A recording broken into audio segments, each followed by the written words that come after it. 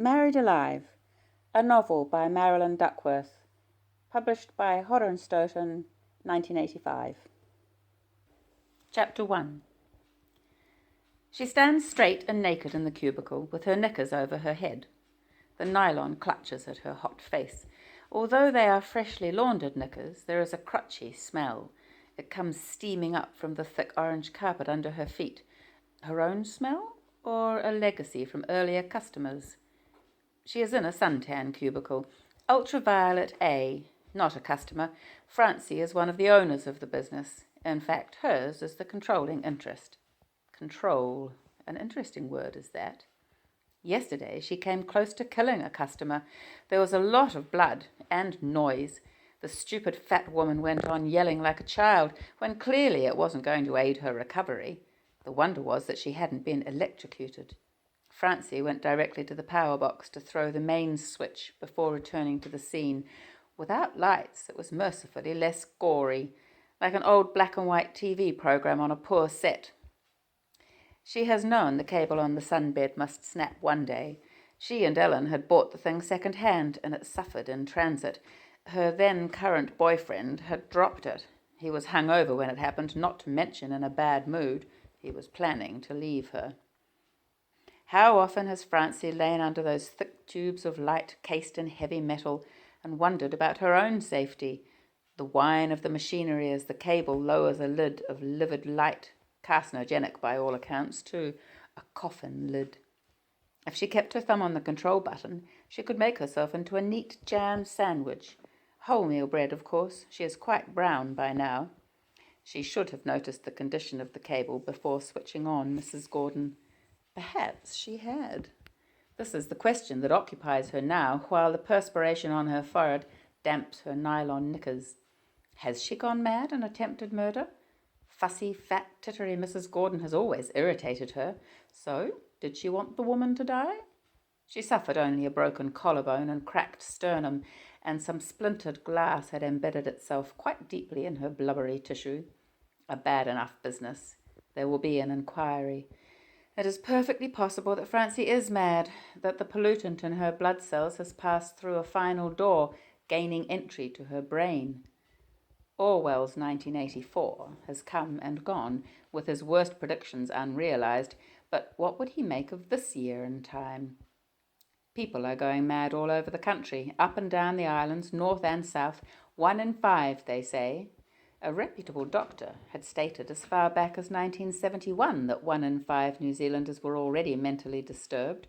1 in 5 plus 1 in 5, what does that add up to? But this madness is more noticeable. Not your average psychoneurotic behaviour which lurks among us at the best of times. This madness is an acute form of schizophrenia, with periods of intermittent violence, difficult to disguise, like a possession by devils. 1 in 5. So much of life is simple statistics. 4 out of 5 New Zealanders submitted to the stab of the flu vaccine. 1 in 46 New Zealanders died of the deadly virus. 20% are expected to succumb to the initially undetected poison, which, the public learn belatedly, is known to have polluted the vaccine, with far-reaching, disastrous results. Have they reached into the suntan clinic, into Francie's 40-year-old head?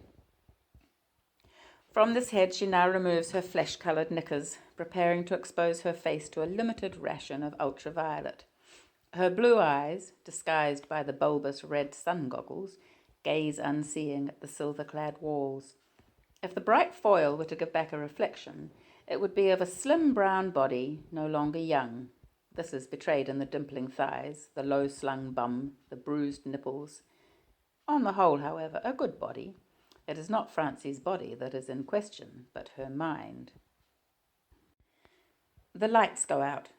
The sudden withdrawal of warmth startles her. It seems premature. She must remember to check the timing devices. Several customers have complained recently that they aren't getting their full quota of synthetic sunlight, Mrs. Gordon among them. Cheeky creature. Not that she wouldn't be entitled to complain if it were true, but her manner was offensive. just as the picture she presented, mutilated on the sunbed, was offensive to Francie, even while she forced herself to make reassuring noises at the woman. Messy. Ellen had arrived back from her shopping hour to find the place in darkness and Francie mopping at the worst of the leaking blood with a toweling wrapper. A pasty young chef's assistant, who was the only other customer present, had propped the broken frame out of the way and was telephoning for an ambulance. The disinfectant used to wipe down the glass bed had been knocked from the side table, spilling its odorous contents into the orange carpet. It reeks now. But Francie, of course, avoids the sunbed room. Instead, she sets a timer and goes into another of the stand-up cubicles, ultraviolet B, no goggles necessary, or knickers either. A copy of Playboy distracts her momentarily, but the illustrations are predominantly purple under the lights. Soon she drops it down beside her mauve-mottled feet and sighs deeply. 8:30. She is quite alone in the rooms which make up the clinic. The building is cold concrete. Don't be deceived by the thick pile orange carpet and the cheap heavy drapes. A dank smell sneaks through after dark when the overheated cubicles have cooled and the sweaty bodies gone home. Today the clinic has remained closed. One of the sunbeds is out of action. An inquiry is pending. Ellen, Francie's friend and partner, has taken the opportunity to visit her children at a nearby boarding establishment. Francie feels quite alone, which is the best way to be these days. Everyone agrees on this. First person singular. But belief in oneself remains absurdly persistent, while faith in friend, lover, sister, parent has become understandably silly since the polluted vaccine. Anyone is capable of anything. Sudden irrational behaviour, radical character changes, these are commonplace. She tries to remember if she ever felt any different from this. When she was young, didn't she even then have serious doubts about people's intentions? Or has she simply forgotten? The recent years of public paranoia are so difficult to put aside. There was a time, wasn't there, when she had allowed herself romantic dreams, had been the subject of another's romantic dreams, the perfect relationship, love and be loved, give and be understood. Or was that all false, all fantasy, like the outdated dreams that plague her sometimes in her sleep? The cubicle is like a lift, a very small lift, an upended coffin, silver-lined. The first time she tried one out after the carpenters had completed their job, she had a nasty experience, idiotic thinking back. Talk about paranoia. She had turned round several times with her knickers on her head, basting her then pastry white limbs, and when she removed her headgear and goggles to leave the cubicle, she had found herself trapped. Looking back, she sees herself pushing at the foil-covered particle board, panicking because it doesn't give it her touch. The reason was simple. She had lost her bearings while her eyes were covered and was pushing not at the door at all, but at one of the silver walls. A perfect four-sided cylinder. How easily it could begin to move, to slide up or down, taking her away from reality. The nightmare of suspicion and fear, which is now called reality. If it could only travel back into the past, to the innocence of childhood, to some pre-nuclear period before the horrors took over. Her childhood hasn't, of course, been pre-nuclear. She was conceived after Hiroshima. But the cubicle can no more travel back than it can travel up and down. Below her, interesting thought, the brothel is in full swing. The whores are kneeling above their prone clients, soothing their flesh, waiting, never solicit, it could be a cop, to be asked if they do extras. If Francie listens carefully, she can hear bumps and, somewhere, music. She has to concentrate hard on the notes before she can be sure whether this music comes from the cellar below or the floor above her, where a small ballet company are rehearsing their Easter offering. Yesterday, hurrying out to the ambulance ahead of the red-blanketed stretcher, she had bumped into an angel, a white-draped figure with wings. Not more than a child, really, but it had given her a start. The music comes from some sort of strings. A harp? Unlikely. And certainly pre-recorded on a cassette, probably. It is definitely ballet music, not the music of sin. and the bumps are dancers landing on their blocked toes. Pas marcher, and jeter, jeter. She has done ballet herself. Yes, once she was a loved child, incredible to believe. Oh, not for long, and perhaps even in that she was mistaken. For why did her mother swallow down her life with a handful of pills? Gulp, and her life was gone, the bottle empty. Could it have been because of Francie? Postnatal depression 6 years after the event? Francie's father had soon put a stop to the ballet. She missed the hushed mystery of it all, changing shyly in the cloakroom among all those mothers and children, peeping at one another round the peg stands. And the piano boldly thumping out Tchaikovsky. "You're getting too big and ugly for that stuff," her father had said. Was it a joke? Anyway, he took her away. Some of the girls were her friends, but she never saw them again. And her legs were certainly getting longer. She had trouble knowing where to put them under the desk at school, and her feet, too. Long legs, long feet, long nose. "What a shame you're taking after me. At least your mother was pretty, if nothing else." He didn't think much of her, her father. He was always putting her down. She couldn't be sure why. She would sit and think about it for hours on end, trying to discover where was the flaw in her that had turned her father so against her. At puberty, she decided it was her womanness, her female odours and curves. Perhaps he had disliked her mother too. Was that it? She had taken to washing a lot and slouching. Now she doesn't slouch. Male fingers and penises, sprouting throughout her teenage years, have reassured her about the validity of her curves, but she still washes obsessively in terror of rejection, and suffers rejection anyway. She goes now and washes her hot face, crotch and armpits in cool water at the wash basin in the ladies'. The rubber mat she stands on feels slimy.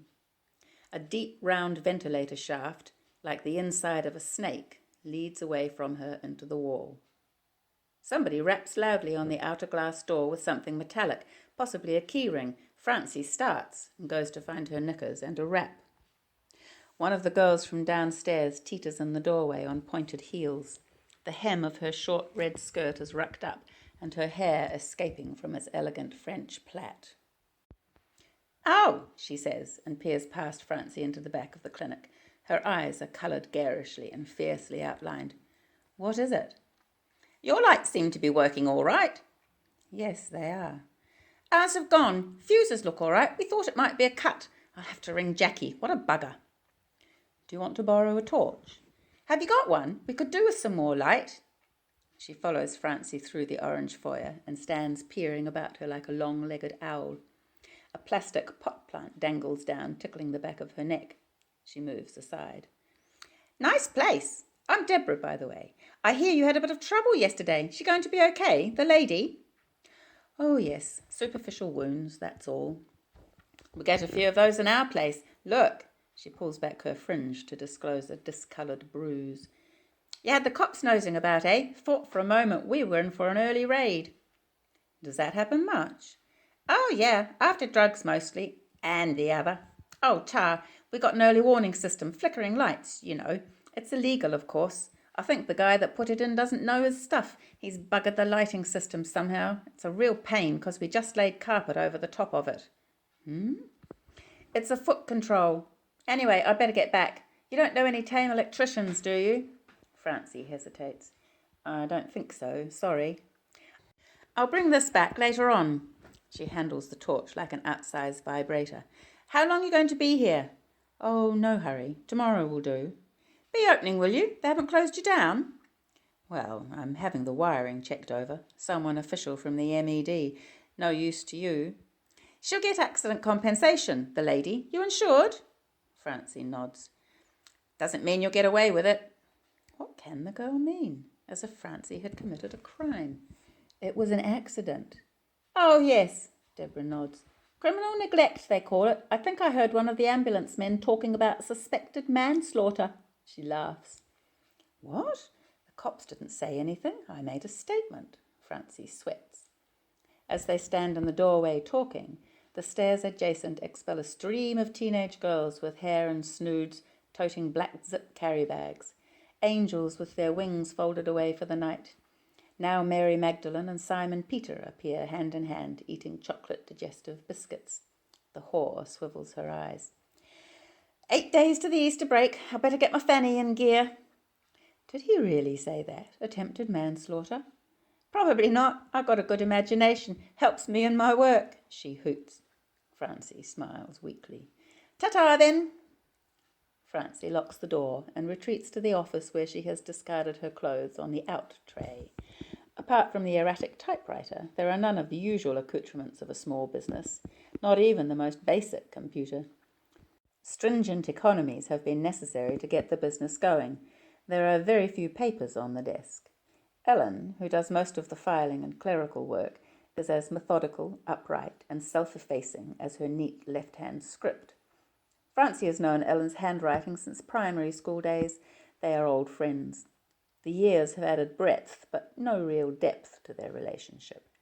Francie, who is upset by her conversation with the masseuse, has no thought of ringing Ellen and discussing it with her. The idea of litigation, authority figures putting her in her place, sickens her. It simply doesn't occur to her that she needs to talk to anyone about this. A lawyer, perhaps, if it comes to that, but not a friend, not Ellen. This is a symptom of the times, as well as being a symptom of Francie's imposed self-sufficiency. It has become a habit generally for people to stand back in relationships. Lovers, friends, family are put in closed-off compartments to be referred to only when necessary. The days of communes, encounter groups, and extended families are becoming as exotic as passenger liners. The nuclear family itself survives only in fractionated bits. It is referred to by its dismembered parts as if it exists. And it does, of course, in the collective unconscious.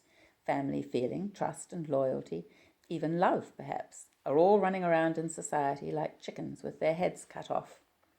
Only in some Polynesian circles does the family system continue rebelliously, resulting in deaths from violence, bizarre injuries to every part of the body.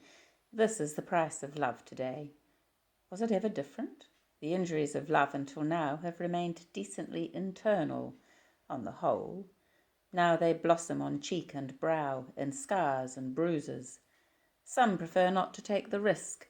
Others erupt from their single dwellings suddenly and unexpectedly, like trapdoor spiders looking for their ration of love, snatch and retreat. Francie prefers to think of herself as a fly rather than a spider. She takes risks, but not the initiative. The first move belongs elsewhere. In this, she is as old-fashioned as Ellen. Well, she was born in the 40s, wasn't she? Meanwhile, there is the tame electrician Deborah hoped Francie could refer her to. How odd that she should ask that particular question. She can't possibly know that Francie's latest male contact has been with an electrician. Tame? Scarcely. But Francie has no intention anyway of lending out her new lover to a massage parlour seething with sexuality and, no doubt, venereal disease. She doesn't know enough about him to guess at how he might react. She would like to know him a lot better. Sidney, a snake-sounding name, a trapdoor mouth, a nicely debauched look about the face. There is even a greenish pallor to his skin. A hangover from hepatitis, he told her. Is he an ex-junkie? Does it matter? Since going to bed with him, even the sickly colour of his skin has begun to turn her on. How did that happen? There is some sort of mesmeric quality in his voice, some magnetic force in his fingertips. His eyes glint when he laughs at her, which he does frequently. He is big, with brittle, springy brown hair, and inclined to fat. The hepatitis has fined him down, he says, but even while Francie has known him, only a matter of weeks, he is putting on flesh again, an anaconda rather than a serpent, but she doesn't doubt the snake in him. The devil in the garden, the worm in the apple, Sidney, hers, well, so far as one dares to possess these days. Chapter 2. Francie has never married. This seems unnatural to her friend Ellen, who got herself firmly wedded to an orchardist at 20 years old and stayed that way until his death in the flu epidemic. If the orchardist had failed to die, it's difficult to imagine how Ellen would have coped with the new recommendations for solo living. As it is, she can assume a role she understands, widow. She suffers quietly. Her mourning is as mousy as her marriage has been. Francie wonders often at Ellen's easy submission to the bad things in life. How does one get to be like that? Francie herself rages against fate and circumstance. She always has. At 18, she rebelled against her home life, which then meant a clerical job by day, cooking and cleaning for her father by night. It was coffee bar time in Wellington. Coffee houses had mushroomed in all the main streets. Francie and a boyfriend, 10 years her senior, had taken over one of these and worked long hours into the night washing up dishes in discoloured suds. 2 years later, she was pregnant. The boyfriend left her, and she had to start all over again. A new boyfriend, a new business. The baby, of course, had been adopted out. She recognized even then that motherhood was a lethal condition, lethal to relationships, career, self. Expressing milk from her swollen breasts in the back room of a private hospital, she wondered why it had to hurt so much. Her breasts stung. Her womb went into post-labour contractions, unfairly reminding her of the little leathery animal she had expelled with such a sense of relief. And now there was more pain, lodged somewhere inaccessible, like a toothache, because she had to give away this reproduction of herself. Had to? Well, yes, to allow the future. Not very different from taking pruning shears to a tree. That was when she quarrelled with her father. The quarrel. She never went back after that. He told her she was copping out of her responsibilities. She was selfish, like her mother. I suppose she killed herself out of selfishness? Well, of course. What else is suicide? He asked. Francie, who has always believed much the same thing, began then to argue for her mother. And no one else's selfishness came into it? Yours, for instance? I should understand why you've done this, shouldn't I? Given your baby away? Look at what daughters grow into. Just look at yourself. I don't know what your boyfriends see in you. If we'd given you away, you have many times. What's that supposed to mean, Miss Clever? She had thought about having her nose bobbed around that time. If she could make herself pretty, at least pretty. But it was expensive. She didn't have that kind of money, and it might not work. Cutting off your nose to spite your face, that would be. Instead, she threw herself into the new business, a takeaway, preparing to make money and move up. She had fantasies about a superior coffee house where poets would meet and musicians bring their instruments. She would wear long Laura Ashley gowns, and her nose would be only a feature of her unusual personality. It didn't happen like that. A suntan clinic. Well, she has had musicians in her cubicles, guitarists mostly, and one sitar player. He had left his instrument with her at the desk for safekeeping. The ballet rehearsal has gone home. It is after 11. Why is she still here? Waiting for the telephone to ring? Yes, that's it. She has no telephone connection at the flat. But why should he ring at this time of night? That's ridiculous. For a man like Sidney, there is plenty of work in times like these. Times like these, that implies that the state of affairs is temporary. Is it? Will it ever revert to what used to be known as normal? Will it get worse? Change beyond belief? Already unbelievable changes have been digested by the general public. Is the world spinning faster? Every day new laws, new amendments, new economic theories, new fear. At least the unemployment problem has improved. First, the flu epidemic. The death rate was comparable with anywhere overseas. And next, the Health Department report on the polluted vaccine, the frightening effects of this on the country, the lottery of aggressive insanity, has led to all kinds of new measures. Employees in responsible positions must work in pairs. Bus drivers, taxi drivers, crane operators, all have their understudies in case they should be suddenly stricken. Children have been removed from their homes and housed in newly set up boarding establishments. The staffing of these has provided all kinds of employment. The actual caring staff, teachers and home caregivers, has been selected from among people who escaped taking the vaccine for one reason or another. These are the new elite, certificated and sought after. Carpenters, plumbers, electricians have been flooded with tenders. Big homes are being converted into single units all over the country, if they're not being used to house the dangerously insane. These asylums, the old word has been welcomed back into the vocabulary, demand modifications and reinforcements of their own. Plenty of work. And immigration, of course, has fallen to an all-time low. The standard of living has deteriorated. Tourist hotels and motels, despairing of business, have let out units as permanent living accommodation. Permanent? Well, the word is still in the dictionary. It must have some meaning. Life has a habit of going on and on. It is perfectly understandable that farmers are still milking cows, butchers slaughtering meat, market gardeners raking potatoes. But other things are happening too. Poets are still printing small volumes, artists recording their version of the times. Young people are still falling in love. The older people call it something else. Rage, jealousy, greed, ambition, it all goes on and on. Crash! A tearing sound of splintering wood. Francie races to the front of the building, snatching up a tall, metal-legged stool on the way. This she holds in front of her like a shield. Goodness knows what she expects to see. To her relief, the window of her shop frontage is intact. The noises are coming from the entrance next door, which leads to the cellar. A difficult customer from the massage parlour. He stands outside the glass windows, stark naked, swinging something above his head. It whangs against the suntan clinic door, and Francie leaps back, anticipating flying glass.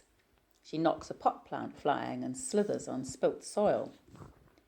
Fortunately, the object the man swings is nothing more than a wet towel, and the connecting slap sounds worse than it is. From the safety of a protected corner, Francie watches inquisitively. Curiosity is another thing which persists unreasonably in the face of disaster. The brothel customer seems to have calmed down and stands long-armed and panting, like an ape. Is he mad or angry? Peering, Francie now makes out a prone figure on the pavement alongside him. Perhaps she ought to intervene. While she hesitates, 2 pairs of arms come out and hook the dangerous customer out of her line of vision. Cops? No. She recognizes the red silk arms as belonging to the massage parlour. Cops don't wear red silk shirts, even these days. Some changes take longer than others. It seems safe now to emerge and offer assistance. The figure on the pavement is half naked. A halter top is up around her neck like a scarf, and her short skirt another scarf about her waist. With a shock, Francie thinks she sees blood trickling between the girl's legs. On close inspection, she is relieved to find this is not blood, but a tattoo job. 2 small red devils brandishing forked tails on her thighs. What a good idea. She stares enviously. She's okay, just taking a rest. You're all right, aren't you, love? Deborah appears and bends over the girl. Piss off. The girl speaks with her eyes still closed. Deborah shrugs at Francie. Well, you might have warned me. She sits up. The 2 red devils draw close and disappear up under her skirt as she pulls her clothing into position. Who are you? She asks Francie. Want a job? You can have mine. Francie motions at the suntan clinic frontage. Oh, yeah, we share some of the same clientele. She exaggerates the French pronunciation incorrectly. I expect so. We got the lights fixed anyway. That mad bugger sorted it out, Deborah tells Francie. Then he sorted me out. I thought he was someone else. Hey, I think I've lost some hair. That's not a bald patch, is it? Francie peers at the girl's dark head. Deborah shows no interest. She is examining a broken door panel, pulling loose, jagged splinters of wood. Where's he gone now? Francie wants to know. Is he really mad? I mean schizo? No, just a regular maniac. Jackie's going to give him a shot. Do you want to come up and get your torch? No, thanks. What? You're not scared of us? We won't belt you. I should be off home. Cat waiting up, is she? Or is it a dog? I need some sleep. I've got the MED man coming in the morning, early. We all have our troubles, don't we? See you in jail then. They turn away from her and go to the red-lit stairway, sinking below street level. There must be a lower door, for the jazz music beating into the night suddenly cuts out. The city streets are empty. Where are the police? They can't all be in the suburbs overseeing the darkened dwellings for signs of trouble, ears cocked for sounds of solitary raving, self-inflicted violence. There should be 2 blue uniforms patrolling the streets, Tweedledum and Tweedledee. How odd they are seldom on hand when needed in the city. In the newspapers, they frequently apprehend criminals, burglars, dope pushers, even murderers on occasion.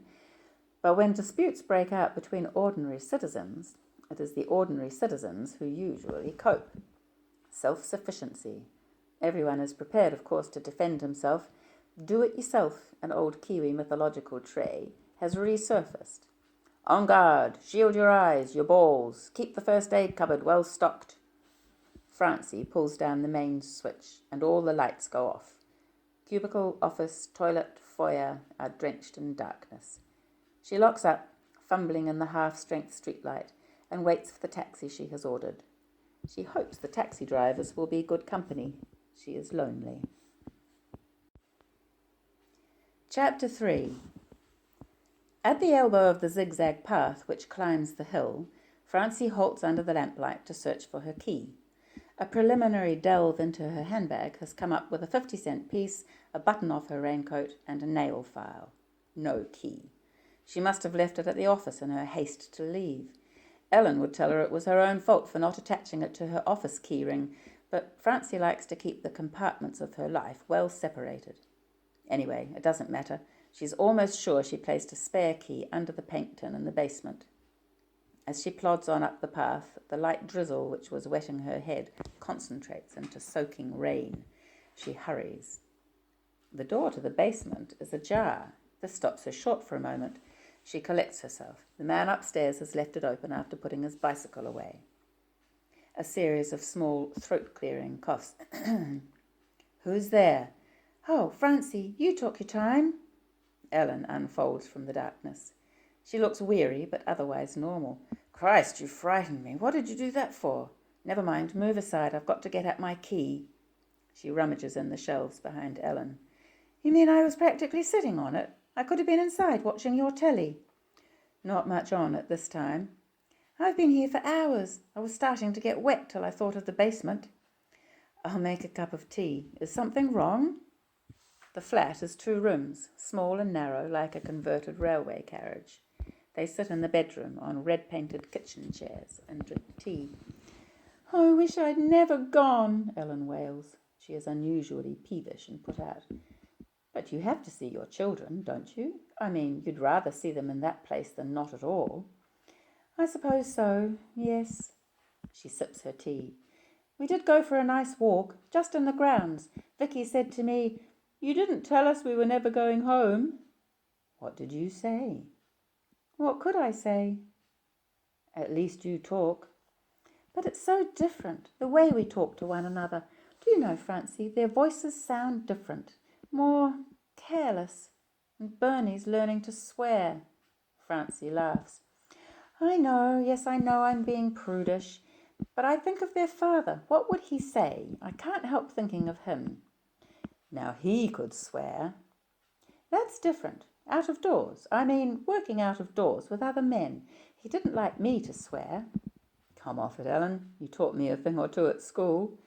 Francie reflects with amazement, and not for the first time, on the remarkable moral U-turn her friend has done since adolescence. You were the naughty one, Elle, up in the bushes with half of 4B. I wasn't really. We just mucked about. You were just so painfully pure you didn't understand harmless fun. No, I didn't. I was romantic. But look at you now. Well, I thought I was copying you, didn't I? I was way ahead of you before I realized you were just marking time.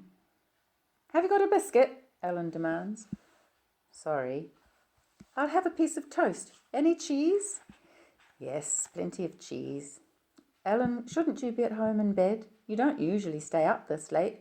I know we're closed, but there's the MED man coming in the morning. Yes, we should talk about that. What is there to talk about? You nearly killed that woman. What have you had? Thank God for accident compensation. It didn't snap. It just came undone. The cable. She looks at Francie meaningfully. What? Well, she must have swung it sideways as she got under the lights. That would do it. She's fat and clumsy enough. Yes, Of course, you should have supervised. You're not suggesting I... No, I'm not, Francie. Of course I'm not. I'm just saying how it might look. You might have to be investigated by the psych doctor. Now you're sounding like Deborah. Who's Deborah? One of the whores downstairs. Attempted manslaughter, she said. See you in jail, she said. I expect she spends regular holidays there. Jail's one thing. Francie looks thoughtful. I know what you're saying. That was one of the things got me down today. The kids and I passed one of those places when we were out walking. An asylum. It was right on the boundary of the school grounds. Don't you think that's awful? High fence. Oh, yes, but that made it worse in a way. The kids wanted to watch. Watch? Oh, there was nothing to see. It was lunchtime anyway, but it was the way Vicky said, "Can we watch, Mum?" I felt quite ill. It is awful. My dad's in one of those places. I haven't told the kids that. And when did I last visit him? 10 months ago. He's happy enough, isn't he? No, I don't think so. Oh, well, Francie shrugs. She is very sleepy now and wishes Ellen would leave. Having no family of her own, she finds it tedious hearing about Ellen's problems. Then it strikes her. She does have a daughter somewhere. Somewhere, very probably, there is a replica of her own form and features, asleep or wakeful, whose name she can't even guess at. Alone in a flat or surrounded in an asylum. She hasn't thought of this for years and dismisses it now. Surely if there was anything in the theory of maternal love, she would feel some psychic pull. Don't shrug it off, Ellen says. I think we exploit their weakness, stuff them full of drugs so we can get on with our own lives. Well, we have to. What else would we do?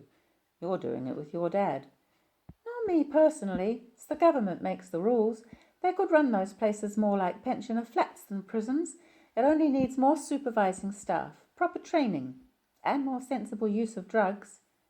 What have you been reading? Francie wonders. Ellen rearranges herself on the wooden chair, affronted. It's something I've thought for ages, and they were distributing leaflets in the street. Didn't you get one? I never take leaflets. Oh, I do. I like to keep an open mind. If you really feel the asylums are doing it wrong, wouldn't it be better to do some of the supervising yourself? I mean, you and others with sick relatives? You know that's not practical. How would we cope? No, but you should read the leaflet, Rights of the Mentally Ill. I'm going on the march tomorrow. You should come. A march? When? 9 o'clock. Cenotaph. We're walking to the basin. I've been printing banners. Look. She holds out her hands. The fingertips, stained with red and black ink, quiver slightly. I can't. Someone's got to be at the clinic for the MED man at 9 o'clock. Ring up. Put him off. Say you've got to visit that poor woman in hospital. But that's a lie. I thought this was about morality. Well, a lie in a good cause. You could go and see her later to square your conscience. Shit, do you think that's expected of me? A hospital visit? I want to be in the shop in case Sidney rings. Ellen draws in her breath sharply and begins to cough on a toast crumb. Her face contorts. When she recovers, Francie says, Don't do that. That's the second time you've frightened me tonight. Are you okay? Yes, sorry. I just remembered. I met Sidney in the supermarket. I was supposed to let you know. Today? This afternoon. He's going away, apparently. He asked me to tell you. Francie waits hopefully for more. Tell me what? That he's going away. Where's he going? Why is he going? Why didn't he tell me? Ellen shrugs. He could have rung me at the clinic. Yes, well, you know how men avoid scenes.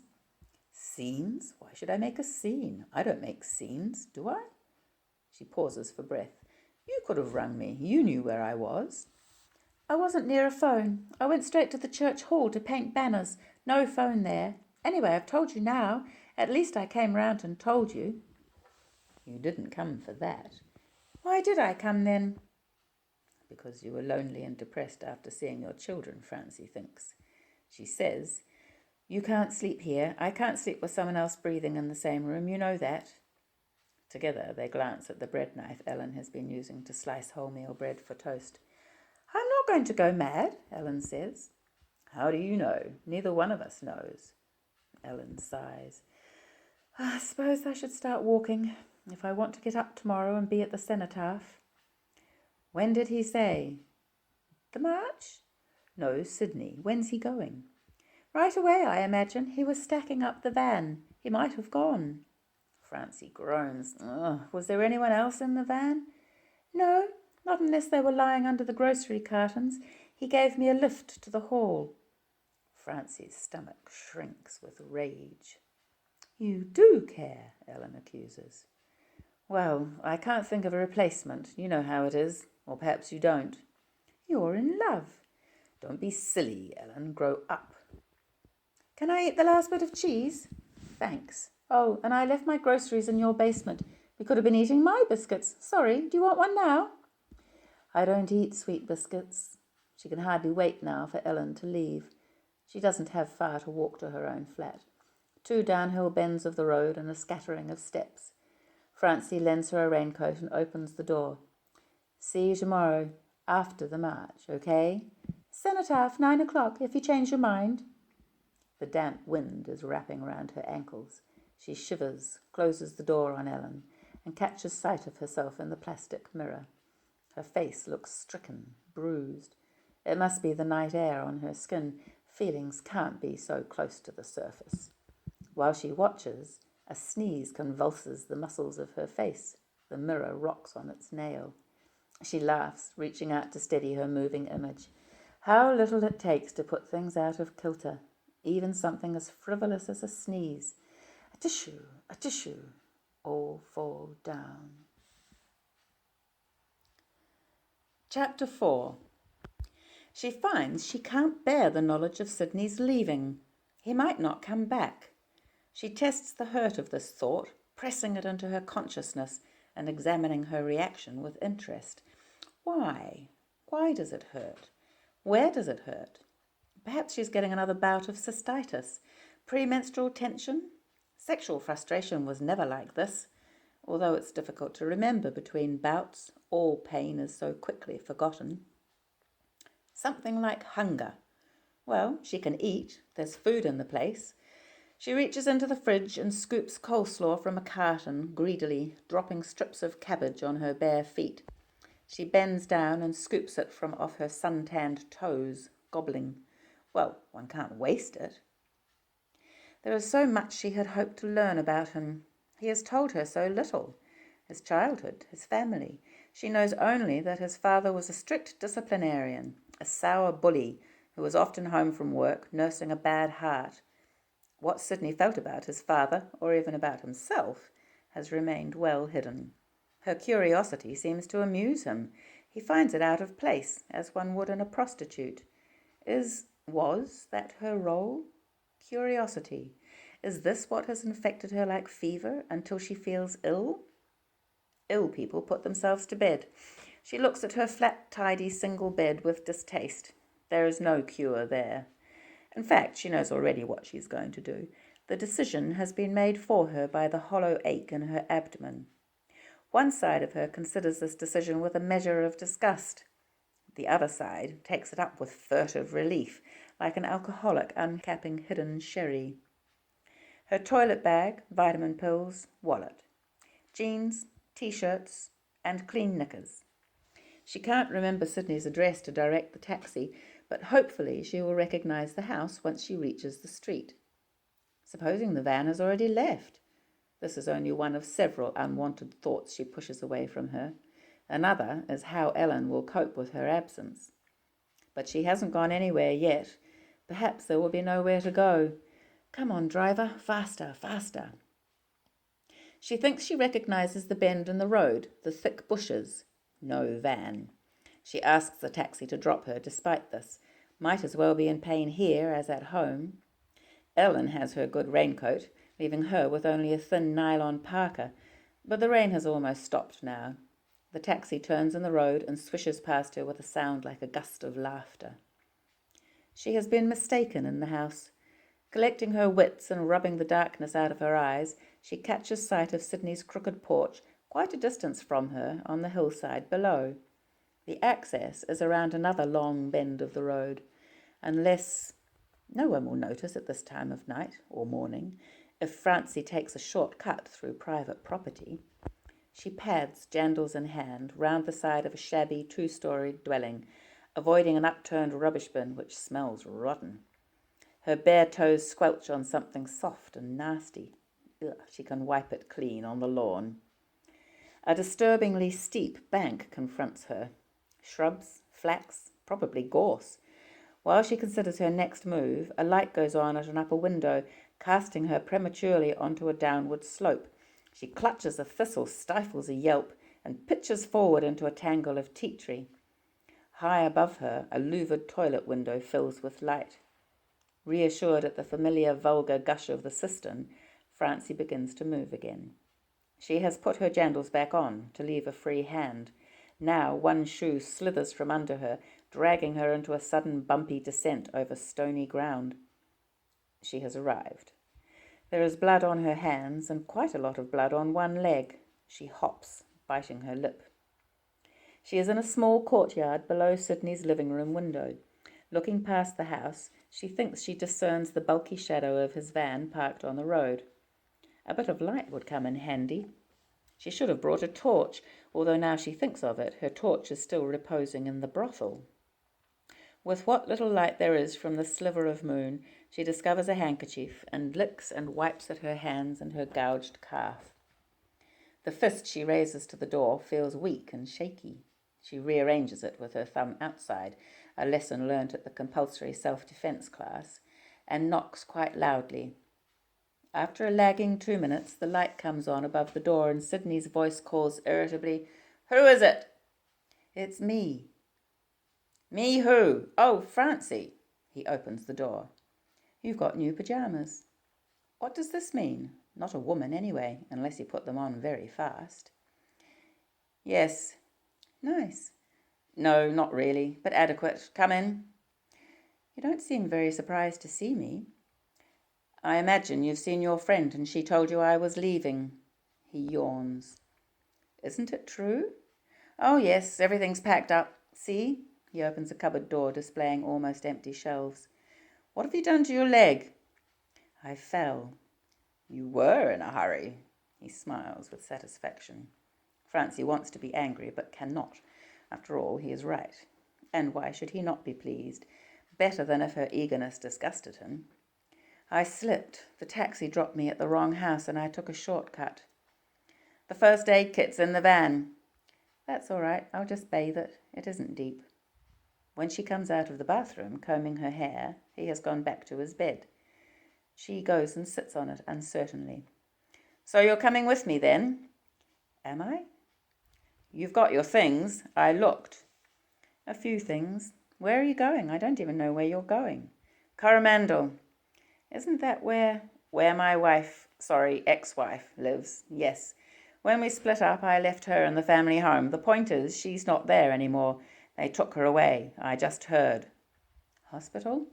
"That's right. So I have to do something about the house, let it or sell it or live in it. I'll probably live in it, provided there's work round about. I'm giving this place up." "Supposing I hadn't come here tonight?" "But you did." He gives her one of his blank, blocking looks. She hesitates. What now? Do you want me to get into bed with you?" "Yes, of course. You look knackered, but I shan't fuck you. Do you mind?" "No," she lies. "But if you've got a moggy, I'll swallow that." He waves at a pill bottle. "Help yourself." "I don't really know why I need it. I'm really tired." "Better sleep then. I don't want to leave too late in the morning." He turns over. "Anyway," she adds, "I need to get away from this place. There was an accident at work the other day and things are a bit sticky. It's the right time for me to go." "That's good." He doesn't ask about the accident. She lies silently mulling over the irresponsibility of her actions. She wishes Sidney welcomed body contact while sleeping. It would be nice to have something solid to hang on to. Mercifully, the Mogadon reaches into her brain cells, erasing her thoughts. Chapter 5. In the night, weighted with nitrazepam, she becomes aware of Sidney's fingers digging into her arm and shoulder. His grip wakes her, but slowly, and she can't at once remember where she is. When she does, he has let go. Perhaps she was dreaming. She mumbles. Instead of responding, he gets out of bed and goes to the bathroom. "Sleeping all right?" he asks when he returns. He can see that she is awake. "Yes." Take another half if you have to. He turns his back on her. What did his fingers mean? Were they making some urgent request she hasn't been able to meet? Was he dreaming? Or was he wanting to hurt her? She prefers to believe he was in need of human warmth. She wants to give it, but isn't sure. She hears herself sigh. Can I put my arm around you? She asks tentatively. He doesn't reply. No? All right. She moves away and breaks another pill in half. In the morning, they move around each other silently. What is there to eat? Most of the food seems to have been packed up or thrown out. She picks up a cornflakes packet which is on the floor with a pile of rubbish. Oh yes, there's some left in that, I think. And you can finish off the milk. Rinse the bottle. Of course. She objects to being instructed. Have you eaten? She crunches at him later through a milky mouthful. Yes, thanks. You ready to go? Nearly. She gulps and coughs as if he has pushed her from behind. Put your shoes on then, and I'll believe you. Do you want the cornflakes bowl? No, it lives here. She rinses it hurriedly under the tap. I'm ready, but I need to make a phone call. Sorry. I knew it. You can't be in that much of a hurry. He hands her the keys. I'll go up to the van. Lock the back door when you leave. He turns off the main electricity switch in the porch. The kitchen, which is tucked under a retaining wall, develops patches of shadow. Francie dials the MED and tells them the suntan clinic will be unattended until midday. She dials Ellen, but it is after 8:30 and Ellen has already left. Sidney is sitting in the van, chewing the side of his thumb. Get through? No. She climbs in heavily, casting her shoulder bag at her feet. She's feeling a bit sick, but recognizes this as the nausea which comes from too much sedation and not enough sleep. He holds out his hand for the keys. Who are you calling? Ellen. I should let her know. We'll stop off at the clinic if you promise not to linger. She's not there. She'll be at the cenotaph, marching for the rights of the mentally ill. Oh, God, he groans, and the van groans in sympathy as it takes the hill. After a while, she says hopefully, Why are we going this way? Don't you want to stop off at the cenotaph and look for Ellen? Oh, yes, please. She beams, hardly believing his forbearance. And she is sneakily excited by the idea of his taking charge. Then she mentally corrects her attitude. She has as much right to organise the details of her life as does Sidney. On the other hand, he is in the driver's seat. If she exasperates him, he could so easily drop her off in the street and drive away. It makes practical good sense to follow his lead obediently, at least until they're out of Wellington and on the road north. The crowd massing at the War Memorial has backed up into the grounds of Parliament. In the other direction, it bulges out over the street, only partially restrained by policemen with long batons. Sidney is forced to park the van some distance away behind a tall building. Francie slips from the passenger seat, promising to be quick. She takes her bag with her, just in case. After all, it contains her ID and her pill. She hoists herself onto a low concrete fence and grips the railing. Below her is the crowd. Her eyes move methodically, searching. She imagined Ellen's thick red hair and large frame would signal to her immediately, but she hasn't counted on so many people. Where have they all come from? They are forming themselves in ordered lines now, waiting to march. She recognizes a number of the faces, but Ellen's is not amongst them. Time is passing. Sidney will be impatient. She is about to leave when she catches sight of Simon Peter, or the ballet instructor from the floor above the suntan clinic. Mary Magdalene and the angels hover in the crowd behind him, disguised in ordinary day wear. The van is still waiting when she returns. Find her? No, I left a message with the angels. What? She explains. A curious, light-headed relief buoys her as the van swings round and heads for the motorway north. I'm a fairly selfish person, says Sidney. I hope you know that. She nods her head vigorously. He laughs. Yes, I think you understand that. Do you have much money?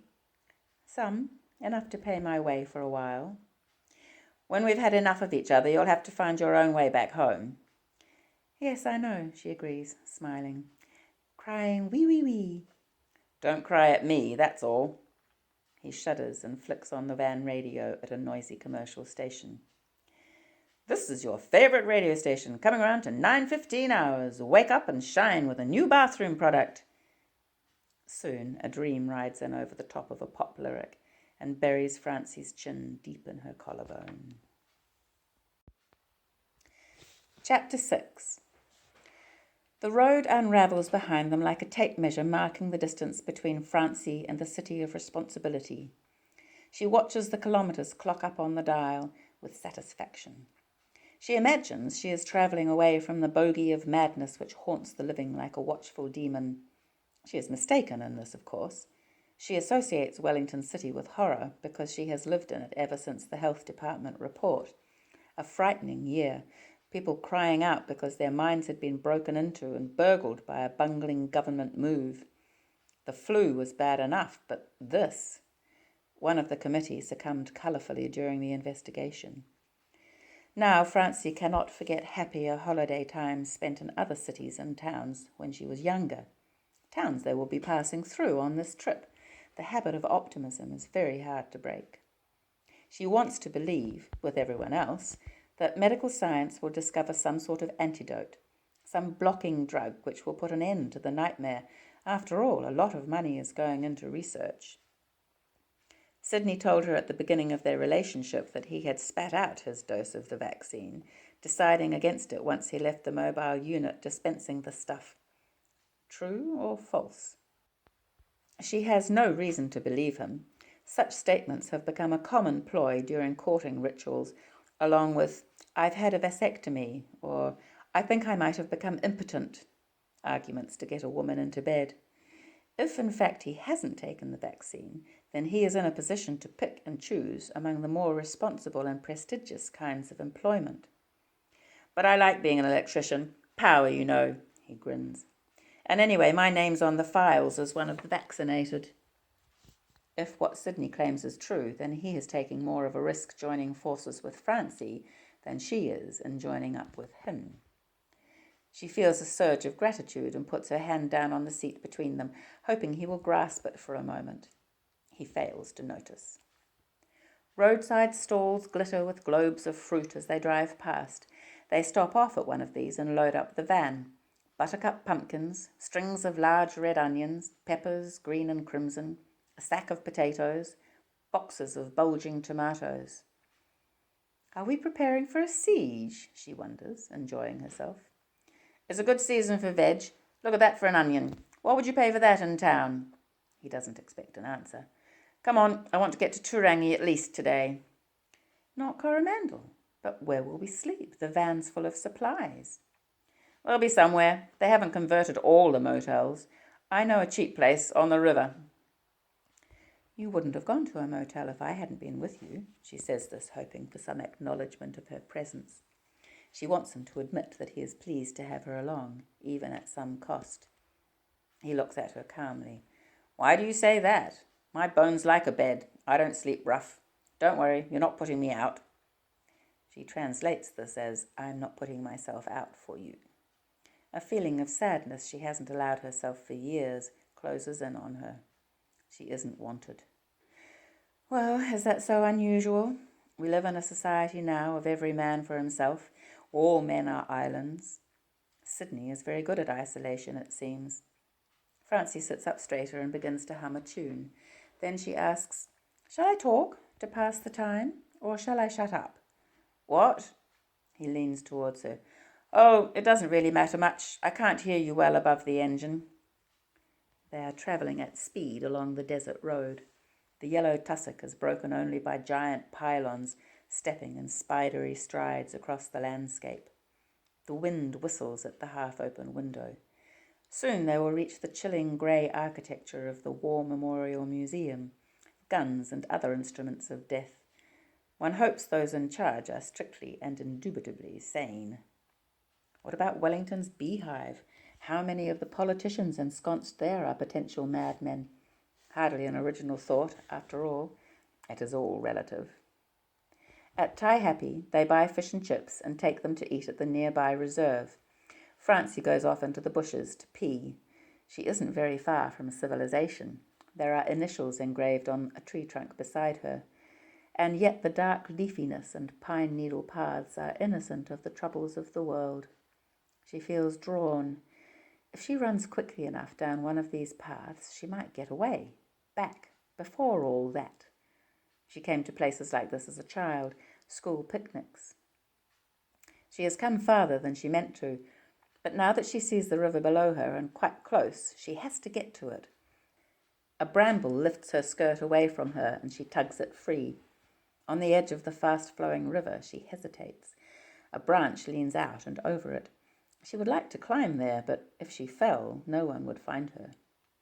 She starts violently as Sidney speaks beside her. "What are you doing? I'm waiting to go." "Oh, I wanted to touch the water." She looks at his face then and takes a sudden step backwards away from the bank, fearful that he might throw her in. Her feet squelch on damp moss. "Come on," he says. At least he hasn't gone without her. "And remind me to stop for gas." So he has accepted her presence, hasn't he? She despises herself for feeling so abjectly in need. She thought she had done away with those obsolete responses in herself. She can, of course, hide them, with practice. They drive the van onto the motel grounds and park opposite the office. There is a window which allows them to see the motel operators moving about, getting on with their business. It seems quiet. A woman opens and closes a cupboard, intent on making a pot of tea. Another studies a clip of papers. They have noticed and are watching, surreptitiously, Francie and Sidney, who watch them. The country has become a nation of watchers. Sidney produces his ID and books a twin unit. The 2 bedrooms will both be equipped with locks. There is a moment's panic while Francie believes she has lost her identity disc, but it turns up in the corner of her bag. The motel staff watch speculatively as they leave the office carrying their key and a small jug of powder milk. Sexual weekends are still a commonplace. Danger, whether physical, medical, or emotional, has never been a real deterrent to the sexual act. The vibrations seem to be lacking in the case of Sidney and Francie, however. They show little interest in each other, and certainly there was no air of anticipatory pleasure in the glances they exchanged in the office. Francie has been deciding, while the van bumped them over a cattle stop at the motel entrance, that she won't sleep with Sidney tonight. She isn't a mechanical doll to be switched on and off at his pleasure. In their motel kitchen, Sidney slices coarse bread, wedges of cheese, and juicy red onion rings. Francie takes her turn with the sharp knife and her eyes sting with onion tears. "How about a tomato?" He looks across at her expectantly. "They're in the back of the van. Here." He tosses the keys. Obediently, she goes to the van and rummages for a handful of tomatoes. Withdrawing, she raises her head too quickly and whacks it hard on the swing-top door. More tears sting her eyeballs. She stands for a moment, biting her lip and frowning at the ground. She runs a finger in her hair, feeling for blood. Then she smiles. At least when Sidney asks for sex, she can plead a genuine headache. The sun has gone, but the light is still good. What are they going to do with the evening? "Shall we go and look at the river?" she suggests. "You're obsessed with water, aren't you? Would you like a shower?" "Later," she says, and then wonders if this was a sexual overture. "I'm stuffed with driving," he says. "I think I'll just sit here and catch a bit of telly." She consults the newspaper they bought on the way up and makes comments about this program and that. He is in a world of his own and allows her to babble on. Her head aches. A bruise is crawling across the top of her skull. On the news, a priest has gone berserk in the confessional and killed a man. A dentist has extracted all his dog's teeth without anaesthetic. The latest religious movement has been recruiting members illegally again, and a member of Parliament has been asked to resign. Sidney yawns. "I'll go for a walk," Francie says to herself, and leaves. She has to come back for her jandals because the gravel bites her soles. Sidney doesn't raise his head. "What do you usually do in the evenings?" she asks of him on her way out, exasperated. Yes." He hasn't heard. In the motel grounds, she collects a tiny pine cone and a red gum leaf as souvenirs. She can hear squeals and jollity from a nearby unit. From another comes a garlicky smell of cooking. She walks and wonders if Ellen received her message and what she has made of it. She will soon find new help at the suntan clinic. The woman in hospital will get well. The investigation will be delayed, they always are, for months. Ellen doesn't need Francie. While Francie's energy and money were needed to establish the business, it is Ellen's mechanical efficiency and patience that keeps it going. Good old Ellen. Poor Ellen. While Francie waltzes off irresponsibly on holiday, escaping. She rubs her scalp and turns back to the unit with the faintest quiver of a sigh. Sidney appears to be asleep. His eyes are closed, but his wide mouth doesn't sag. His head props at a deliberate angle. She reconsiders an urge to examine his diary, which lies on the floor beside him. One eyelid lifts when she opens the fridge to make herself a sandwich. "Supper," she explains. "I think I'll go to bed." He looks at his watch and grunts, leans forward and switches off the television set in the middle of a jolly chewing gum advertisement. "You haven't got any aspirin, have you?" she asks. "No, sorry. What's wrong?" "Headache." "Shall I make you a cup of cocoa?" She looks surprised. "Yes, please. That would be lovely." "Go and get into bed, then." Does he think cocoa is the way into her bed? Or is he just being nice? Perhaps she has misjudged him.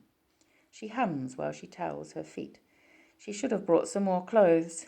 She washes her knickers and T-shirt and drapes them on a towel rail. No sounds from the kitchen. She gets into bed and waits. Time passes. A lot of time. Then at last she hears the shing of a tap in the kitchen, a cupboard door, the fridge.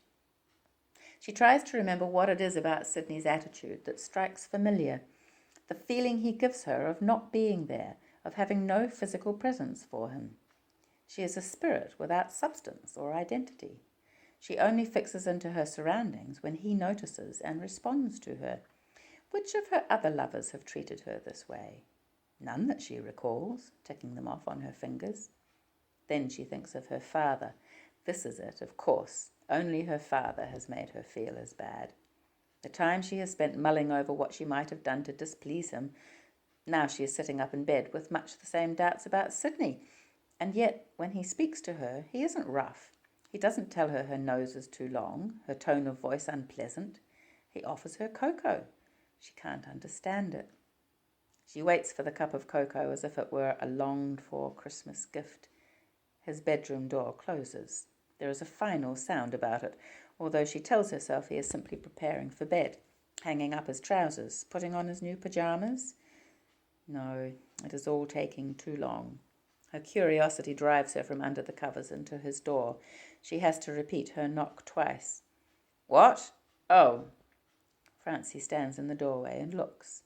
He is sitting up in bed, comfortably pajamaed, cradling a cup of cocoa in one hand and a paperback in the other. She begins, then stops. "Oh, sorry, I was going to make you a cup, wasn't I? I'm so used to just looking after myself. It went right out of my head." He pulls a face. "Oh, well, we're all used to that, aren't we? That's all right." "Can you do it? I left the packet on the bench." "Yes, of course." In the kitchen, she has to wait for her vision to clear before she can see the cocoa. Unfortunately, Sidney has finished most of the milk. She settles for black coffee and a sleepless night. Chapter 7. Sidney's house is built in the crescent of a white sanded bay. It sits solidly against a hillside, looking down on lesser dwellings, holiday batches which are little more than sheds and lean-tos, renovated and touted up into homes. Sidney's grandparents originally owned much of this land, but sold it off in small lots after the First Depression. There is still a large exotic garden separating the house from neighbours, and on the hillside a belt of reserve land protects rabbit, opossum and wild pig. Francie looks at the house and then at Sidney. "How could you leave all this?" "Lois was in it, wasn't she? And when I left, the place was filled with squalling brats." "Your children?" He has spoken so coldly she wonders if her guess is wrong, but he nods. "Where are they now?" "In care, I expect, like most kids. I can't remember where. No doubt someone will remind me when the bills need paying." And Lois had all this to herself until... Yes, you can see why I had to come back. Sidney has parked the van in a carport at the base of the property. He and Francie fill their arms with boxes, hang duffel and shoulder bags around their necks, and head for the house. The way is up a clay path, badly gravelled and sprouting with weeds. Dandelion, oxalis, wandering willy. The smell hits them as they round a corner at the back of the house. Francie wrinkles her nose. Sidney stops short and looks up the bank at an outside room which is joined to the house by covered steps. "Oh no," he says. "What is it? It smells like something died." "It does, doesn't it?"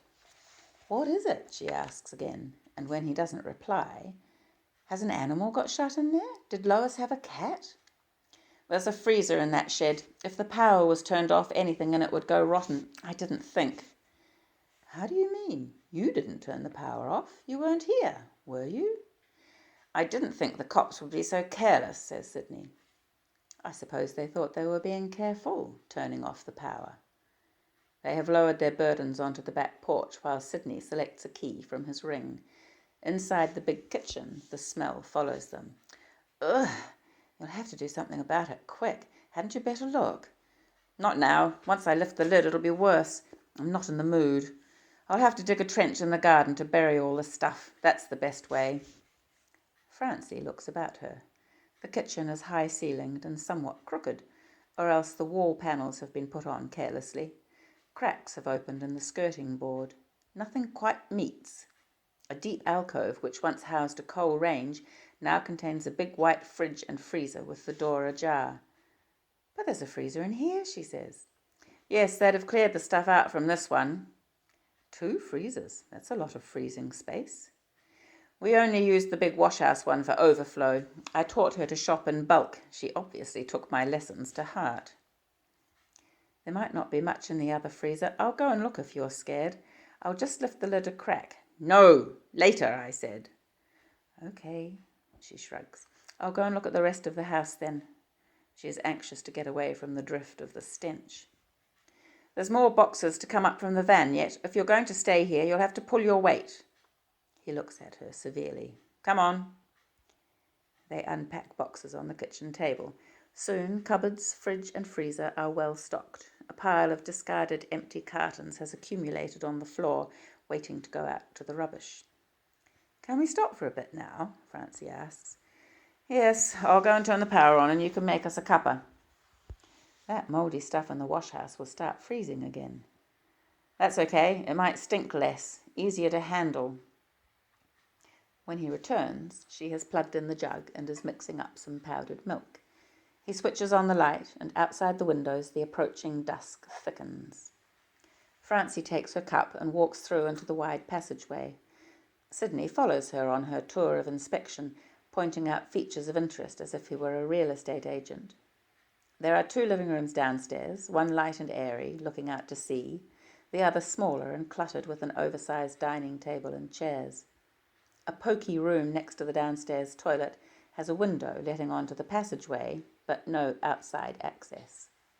Apart from a table and bookshelves, it is unfurnished. "This was my den," he tells her. "It's dark, but I mostly used it in the evenings." She notices a door between the bookshelves, which appears to lead outside. "Where does that door go to? Or is it a wardrobe?" He looks at her with amusement, preparing to tease her. "Guess." "Guess? How can I guess? Is it a cupboard?" She makes a move to open the door, but he stops her. "No, you mustn't open it." He pulls a mock-serious face. "Why not? Is there a family skeleton or something?" "Actually, it's my favourite door. Open it if you like, but be prepared for the unexpected." She pulls at the knob with an expression of daring anticipation. It opens to reveal nothing but clay. The earth bank looms, about to take a step into the room. "Is that all?" He laughs. "Yes, try walking out that, eh? Wouldn't get far." Francie shudders. "I don't see what's so funny. I'd hate to have a door leading nowhere if it were my den." "Would you? Perhaps you'd rather have a ghost. The upstairs bedrooms have a ghost. She doesn't come downstairs." "Why not? And how do you know?" My grandmother used to tell us, an unhappy lady who died here during the first flu epidemic. Not a malevolent spirit, just restless, you know, the sort of thing. Are we going to sleep downstairs? Scared? That's a shame. The bathroom's upstairs. Oh, come on, you're not scared of a ghost. Not really. I thought you might be. Me? Never. Come on, I'll show you. At the top of the stairs, he opens a door on a large room with an upright piano, a sofa, and not much else. This is the ghost's room. Lois liked to keep the door shut when she went to bed. There's a cold feeling you can't help noticing if you're here for any length of time. I don't suppose it gets much sun. That's true. He walks along the landing. And this, of course, is our room. Was. Lois's and mine. We can sleep here if you like, or there's beds in the kids' rooms if you want your own. Will there be hot water? Not yet. Takes a while to heat up. A couple more hours and you should get a bath. Thank you. She feels curiously uncomfortable, like a new girl at school, at a disadvantage, waiting for someone to play tricks on her. Her lack of luggage seems to threaten her sense of identity. If she'd brought a suitcase with her name on it. I should have brought more clothes. I'll have to borrow a towel. Of course, there'll be plenty here, and there'll be Lois's clothes. Some of those will be bound to fit you. Won't she have taken them with her? Not all. Not many, I should imagine. She always had plenty of outfits. They don't care about dressing up in those places. Which hospital did she go to? Near here? Oh, I've no intention of visiting her. We're not on those sorts of terms. But you know where she is? Of course. But he doesn't say. Francie takes her half-finished coffee and sits with it on the stairs while Sidney uses the bathroom. He comes out. What are you sitting there for? That coffee must be cold. I don't mind. Where else should I sit? Isn't it about time you had a meal of some sort? You can do it then. I'm not hungry. The smell, which has attached itself in her nostrils like sticky cobweb, blocks her appetite. The idea of returning to the back of the house is as appealing as a leap into icy water or off a high cliff. I could fry up some bacon and onions. Yes, she agrees. Powerful scents, both of these. Perhaps they will compete. She tries to summon the smell of sizzling bacon for her own protection, but her stomach jolts with nausea. She pulls a face. You don't really fancy it? She wrestles with an urge to raise the subject of the freezer contents again. He doesn't want to talk about it. Why not? Does he suffer the same queasiness? You look ill. Go and relax in the sitting room. I'll bring it in. Thank you, she sighs with gratitude. If she could forget that smell. It isn't strong here, but she can't quite dismiss it. Sunk in the dusty armchair, she remembers the cocoa. She visualizes Sidney sitting in solitary communion at the kitchen table, feeding in bacon with his fingers, reading a book. Yes, he'll probably forget her. Why not? She can hardly believe herself that she is here in this house. Why should he believe? Well, if he believes in the ghost, she must be as real as the ghost, mustn't she? If she goes out of the front door and round the side of the house, she can reach the wash house without Sidney seeing her. It might be locked. On the other hand, it might not. Her curiosity grows stronger than her nausea. The urge to satisfy it, even at a cost, is something like the desire to have a painful tooth pulled. God, she must obliterate that stench. She walks quickly to the front door and pulls at it. It won't give. A deadlock. No key. She swears quietly. What is it? Oh! She leaps as his voice prods her from behind.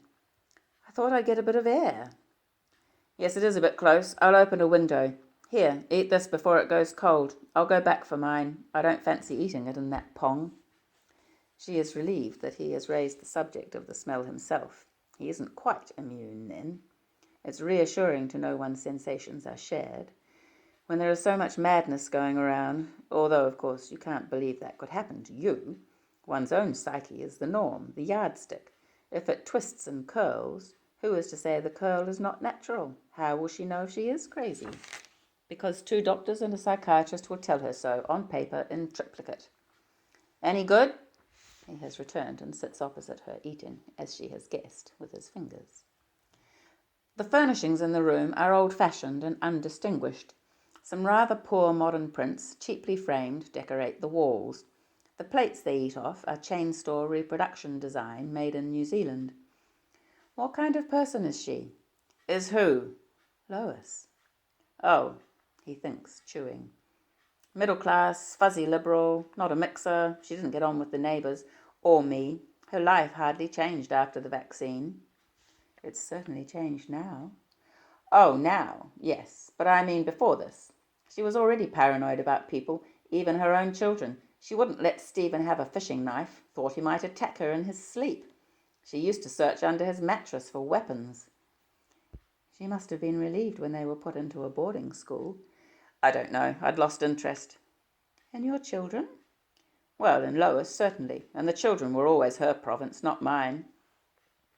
Do they know their mother's ill? He clatters his knife and fork into his plate and stuffs the last swab of fatty bread into his mouth. She watches him chew, waiting. Her own jaws move in sympathy.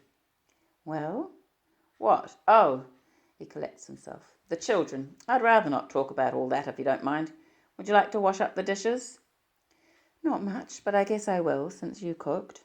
She feels stronger now, with food weighing in her stomach. I'll get out and dig that trench. But it's dark. I can see all right. Might as well get it over and done with. He leaves her alone in the smelly kitchen. When she has stacked the clean plates and scrubbed the frying pan, she goes to gaze up at the darkness. There is no sign of him. He must be digging some distance off. The tide below shishes at regular intervals. The sound comes and goes like a foot-operated sewing machine, whirring and stopping. In the silences between, she thinks she can hear a spade clinking on rock. Do you want any help? She calls. No answer. If she knew the layout of the garden better, she would go looking for him. On an impulse, she tries the door of the wash-house. Locked. In a way, she's relieved. She feels something like Pandora, cursed with curiosity. But why is she so anxious to let out odours more vile than she already knows? The house feels very empty. Upstairs, the ghost sits at the piano keys. Downstairs, the two external doors are no way out. One leads into a clay bank, the other is deadlocked, and Sidney has the key. Behind her rises the cloying smell of decay. She hugs her elbows in her hands and shivers. He must come down soon. A loud clattering of rubbish bins on concrete. The noise is so sudden and startling she can't decide whether to hide from it or run and investigate. Then she collects herself. It can only be Sidney. He might need her help. She meets him in the kitchen. He stands in the doorway, blocking it, panting like a dog. His clothes are dishevelled, his fingers held apart as if something sticky clogged them. What is it? I'm just getting rid of this stuff. Go away. It's not very nice. Can't I help? There's rubber gloves under the sink. Is there much of it? She rummages in a low cupboard. Just go away. I'll do it. I've got the wheelbarrow. He waits for her to turn her back and begin to leave before he goes out and closes the back door. His body was masking something as he stood in the door frame. Why doesn't he want her to see? Everyone knows women are no more squeamish than men. She sneaks back to the window, shades the kitchen light from her eyes, and peers out. She screams, a choked, bitten-off scream. He hears her, of course, and looks up. He is in the act of lifting a body onto the overturned wheelbarrow, which had sent the rubbish bins flying. The glance he flings her is one of exasperated anger. He calls, "Come and help then, if you're so keen." Who is she?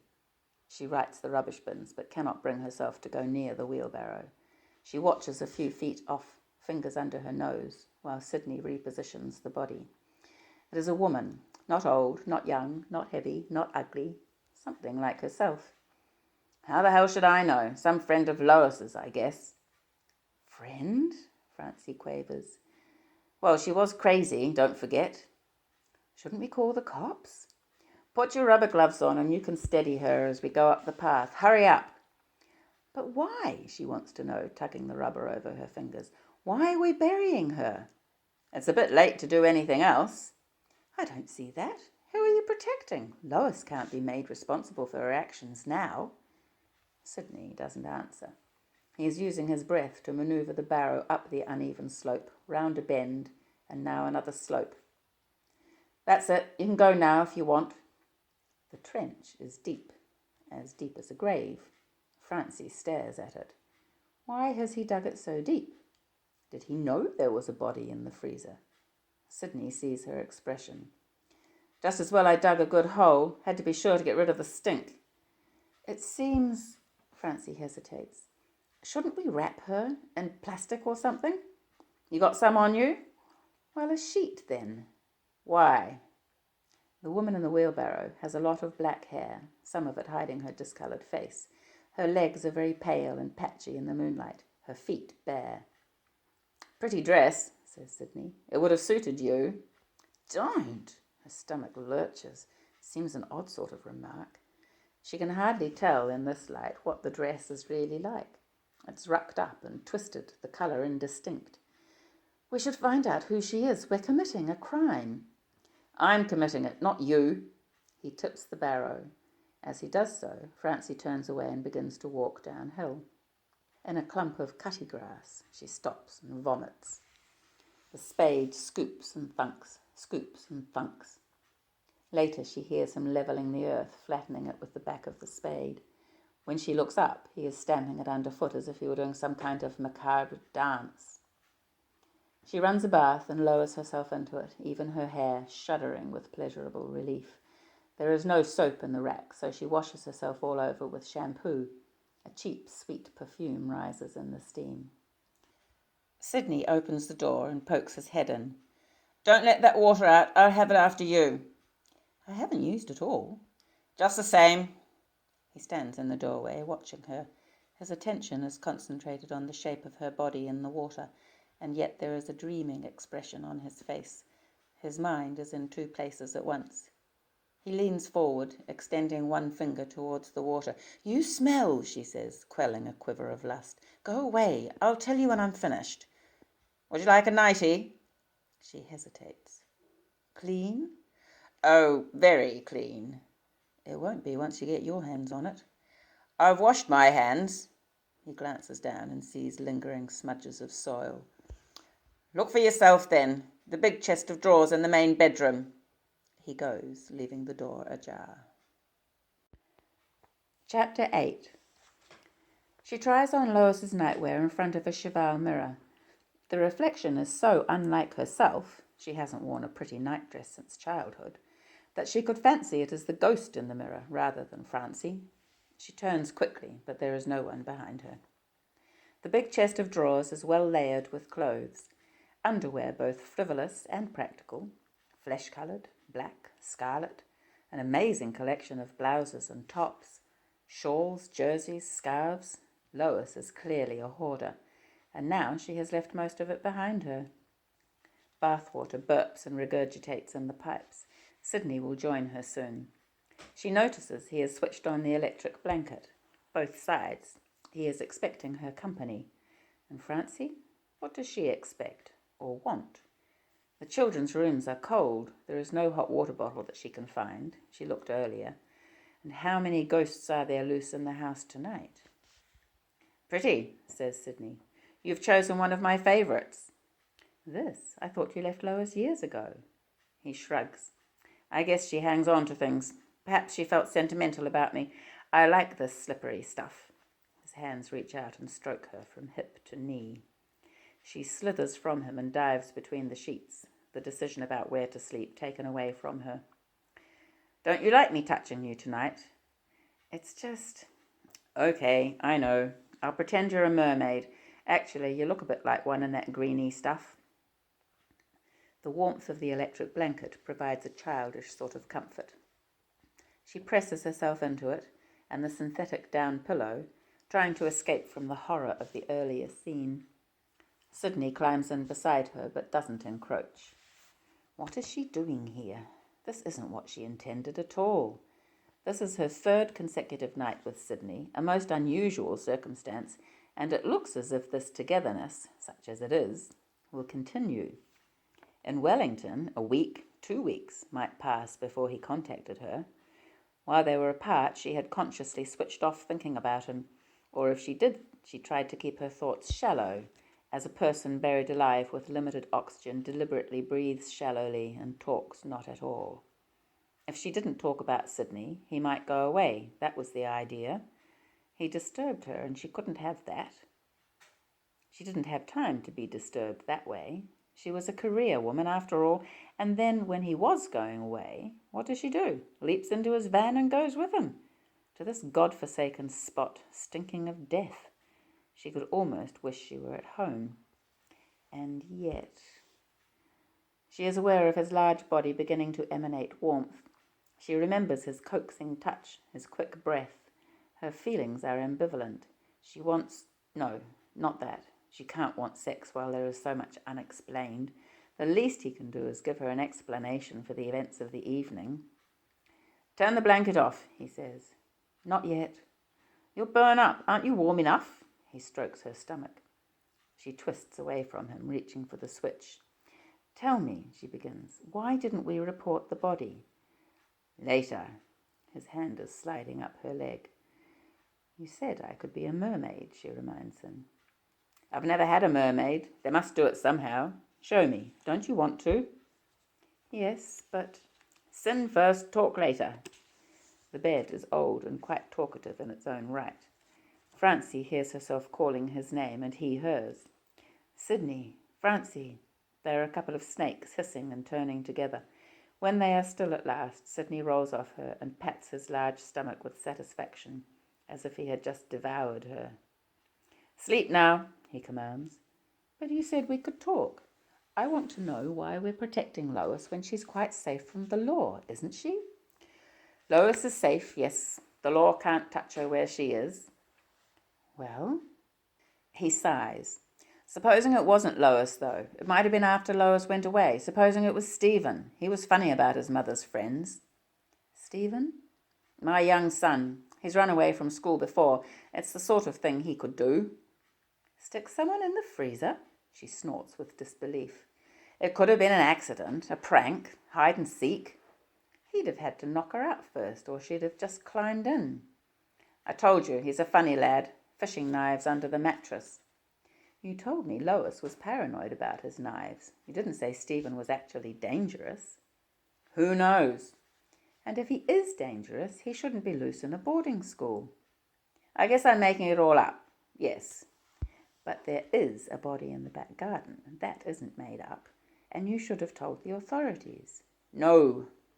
"Why not?" "Leave it alone, Francie. It's done now, and I want to get some sleep." "If people come looking for her..." "They'd have come before this." "But if they do?" "We know nothing about it. Understand? We got here to find things just as they are now. Didn't we?" She says nothing. "Francie?" She turns away from him and pretends to go to sleep. She can feel his sex seeping out of her into the sheet. Chapter 9. During the night, she slips back in time. She is a younger self, sleeping with her first lover before her pregnancy drove him out, before she outgrew her fantasies of true love. She puts out a hand instinctively and lays it on Sidney's looming hip bone. Perhaps he will turn over and enclose her in comforting warmth. Probably not. She has remembered where she is now, but would still like those arms about her. Idiotic how the basic needs survive under all those layers of disillusionment. She removes her hand and rolls onto her back. It isn't enough for him. Her hip is still lightly in touch with his. "Francie, do you mind moving over? I'm feeling a bit restless." She shuffles further out of his way. "Indigestion," he mutters. Then, "I think I might be sick." She hears him retching in the bathroom and recalls her own retching in the garden. Is there a connection? Some sort of delayed reaction to the burial? When he comes back, she asks, "Is that better?" "Don't fuss." "I just want you to feel better." He doesn't answer. They lie divided by a foot of mattress, wrestling with their own separate insomnias. In the morning, she wakes to find his side of the bed empty. The sun is up and beginning to warm the room. A scent of bacon drifts up the stairs, overlaying other smells. Stale sleep and minted fly spray. Sidney emptied a can of this into the kitchen and wash house last night, in lieu of air freshener. But bacon? so much for his indigestion. He smiles at her when she reaches the kitchen. Her eyebrows go up. Her spirits lift too, to match his mood. Maybe now the holiday will begin. I've been ringing round, he says. Plenty of work. There's a new housing development over the hill. Remember where we passed those bulldozers? Those funny-looking units? He taps a notepad on the bench beside him. I can start any time. That's good. Well, I have to earn money. He hears the reservation in her tone of voice. I won't be rushing off straight away. Is there anything I can do? Around the house? Of course not. I'll do my share here. I meant in the town. I could even learn the electrical trade. He looks at her pityingly. Have you got a couple of years to spare? She shrugs. All my life. I'm not that addicted to running suntan clinics and coffee shops. Now, don't be silly. There are exams. I can't teach you. And look at your age. She looks down at her hands. The veins stand up on the backs of them. Yes, I'm looking. Okay, thanks for cheering me up.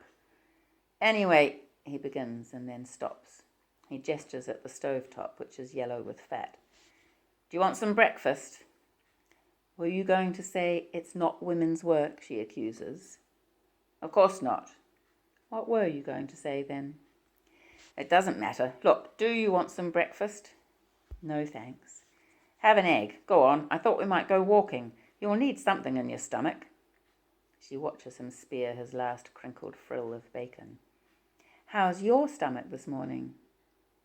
I'll take the rifle, he says, in case we meet any wild pig. I saw a whopper last time I was here, crashing about. I didn't have the gun. He could have done me real damage. When was that, she asks. What? Do you come here often? He laughs. Only in the mating season. Oh, and you'll need some shoes. Those jandals are no good up in the bush. What size do you take? 7 or 7.5. There should be some running shoes in that cupboard beside you. Might be a bit small. Try them. The telephone rings suddenly, loud and shrill. And again. It isn't the usual telephone signal. Long, short, long. Party line, Sidney explains. Not ours. But Francie has noticed how he started when the call came. They had jumped together like a couple of kids in a playground when the rope comes down. Salt, sugar, vinegar, pepper. I suppose Ellen could get hold of this number, Francie says thoughtfully. What did you tell her? That I was going away with you for a bit, that's all. But she knows you had a wife up this way. I don't want her chasing me. Why would she? She assumes you're coming back. Well, of course. It's all right. Lois got an unlisted number after I left, and she went back to her maiden name. You're safely anonymous. Safely? Well, anonymous anyway. Chapter 10. They walk up a track which winds deep into the hillside. Native shrubs clutch to the soil alongside radiata pine. Dried up fern and fallen needles have been disturbed in places as if a family of refugees had camped there for the night.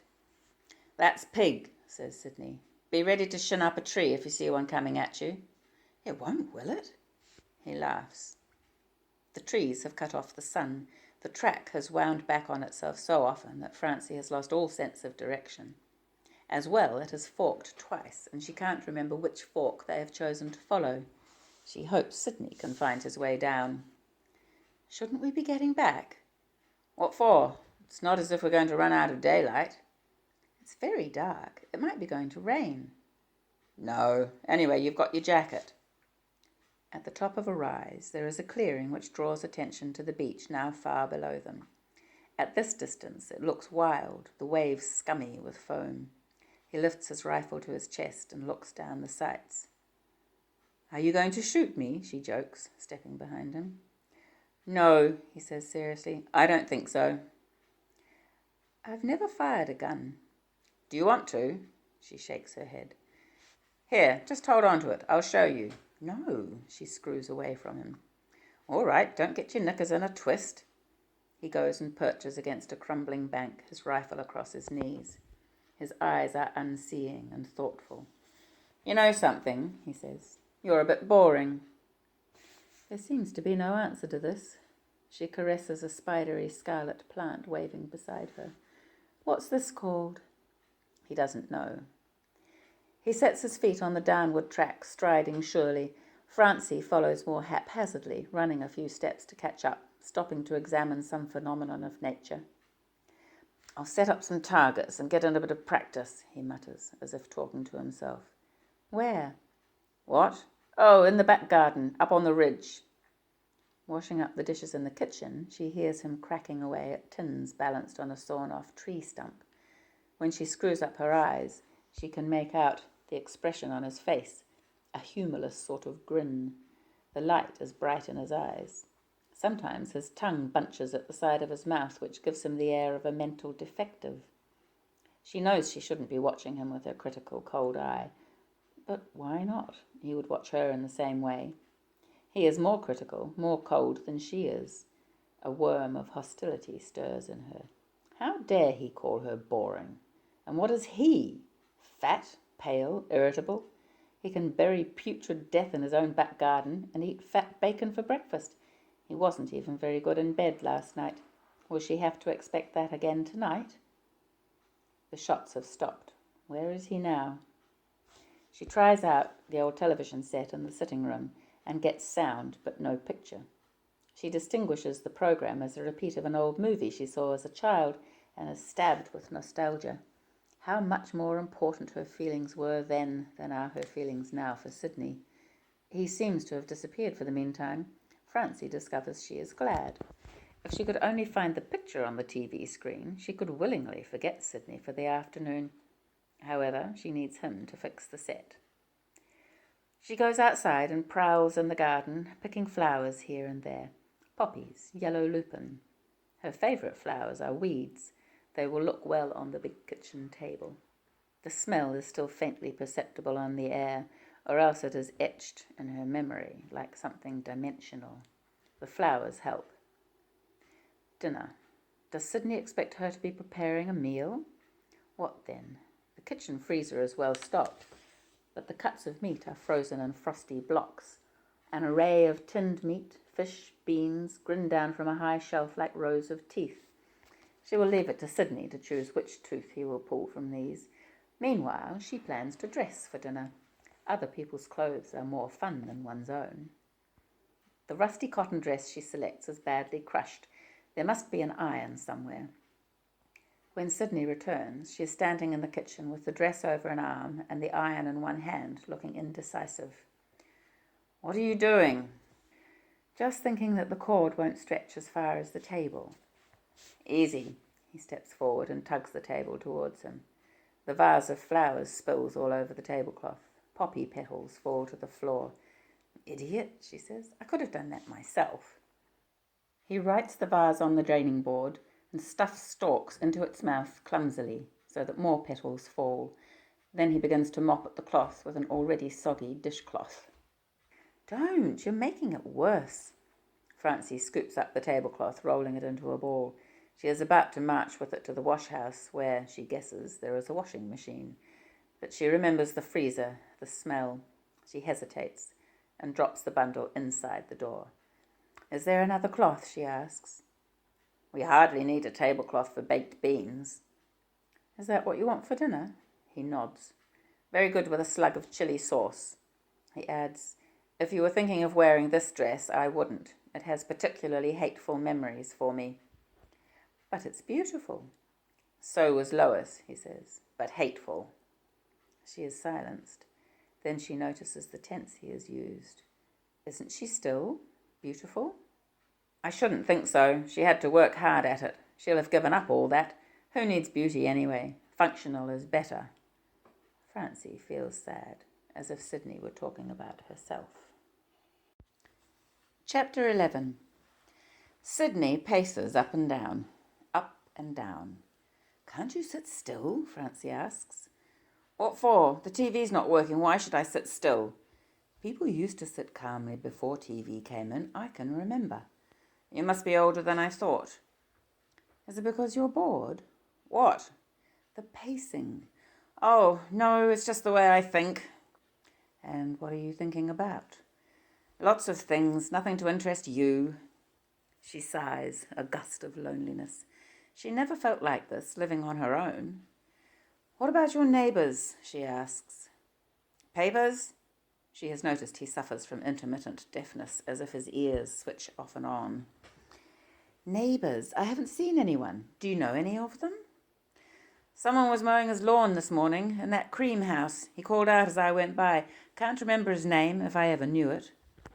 Did he know you? I doubt it. And where were you going? She asks. He stops pacing and meets her question. Nowhere special. Does it matter? I thought you might have gone for a swim. I'd like to do that.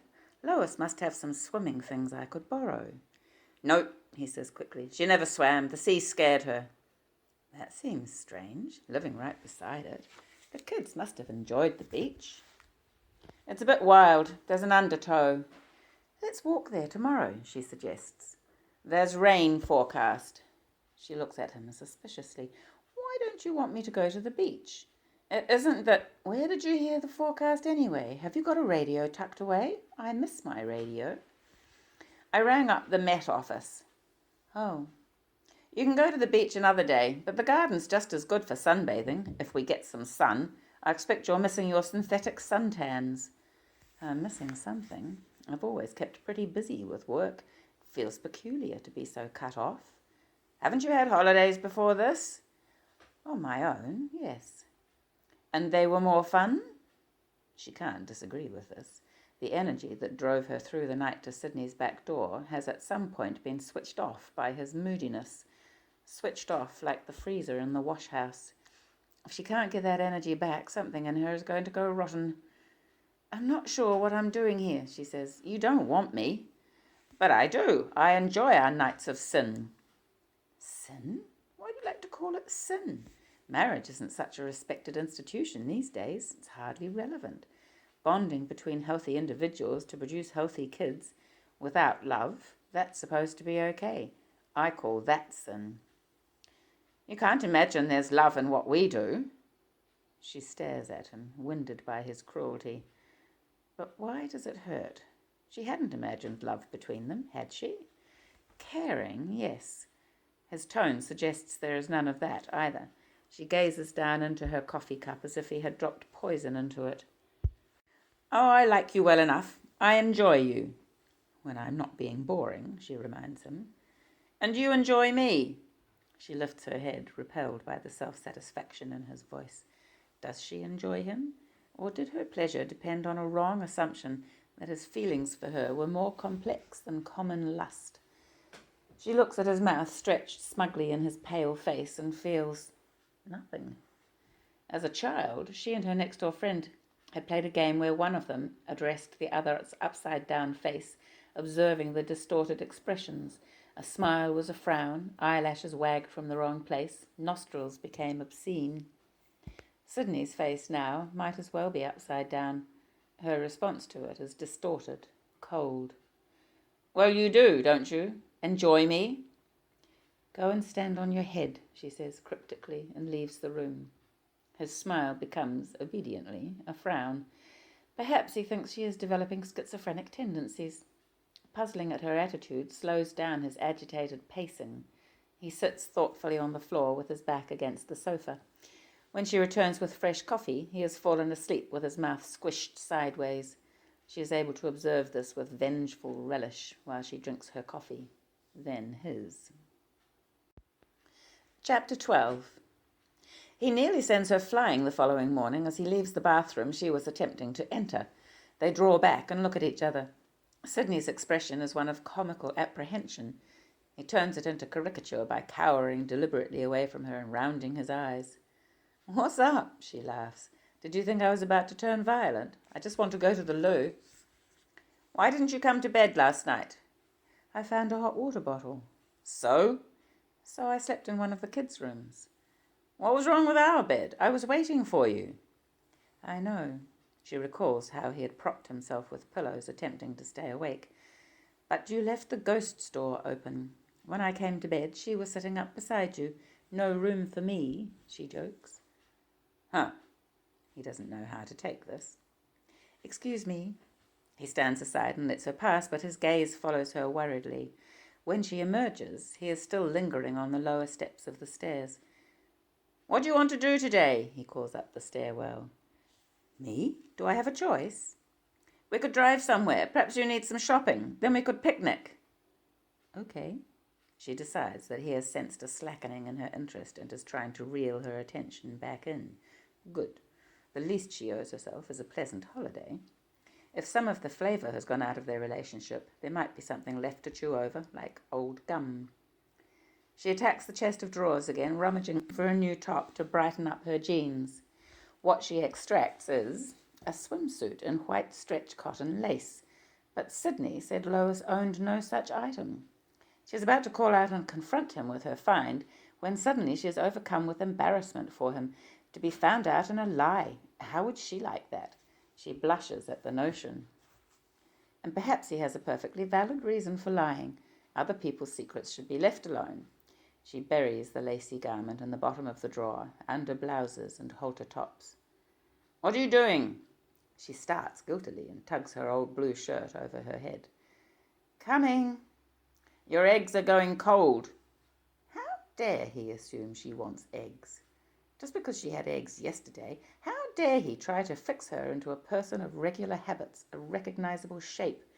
In fact, she had been planning on eggs, but now she calls out irritably, I don't want eggs, eat them yourself. I get my own breakfast. I'll make a piece of toast.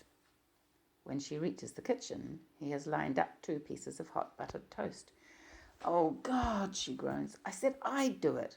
I like it buttered cold, and you've cut it too thick. You're not the best in the morning, are you? I preferred it when you left me to fend for myself. Did I do that? Yes. I'm sorry. Why are you sorry, for God's sake? I said I liked it. Yes, you said, he agrees, clearly not believing her entirely. You didn't mean it. She groans. Don't tell me what I meant. Oh, God, forget it. When they leave, an hour later, in the van, he leans across her to fasten her seatbelt. She restrains an urge to whack him away from her. It is the second time she has felt this tendency to violence, and it begins to worry her. Are you okay? He asks solicitously. She starts to grind her teeth. Fortunately, the van chooses this moment to reach a stretch of loose metal roading under construction. The chewing of the tires limits conversation. The township, inland from the beach, is a rectangle of faded veranda frontages, warring with a down-at-heel McDonald's, a flashy video games parlour, and a large modern supermarket. An army of glinting shopping trolleys is assembled in the car park outside. It is early closing day. Sorry, Sidney says. I'd forgotten these country habits. Do you need anything urgently? I wondered why it was so quiet. No, it doesn't matter. But she is disappointed. Suddenly the bustle of bodies, the chirping of the checkout machines, seems appealing. Is there some kind of kick she gets out of spending money? Or is this simple boredom? There must be a dairy open, she says. What for? I don't know. Ice cream? A newspaper? I'll have another go at fixing the TV when we get back. Don't you want an ice cream? She persists. Instead of answering, he pulls the van up suddenly at a curb so that she rocks forward and her hands go up protectively. The timber yard's open, he exclaims. Yippee, she says, sarcastic. Let's build a house. He is out of the van, hitching at his jeans. Wait there, he commands. I shan't be a minute. She sits. The van pockets are filled with old toffee papers, a torn map of Wellington, a torch without batteries. Many minutes later, Sidney returns with a salesman. Between them, the 2 men are humping a load of planks with a smaller brown wrapped parcel balanced on top. Paint? Nails? Is he planning on building a coffin for the body in the garden? A bit late for that, surely. Open the back door, love. What's it for? Renovations. He dismisses the sales assistant and heaves himself up into the driving seat. His jeans are white with sawdust. Renovations? Well, sort of. It's a surprise. Chapter 13. In the evening, she finds him hunkered beside a small tea chest, transferring into it items from the sitting room sideboard. He has packed with care, arranging in neat, orderly piles. But as she approaches, he stuffs a handful of papers, unsorted, into the chest. What are you doing? She asks, out of no particular interest, looking for conversation. Disposing of some of Lois's stuff. Junk. Should you? Supposing she gets better and comes home. Is it usual? Anyway, I want to make space for mine. She stands over him, following his movements. Go away. You're not helping by watching me. You can do the kitchen cupboards if you like. There's a lot of stuff needs throwing out there. Not my job, she points out. Not your house, but you're living in it. She sighs. Okay. Sing out if you need another rubbish sack. The house is very quiet. Dusty bottles of furred sauce, lidless jars inhabited by spiders and slaters. She drops them down into the paper rubbish sack. Plunk, plunk. The detergent spray hisses at the grimy paintwork as she directs the nozzle. In the silence, even the sponge cloth she wipes with whispers at her in sibilant tones.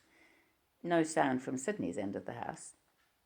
Odd how the telephone hasn't rung again. The other party line must have as few friends as she and Sidney. Not that she is without friends in Wellington, but here? Can Sidney be called a friend? She recalls the old song, That's no lady, that's my wife. That's no friend, that's my lover. A sudden racket of sound from the sitting room makes her sit down suddenly on the bench where she was balanced. A moment later, she recognizes the noise as a television program. Sidney has been working on the set. Phew! She wipes sweat from her upper lip. At least it will be distracting, having television to watch. She needs distraction. Encouraged, she fills the electric jug and makes instant coffee. Sidney looks up from the set as she approaches with a mug in each hand. Finished? He asks. Not quite. I felt like a break. She nods at the TV set. You got it going all right? Yes. He reaches out and pushes the off switch. What did you do that for? I wouldn't mind watching a bit of telly. Nothing on, he says. How many sugars did you put in this? 2 heaped. I need another one. He's about to start for the kitchen when there is a sharp rapping at the back door. He and Francie freeze and stare at each other as if they are partners in crime, as, in a way, they are. Who can that be? Do you mind keeping out of sight? Sidney says quickly. Hop upstairs. Yes, I do mind. Why? I'll tell you later. Go on, piss off. He pushes her at the first stair and waits to see if she intends climbing the rest before he goes to let the visitors inside. Francie hangs over the wooden rail of the landing, trying to hear what is being said in the kitchen. The door into the hallway is open and snatches of conversation filter up the stairwell. Notice the house was empty. Next time inform. Any help? When the 2 men have gone, Francie saunters down the stairs to meet Sidney. He is looking more than usually pale, as if the encounter has cost him in energy. Who was that? Neighbourhood watch. I didn't know they even had one around here. In the town, nothing new's happened since the 70s. I liked it for that. He sounds aggrieved. What about the new housing development? Yes, but that's away over the hill. What did he want, anyway? Just checking who was in residence. It was the watch who turned the power off, apparently. Why not the cops? Wasn't it their job? He looks at her, blinking. You're lucky they didn't come earlier and discover the smell. She is hesitant about using the word body with the neighbourhood watch so close at hand. Anyway, the word has a cheap television flavour. It is my house as well as Lois's, he continues. I have a right to it. Of course. She frowns at his defensiveness. Didn't you show them your ID? Well, naturally I did. Oh, no problem. I just can't stand nosiness. Especially when, she begins with the half-formed idea of joking about the body, but restrains herself.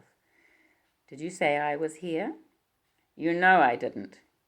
Why not? You're allowed a sex life. That's a laugh. How much have we had since you came hunting me out last week? She resents the way he puts this. Besides, it was he who chose to forego sex in the beginning, just because she avoided his bed last night. But you know what I'm saying. Why hide me anyway? It isn't just sex with us. I might want you to stay on. We can't be seen to have any sort of a permanent relationship. People would talk, and then they'd come and separate us. She feels an unwilling flutter of pleasure. A permanent relationship? Us? So, best if you stay out of sight, if you can. She is still looking puzzled, so that he adds, It does happen, you know, even today. Pair bonding. It might be ill-advised. It might cost in penalties and taxes, but it does still go on. even marriage. But what sort of marriage? Do you know of any married couples living together in the same house? Yes, there's an old couple down in the village here. Too old to stir up comment. You know that's not what I mean. I find it quite sexy, permanence.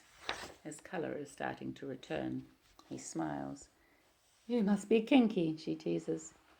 You must admit the sexiness has gone out of promiscuity with all those sexually transmitted diseases about. So what you like about me is that I'm clean? You're clean, and you're here. It gets to be such a chore, scoring. You make me feel really desirable. She sucks at a mug of cold coffee and ponders. I'll make you a fresh cup, he offers, noticing her expression of mild distaste. No, wait a minute. I'm trying to work out what you're saying. You tell me we're not just sex, yet last night you said there was no love in what we do. If it's not love and not just sex, what is it we have? Something like marriage? His voice has a questioning tilt, and well it might. She begins to laugh and has to lower the mug as it bounces on her teeth. No, but isn't that right? Like I said, you're clean, you're here. You accommodate some of my lusts. I hope I accommodate some of yours. We know when to get out of each other's way. We do? You're someone to moan at or about. I call that a very comfortable situation. I'm just sorry it's obsolete. She stares at him, and he stares back at her. His eyes are cold as pebbles, but his mouth quirks slightly in a smile. That's it, isn't it? You're the old-fashioned married man, floundering around out of his time. If I am, then you're the old-fashioned romantic lady looking for a hero. They never were compatible, she reminds him. Oh, compatible. I'm not talking about compatible. I'm talking about marriage. You're not going to marry me, she says. I don't have to. You're here, aren't you? For a holiday. He sounds doubtful. Don't you believe I'll go back? I've got a business to see to. You said you weren't that addicted to suntan clinics, but never mind. You can do what you like, he says. Then you have left a whole lot of chaos in the kitchen. Are you going to finish off in there? I'll have that fresh coffee first. Don't worry, I'll do it. He follows her into the kitchen and snatches the jug up ahead of her. For some reason, he is determined to serve her.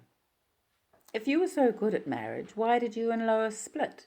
That was way before the flu changed everything. I didn't say I was good at it. I said I liked it. He hums and nibbles his lip while he waits for the water to boil. From her perch on the bench, she sees his eyes glint.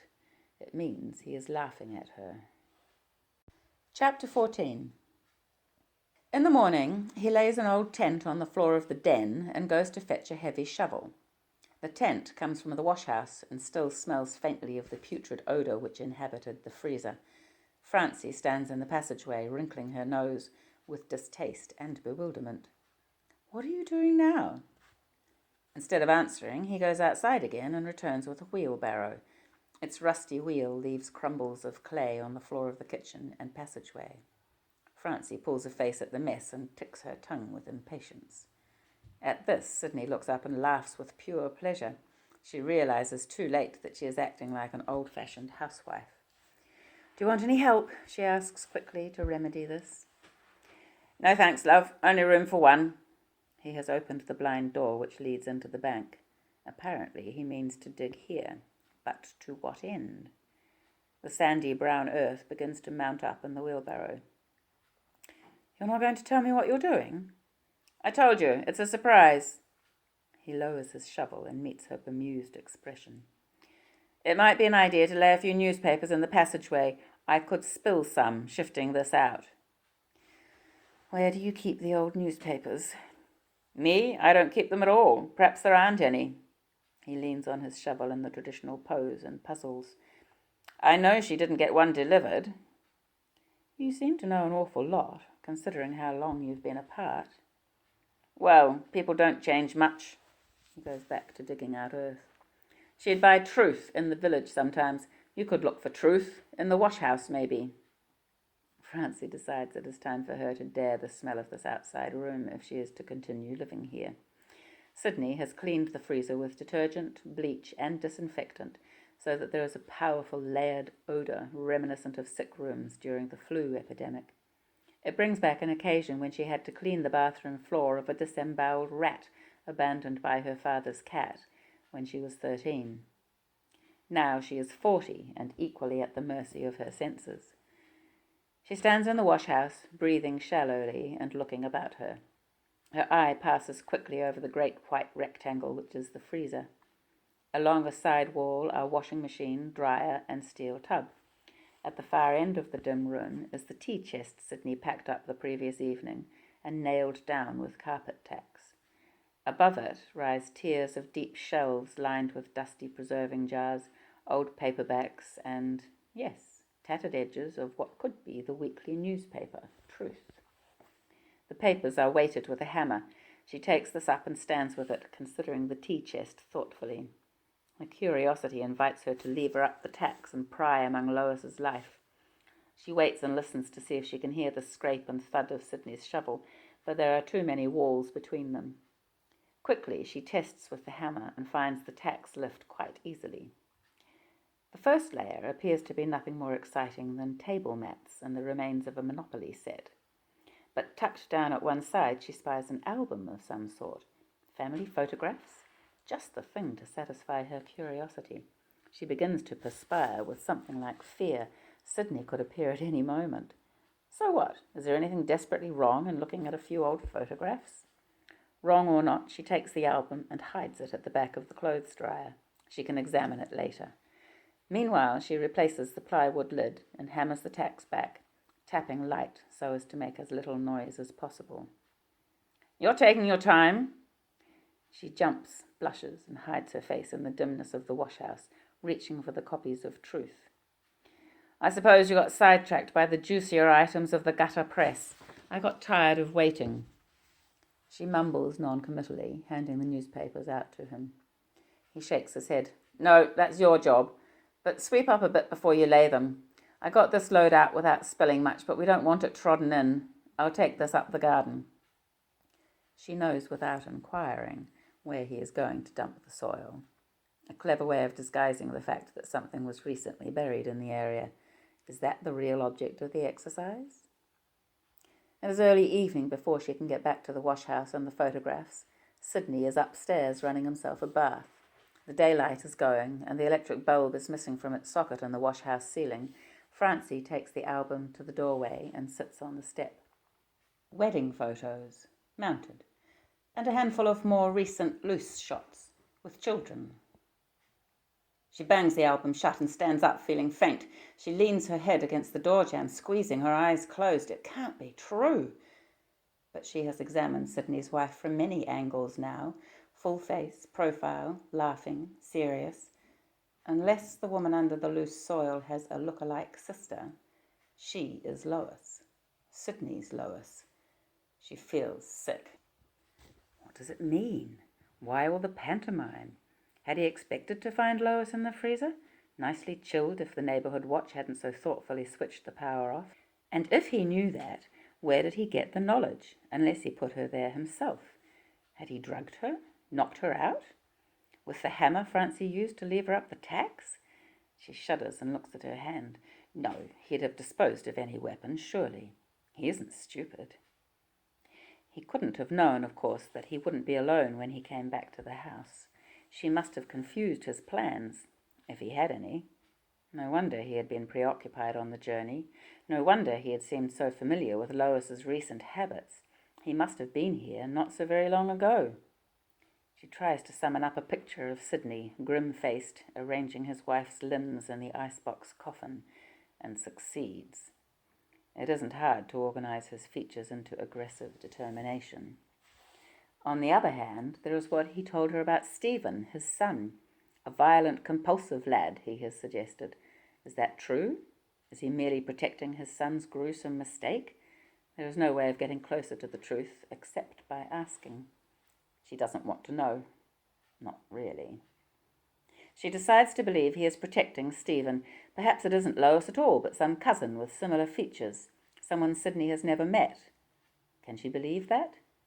She returns the album to the washhouse, hiding it behind a pile of books on a high shelf. She doesn't fancy handling the hammer again. Besides, Sidney might hear her. The sound could rise up to the bathroom window above. While she thinks of this, a gush of furry grey water streams out of the downpipe into the drain. He is out of the bath, toweling himself dry. Francie notices she is shaking. Her teeth are inclined to chatter. After all, the sun has gone and the evening is cool. She goes inside and shuts both kitchen doors, inner and outer, and switches the fan heater to high. When Sidney appears in his dressing gown, she is wagging her fingers in the hot radiator breath. "For God's sakes, it's roasting in here. You can't need that thing and the oven." She remembers. The oven! Oh, God, I've probably burnt it. The lamb casserole is indeed dried out. Some water and red wine resuscitate it. Sidney digs into his food with relish, merely exchanging shovel for fork. Francie's appetite has been mislaid somewhere in the vicinity of the washhouse. She doesn't know it now, but something other than appetite has also slipped from her grasp on the washhouse steps, a loose snapshot of Sidney and Lois taken on the beach. Sidney will find it there in the morning. Food for thought.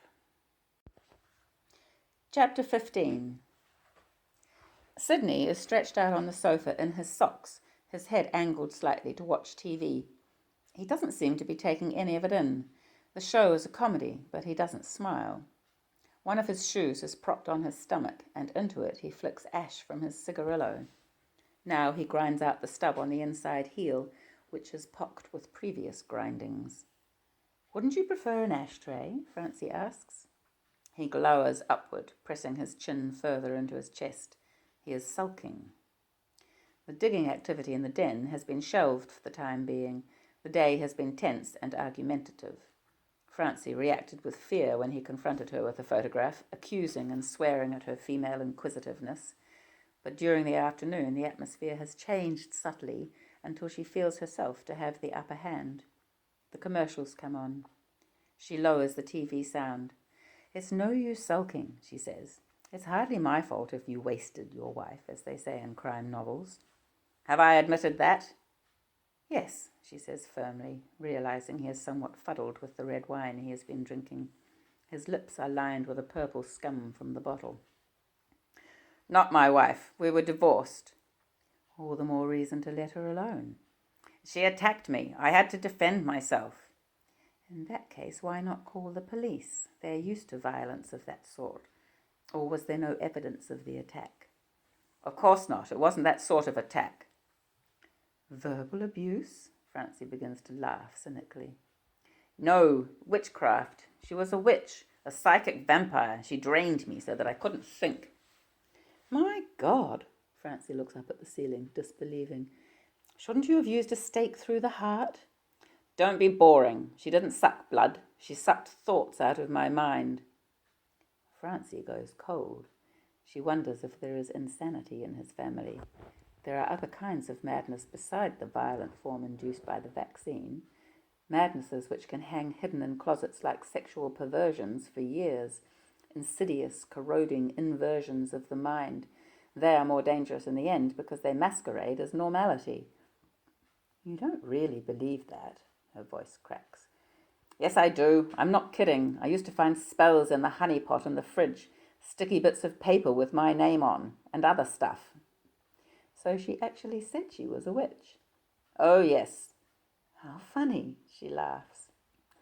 "It wasn't funny, I tell you. It followed me all around the island, her nasty little spells. It was affecting my work. If you can't rely on electricity to do what it's meant to do..." "You're very serious about all this." "Electrical impulses are close to psychic ones. It's all energy, positive, negative. I don't think it's so crazy to believe." "What about the kids?" "What about them?" "Any witches among them?" "She was afraid for a time that Stephen had the power."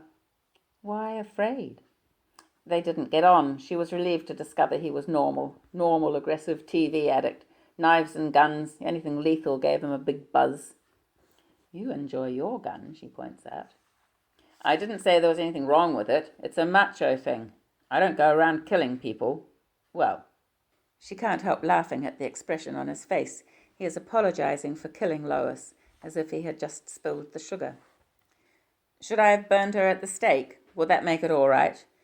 I don't believe in witch burning. That's because you don't believe in witches. And now that she's dead, the spells have all been called off, have they? Everything's all right? Everything's fine, he says, but without a ring of conviction. His face seems to have developed jowls. His eyes are cold and empty of joy. He swings his feet down onto the floor and goes to tap out his shoe in the fireplace. Some of the ash lands in the hearth. One of these days we're going to have to do some housework, Francie says. One of us. He looks up hopefully. You're not rushing off then? And when she doesn't answer, he adds quickly, not that there's a connecting bus to Pyro these days. They laid it off. You'd have to rely on me to get you that far, unless you fancy a very long bicycle ride. He laughs. Her attention has been caught by a news item on the television screen. She stands transfixed, eyes connected to the tube. Then she strides forward to turn up the sound. By the time she reaches the switch, the picture has changed. Damn, I wanted to see that. What was it? A suntan bed. Like the one in your clinic? That's right. Odd. What about it? I don't know. I missed it. Perhaps the manufacturers are being blamed. For what? She tells him about the accident at the clinic. You don't think she could have died, do you? From delayed shock or something? He looks pleased at her concern. So that's how you get rid of your witches. It's not a thing to joke about. I better ring Ellen and ask her what's been going on. He shrugs. It must be terrible to have a sense of responsibility. If it was me now, I'd leave things well alone. I've never liked cops much myself. These long court proceedings.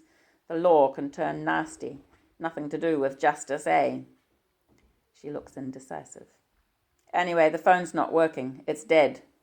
You should be able to fix that, shouldn't you? If I need to. Meanwhile, it's quite peaceful. He watches her wrestle with her conscience. Ellen might make you come back. The phone was working before, she says sceptically. Do you want to go back? I mean, it's up to you. There's nothing stopping you. He looks at her fixedly, as if he hopes to hypnotize her.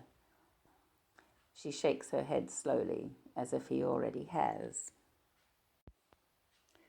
Chapter 16. Saturday.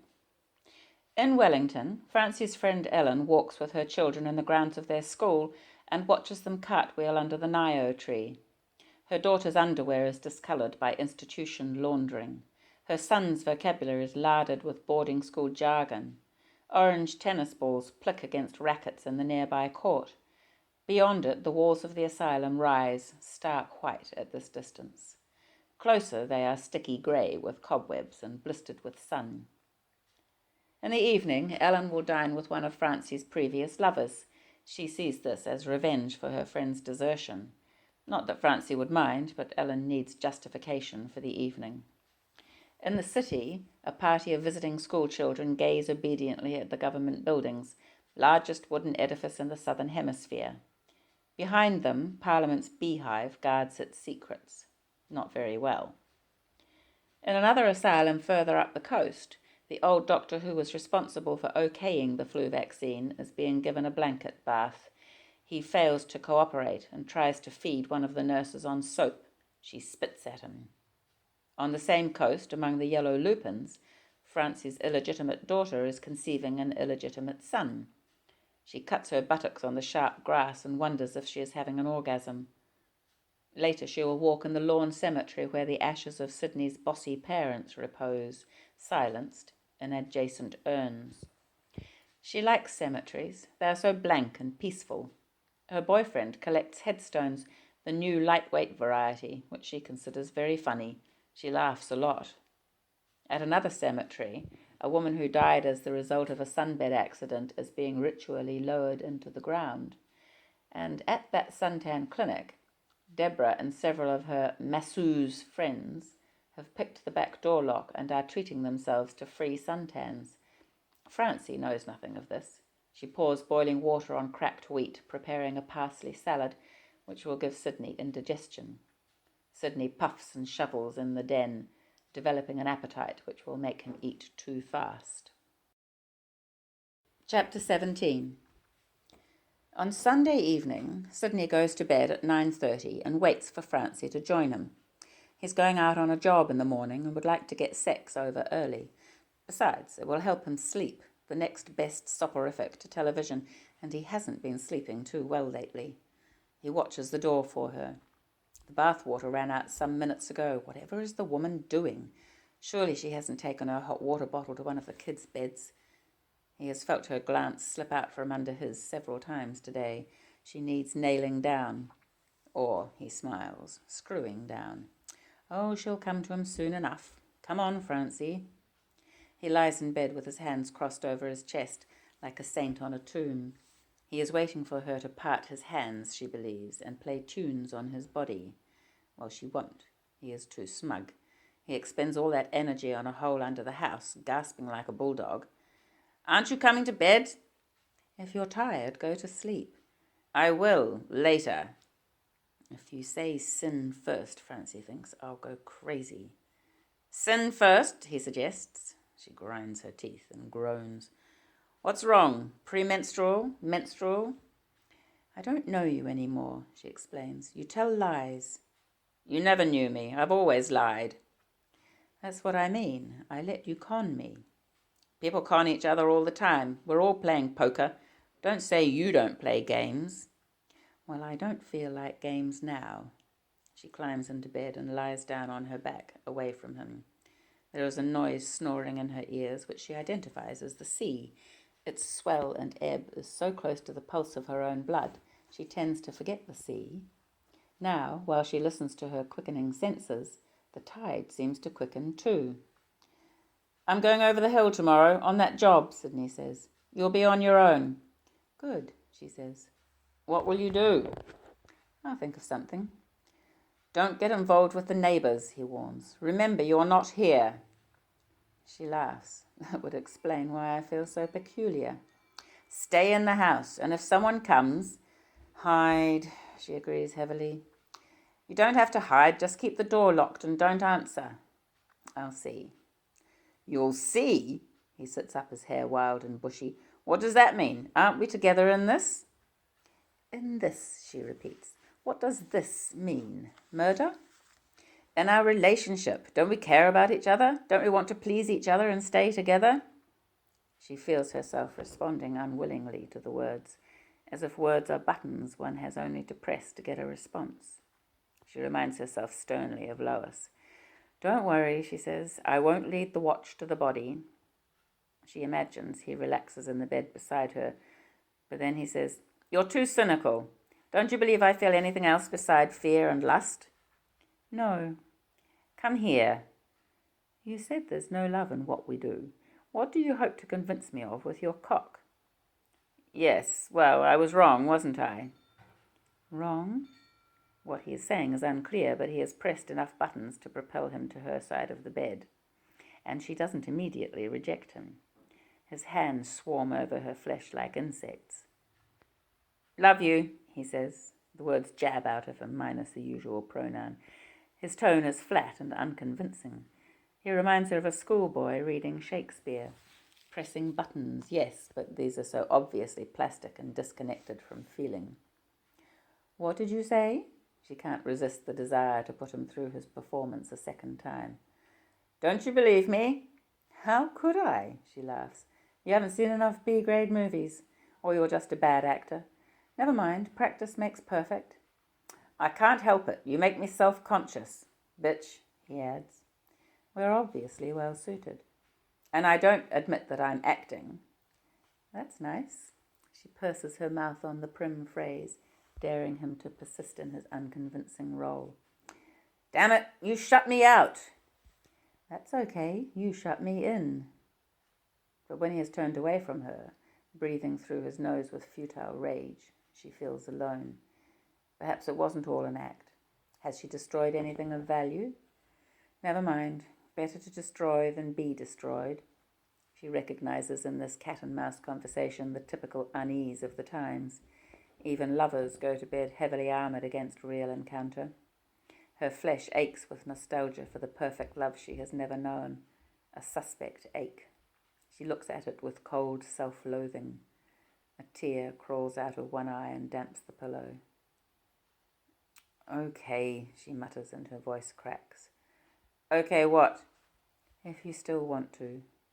He laughs, and she is afraid for a moment that he is going to punish her, but he is as greedy as she is, and they cry out over the sound of the sea. Chapter 18. Something has happened in their relationship. Now it is Sidney who follows her about the bed, patting and squeezing, marking her with his smell, like a cat. Only a matter of weeks earlier, she was the cat, a cautious feline, stretching out a paw with the claws carefully retracted. This morning she wakes to find him wrapped around her back, his foot pressed between her ankles. As she moves, she can feel his limp penis twitch slightly against her buttocks. When it twitches for the third time, she grunts irritably. "What's the matter?" "I don't like being tickled by limp cocks." "Do something about it, then." She responds by climbing out of bed. "I didn't mean that." "I'm hungry. Shall I make you some toast?" she asks. "Just a cuddle." "What would you like on it?" He sighs. "Oh, all right. Marmalade. I suppose I should get moving." She has spent 3 days at home now, while Sidney is out on electrical jobs. It is making her restless, and he senses it. Yesterday she twice mentioned Ellen and the suntan clinic.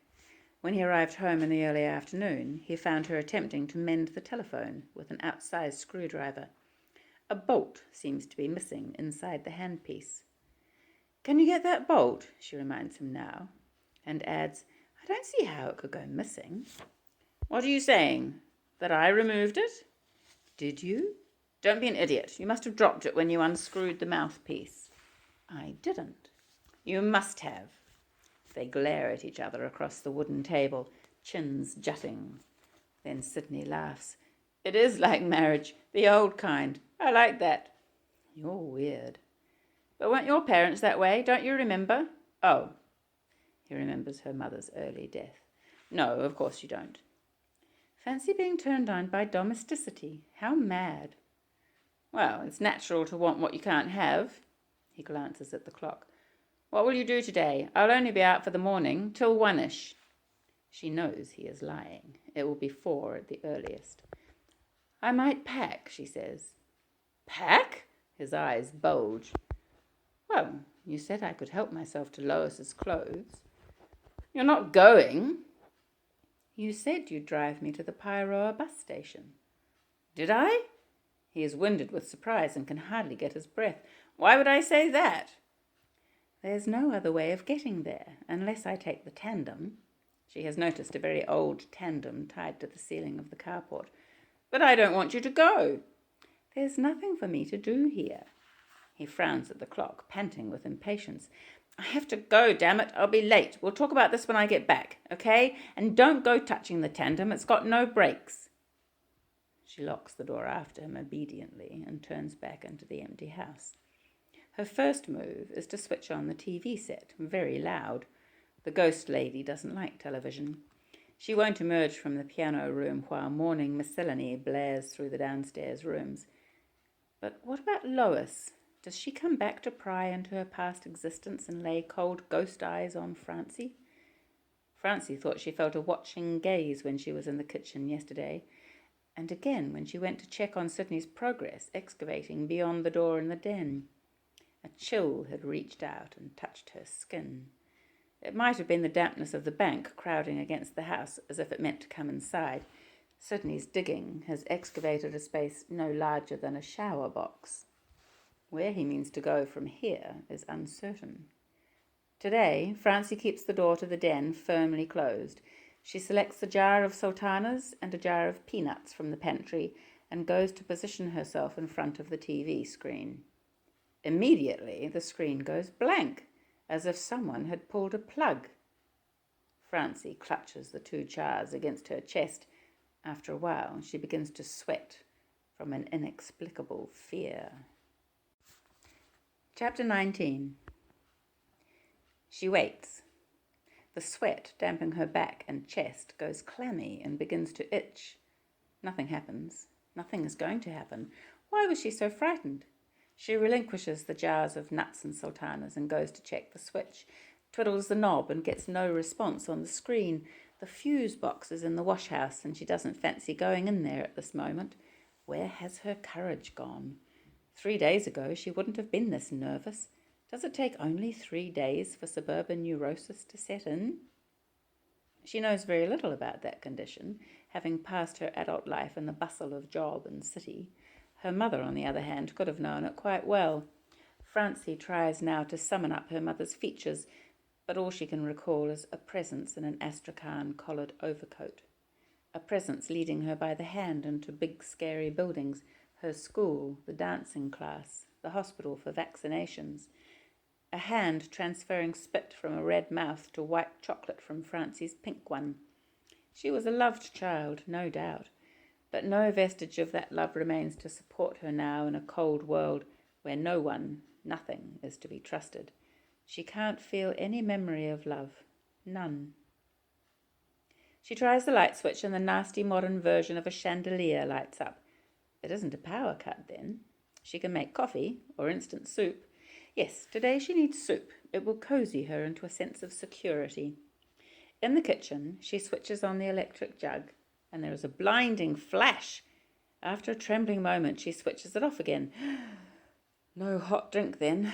Damn them. Damn the demons in this house. There is a bottle of brandy in one of the cupboards. She sniffs and looks at it suspiciously. She is more cautious than Alice in Wonderland and has no faith in labels. It seems like the real thing. She settles down to drink, elbows on the wooden table, ready for the alcohol to hit her. She is still there when Sidney arrives home. "You might have got yourself dressed," he greets her. I meant to, but my clothes were upstairs with Lois and the other lady." "What other lady?" He looks startled. "The ghost, you know." "Oh, her," he breathes with relief. "You've been drinking." "What would you do? The electric jug fused." "What's wrong with the stove then?" "I don't trust it. I don't trust anything about this place. The TV crapped out." "What did you do to it?" "Looked at it, that's all. And it went off. You'd better check the fuses." She notices he has laid a long, slim package along the table. It extends over both edges.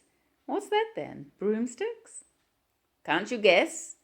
He tears the brown paper and folds back the heavy cardboard. She recognizes the fluorescent tubing employed in the suntan cubicle. It was Sidney, in fact, who installed the necessary replacement tubes in cubicles number 3 and 4. The occasion of their first meeting. Is she supposed to feel sentimental about this? "What are they for?" "A suntan cubicle, of course." Oh. Her mind, blurred with alcohol, nevertheless makes the right connection. That space in the den, is that what it's for? "Brilliant, eh?" "Not bad." "Now you'll feel at home." "Will I? But this isn't my home." "Do you have a better one?" She thinks of the shabby rectangle which is her flat. A bed, a table, a chair. It could be a monk's cell. While she is away, her bank will continue to make automatic payments to her landlord, provided, of course, that cheques are being paid in automatically by Ellen from the suntan clinic. "I must ring Ellen," she says. "The phone—" "I've got the screw," he says appeasingly. "I'll fix it later. But first I want you to tell me what you're going to say." Her head goes up angrily. "Why should I? That's my business. It's my friend and my clinic, and my life, come to that." "At least promise me you won't go back there yet."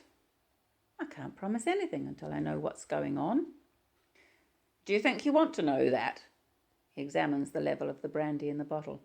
"How about that woman? You could be up for attempted manslaughter." "Preferable to murder," she says. Suddenly the fat lady client is here in the kitchen with them, tittering sweetly. Then, flailing a fat arm, screaming at the blood. Francie goes pale.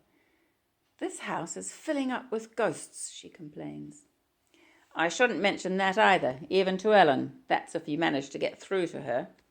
"Why shouldn't I get through to her?" He shrugs. "That's what bothers you, isn't it? That I might say too much and get you into trouble." "Not really. I don't imagine you would.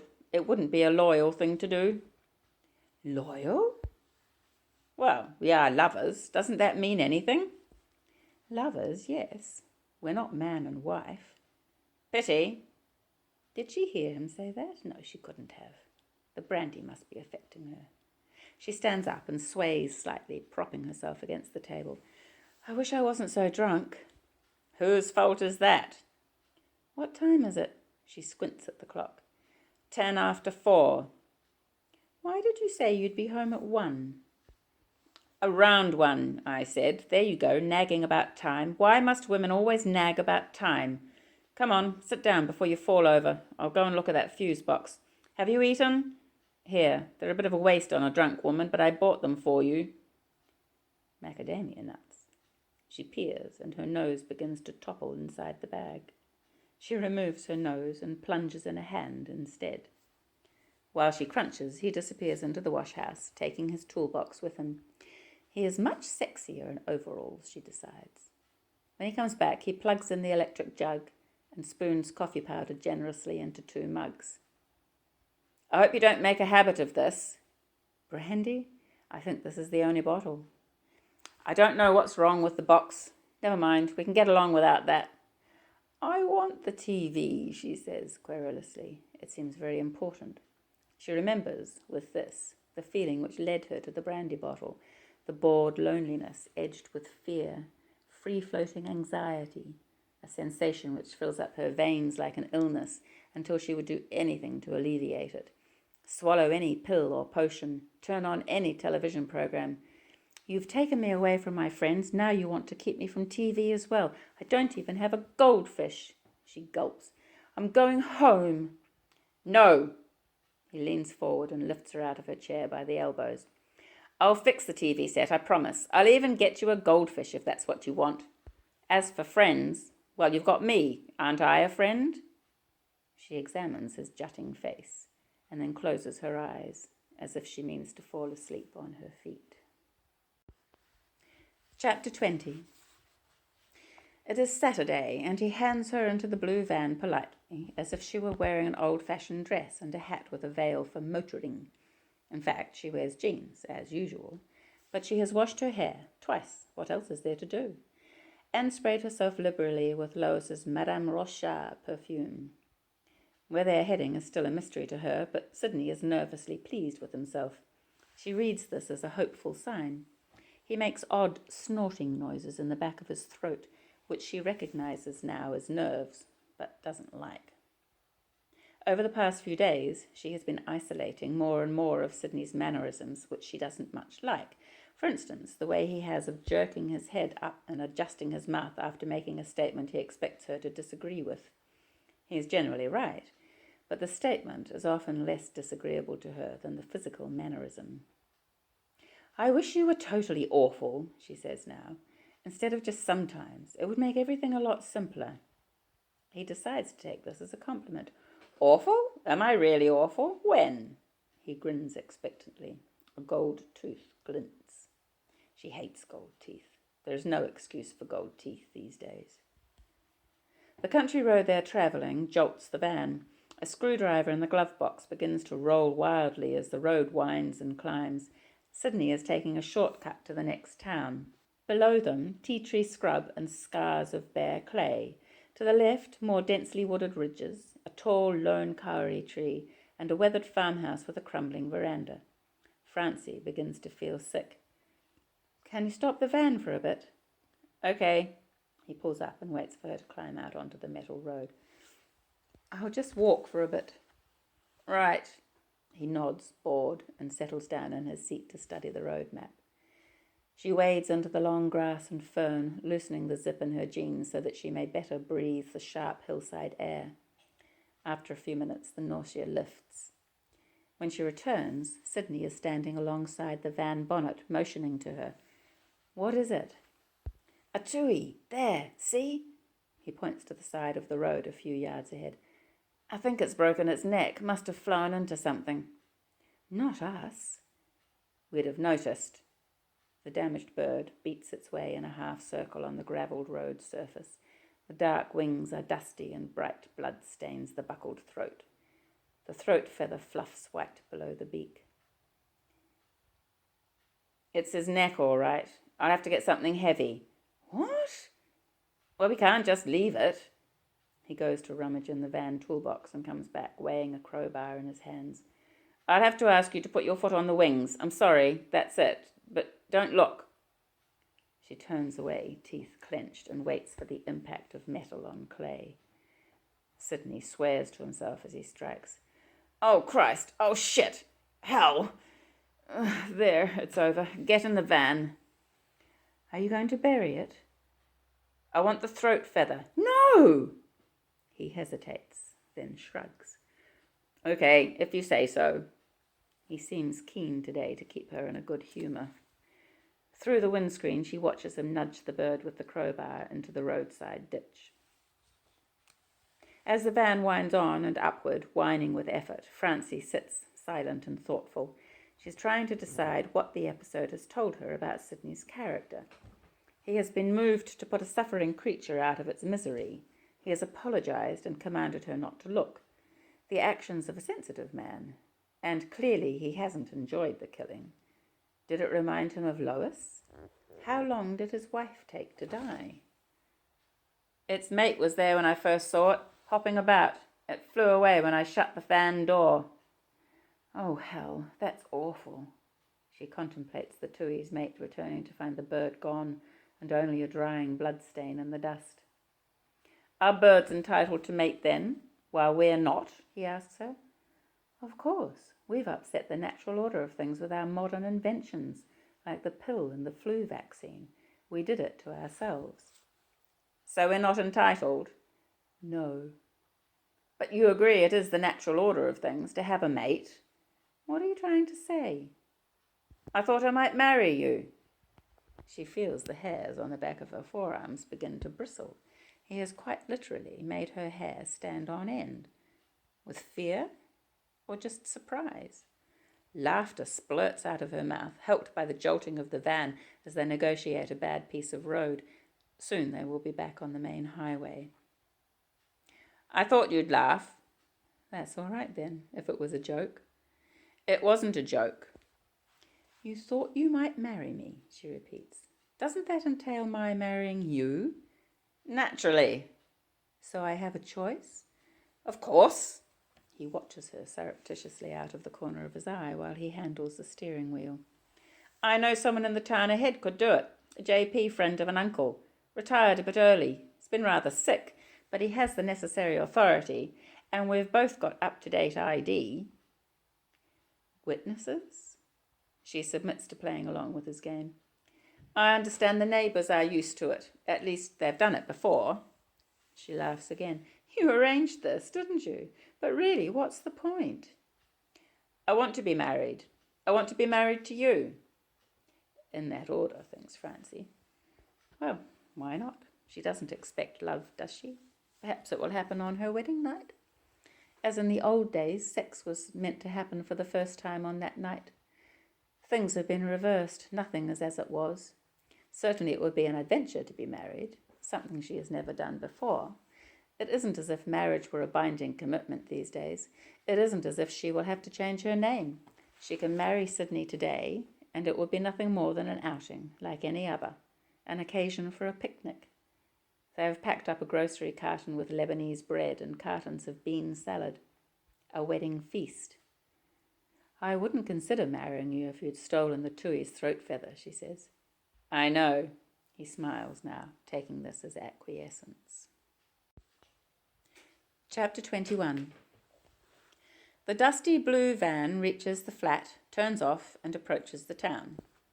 A mall connecting the two main streets has today been given over to market stalls, a fashionable Saturday market for what is left of the holiday spenders. Artwork, jewellery, health food, second-hand clothing, and bric-a-brac. The now familiar market aromas of incense and sacking prevail. The wary, bright eyes of the stall-keepers click over their potential customers. They are watchful, optimistic, and totally lacking in trust. What am I looking for? Francie asks him, following as he passes quickly between leatherware and woodwork.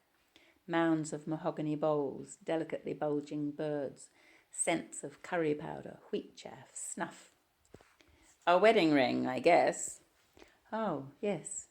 She is beginning to enjoy the game. I must have that. And a wedding dress. I can't very well get married in Lois's shirt.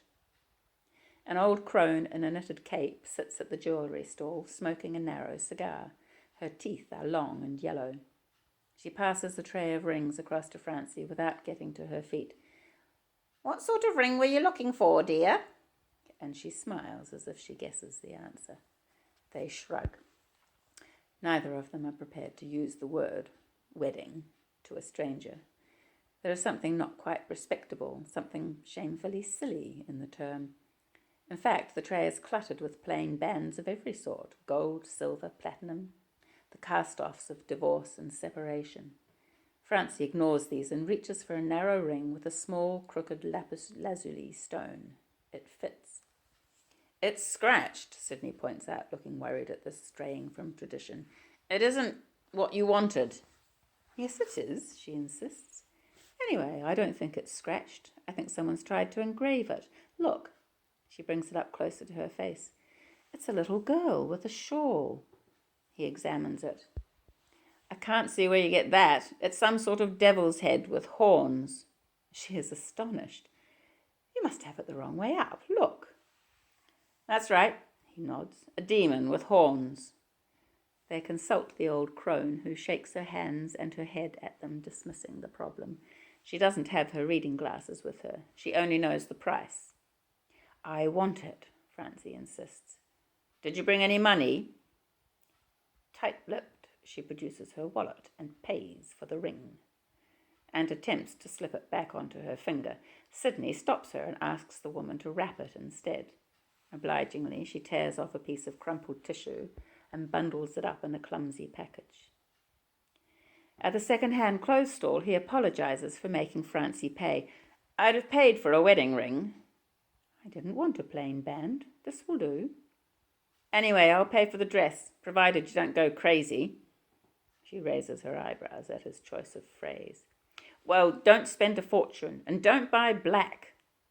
She buys red, a 1930s fishtail cocktail dress which hugs her hips and swirls about her calves. "It's lovely," she enthuses, "but it needs a hat."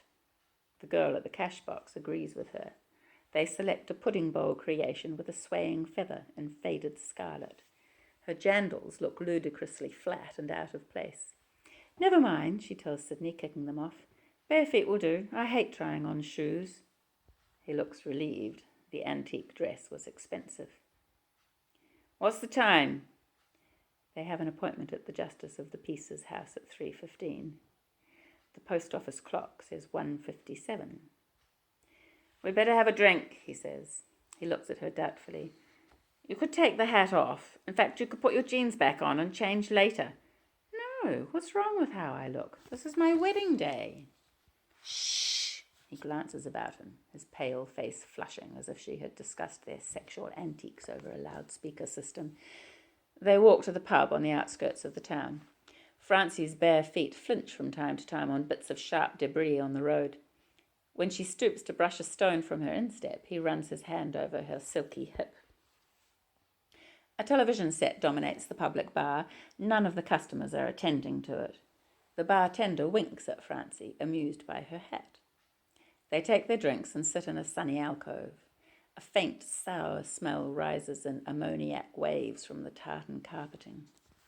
She questions him about his first marriage. How long ago? Was it in a church? Was she pregnant? "Of course she wasn't." "Why, of course?" "Well, she wasn't. She was a virgin, as a matter of fact." "Really? How did she manage that?" "Strong thigh muscles," he jokes, then is suddenly silent. "So you had a full white wedding? Bridesmaids, the lot?" "That's right." Francie gurgles with cynical laughter. How idiotic. A church wedding for a witch. At the same time, she recognizes a tiny niggle of envy. Tradition. Nice to be hooked up to something as strong as tradition. Nice to believe oneself blessed by God. And what about virginity? To begin at the beginning? No, the middle is better.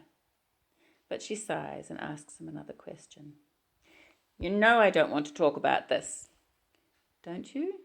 But everyone likes to talk about themselves," she says. "Not me, and I won't, so you might as well forget it." He raises his glass. "Here's to us."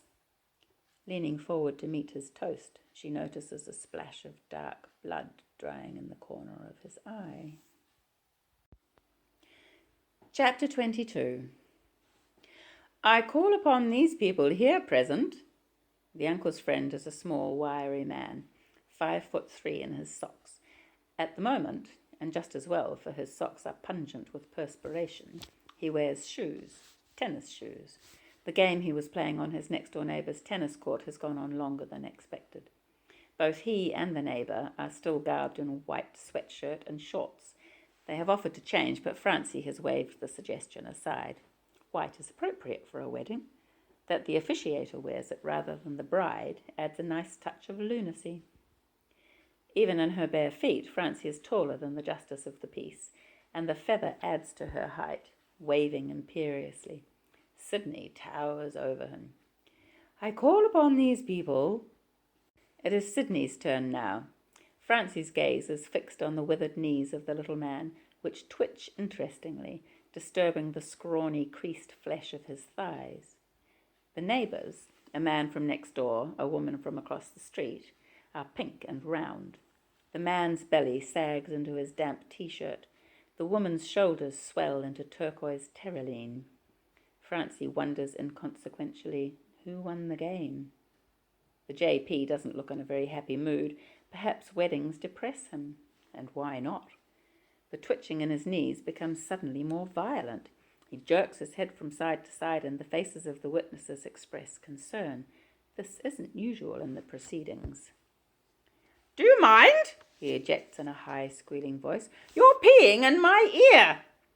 Everyone stares instantly at his ears, which he has clapped his hands to. Sidney glances involuntarily at his trousers zip. Mr. Baker, the fat male witness coaxes him, are you all right? My serve, the old man screams, picking up the brass floor lamp and batting it about his head. I knew I'd get a turn if I waited long enough. The bulb shatters. Sidney and the other man move in and pin his arms behind his back. It isn't difficult. He is nothing more than a small rag doll.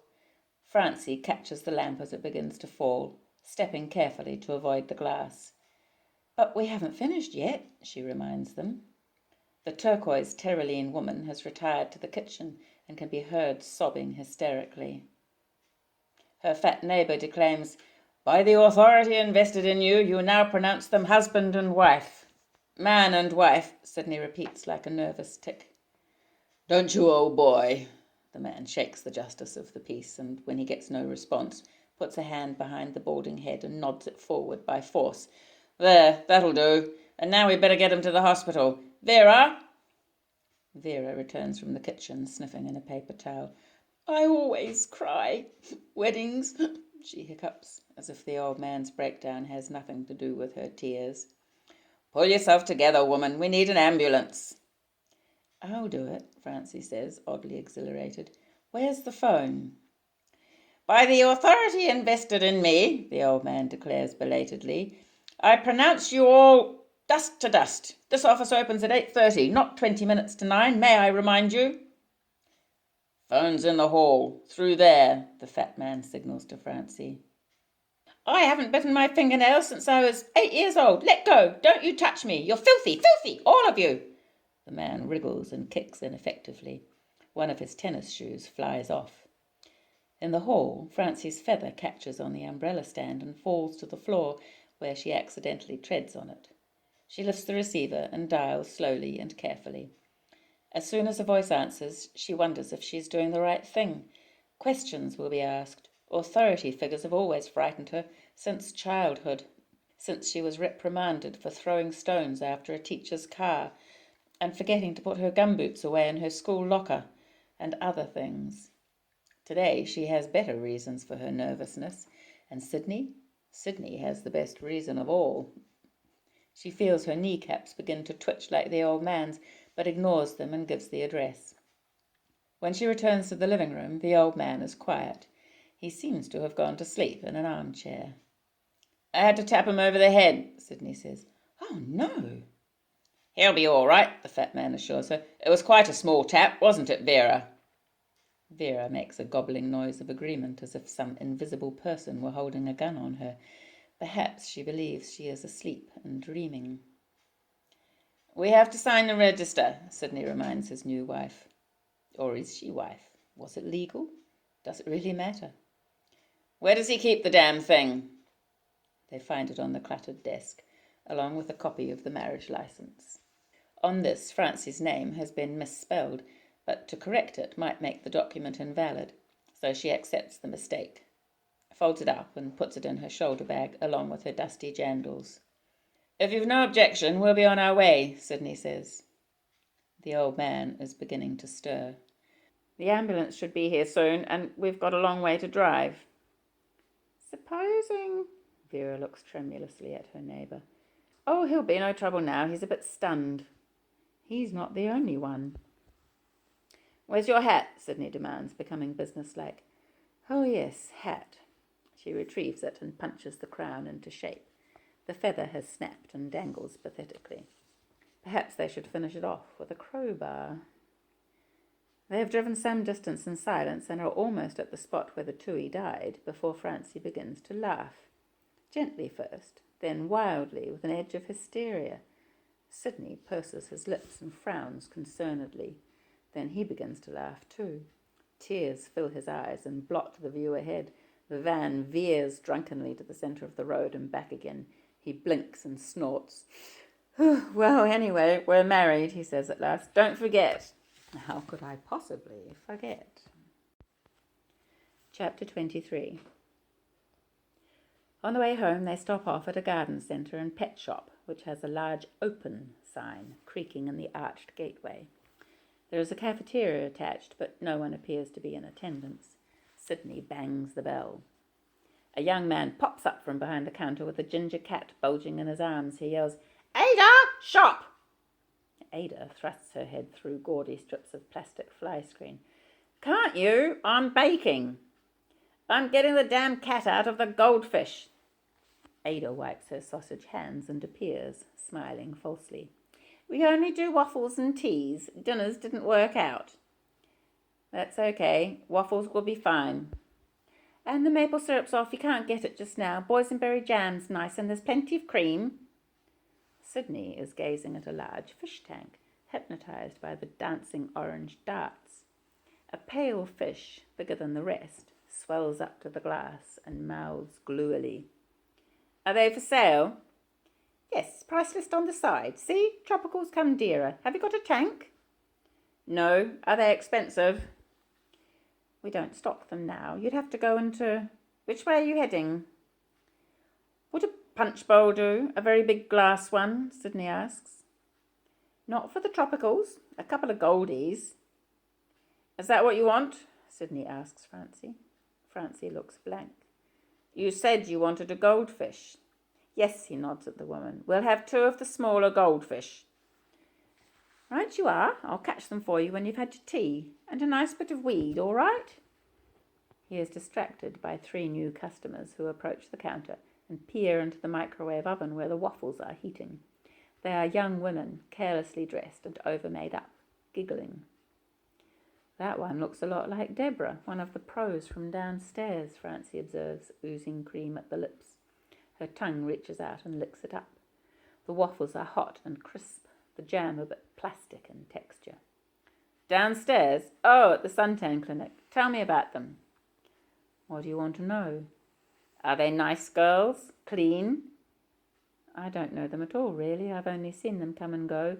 Some of them are quite scary looking. Tough. Deborah's okay. I do know one of them has 2 little red devils tattooed on the inside of her thighs." "Really? How do you know that?" She laughs, teasing him, and won't tell. "She showed you?"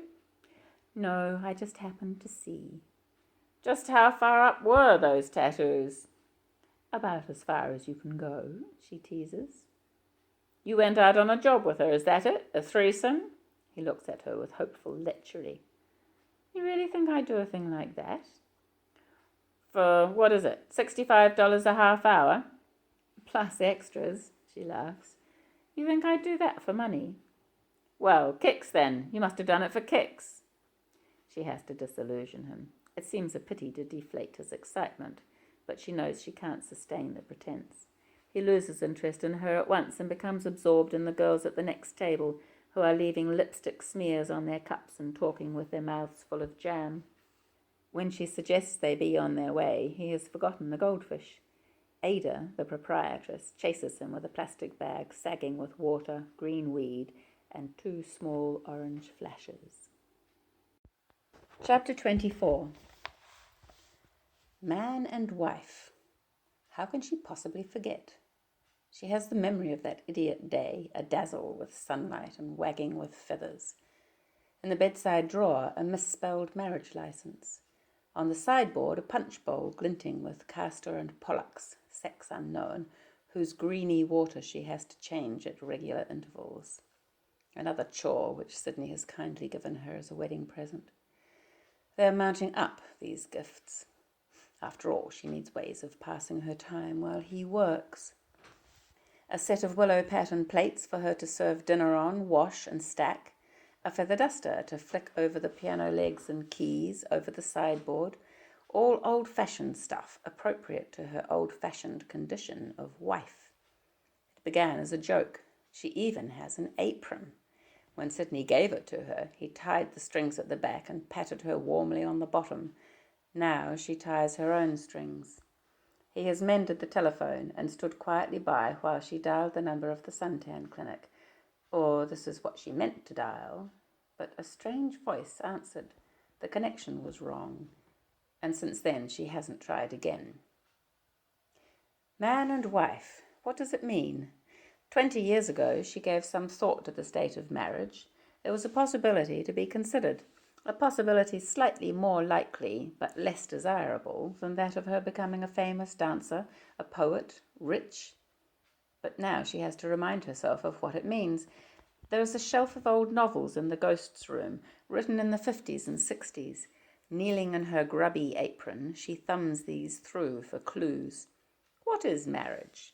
People serving each other, belonging to each other in the crudest kind of way, like cash in a wallet.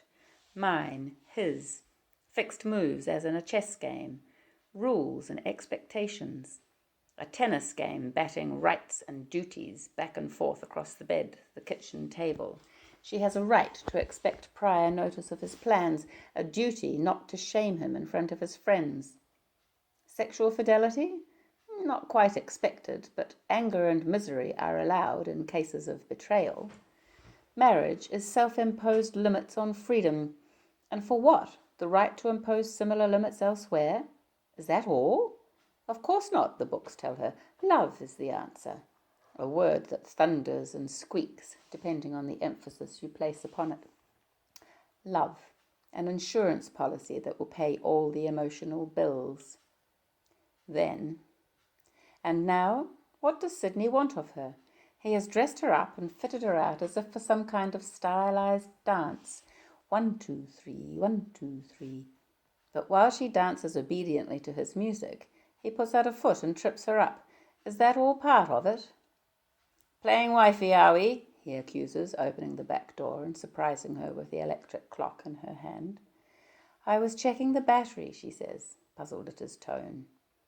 And the time, eh? Egging it on, like a football score, so that you've got a nice round number of hours late home to punish me with? I didn't say you were late. Ah, now, you didn't say. Nothing so crude as saying. That's the beauty of the way wives operate. Did Lois? Fuck Lois. I don't talk about my past. No, you just relive it, Francie thinks, inspired with his sudden knowledge. Sidney needs to relive his past, and Francie is being used in the exercise. No, you don't talk, she says. Nothing so crude as talk. He stops in his tracks, frowning. He isn't at all sure what she is getting at. At least she is throwing something back at him, but his memory replay buttons are faulty, and he doesn't know what. It is safe to curse her in general terms. This he does. Bitch. He reaches for the clock. What's wrong with this thing? It doesn't seem to be going. Like I said, I think the battery's shot. Oh, He loses interest and begins to unpack some shopping items from his tool bag. Anyway, if I'm so late, why can't I smell dinner? I knew you would be late. Ah, he pounces. So I just had an omelette. You can do the same. She had planned to prepare this for him, but now she feels rebellious. Myself? You'd let me get my own dinner after a hard day's graft? And what have you been doing all day? Stop it, Sidney. It isn't funny anymore. I don't choose to be idle during the day, and you're perfectly capable of whipping a few eggs for yourself. No. He sits down heavily on the pew seat at one end of the table. I won't. You're my wife. Behave like one. You're serious? Yes, I'm serious and hungry. And anyway, I've brought you a present.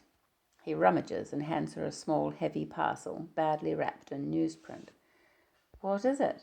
Her heart sinks. Is she to be blackmailed into expression of gratitude? She can think of nothing which could make her days more meaningful, more pleasurable. It is an electric tattooing instrument. For tattooing red devils on white inner thighs, blue dragons on muscled forearms. Wherever did you get it? It looks like a pretty old one, out of the ark, in fact. You're not going to use it. Why not? You said it was for me. Well, I'd operate it for you. I've been thinking about that prostitute, the devils. I quite fancy that. I'm sure you do. Well, that's too bad. Look at that needle. Yuck! And it's probably dangerous. You won't catch me within a mile of the thing. You must think I'm crazy. I've got the ink, too. 2 colours. Did you pay for it? She shakes her head in amazement. Don't you know tattooing's painful? It hurts. So does having babies, but women do it. They like pain. It makes them feel clever. Their brains are wired up to make them natural martyrs. Francie, who has been lining up eggs, mixing bowl and beater on the kitchen bench, she'll go this far, but of course no further, squeezes an egg in the palm of her hand. It is as if her fingers have a will of their own. She lobs the resultant mess at his chest and wipes it down his shirt front, rubbing it in. Got you on the raw, have I? The raw egg. He chortles at his own joke and begins to sidle out of his slimy shirt. There, more washing to keep you happy. Do I have to get myself a clean shirt, or will you? She starts to leave the room, then pokes her head back round the door. I'm not getting your shirt. I'm going to watch telly. You realise this is how wife-battering began, he grins. She has gone. He sulks. In the sitting room, she can feel his sulking. It seems to affect the television reception. The newscaster flickers angrily in her eyes. Chapter 25. She is still sitting in front of the screen when Sidney comes into the room, bare-chested, closes the door behind him and leans on it, as if he has no intention of letting her out. In his right hand he weighs the tattooing instrument, like a revolver. What are you doing? Plugging this thing in, he tells her, bending down to the hot point socket at the skirting board. What for? She giggles nervously. All the better to... He lunges for her without completing his sentence. She has backed away quickly behind a wing-backed chair, and as he pushes it aside, she runs for the door. He's there before her and trips her up with his toes. He has taken his shoes off, and his work socks smell as if they are decomposing. Stop it, Sidney! She rolls over and scrambles to her feet. He lets her go. Why? For as soon as she ducks to the other side of the sofa, he begins to follow. The electric cord has become entangled in the wing-backed chair. He has to unplug it in order to free it. She watches this temporary hold-up. All the time, he keeps the sole of his foot pressed against the door to prevent her escape, and a moment later he is again in pursuit, the electric tool buzzing like a wasp. Now she screams, dredging up civil defence instructions from the bottom of her mind, the heel on the instep, the pinch and twist under the arm. He has her backed up in a corner of the sofa, out of reach of any defensive moves she can recall. Her brain is full of the sludge of fear. It wasn't the inner thighs, she pants. I made that up. Where then? Show me where. She begins to lift her skirt, then thinks better of it. You couldn't do it anyway. It takes an expert. You can't even draw. How do you know? He laughs and lowers the electric tool. On the carpet, the zizzing noise changes its tone. That's a good idea. There should be a red felt pen. He backs to the sideboard drawer, keeping his eyes on Francie. His pupils are black and shiny like little beetles. Don't move. She has no intention of moving. She is too exhausted with relief to do more than regulate her disordered breathing. However, she does shift the tattooing needle a few inches further off with her foot. It makes a small, startled noise like a living thing. She glances at Sidney guiltily. That's all right. I'll turn it off. You don't really imagine I'd have done it, do you? Whatever do you think I am, Dracula or something? How should I know? Don't you think a husband should enjoy his wife? Come on, where are your lovely legs? His hand sweeps her skirt up to her waist with one movement. What about me enjoying? Aren't you? Well, hold still. Yes, there. The stroke of the felt pen on her inner thigh tickles and makes her squirm and laugh. Still, I said, but Francie's squirming seems to delight rather than anger him. Does it feel nice? What do you think I'm drawing? You're right, I can't draw devils. What then? Oh! She writhes uncontrollably, her legs threatening to close and shut out the tickling rasp of the felt pen. He is kneeling between her parted thighs, pinning them down with one heavy forearm. Don't moan. You like it. I can see you like it. I'm drawing goldfish. They can swim up into that soggy pond of yours, and I'll swim after them, eh? Shall I? Shall I? Chapter 26. You called me Lois the other night when you were making love to me, she says. She's ironing his coarse shirts in the kitchen while he picks his teeth with a pin. Don't be silly, he denies it. But you did. I know my own name. He sighs. That's one of the things I find irritating about you, Francie. Oh, yes? I irritate you? The way you rattle on about Lois. I do? She is dumbfounded. When? On our wedding day, for a start. Oh, yes. Well, that's understandable, isn't it? Considering I was taking on her job, as it were. It's natural to be curious about your predecessor. But otherwise, I don't think I've rattled on. What about the other night when you were nagging me for being late home? I wasn't nagging you. And you started in about Lois. What a rave. What? She is amazed at the inaccuracy of this. I barely mentioned Lois. You shot the subject down before it got going. You see, there you go again. You're obsessed with the woman. Really? A dry, hopeless little laugh. Communication seems impossible. She shoots a jet of steam over a shirt collar and presses it with unnecessary vigour. The fabric is permanent press. She is pretending to be a pioneer woman with a flat iron.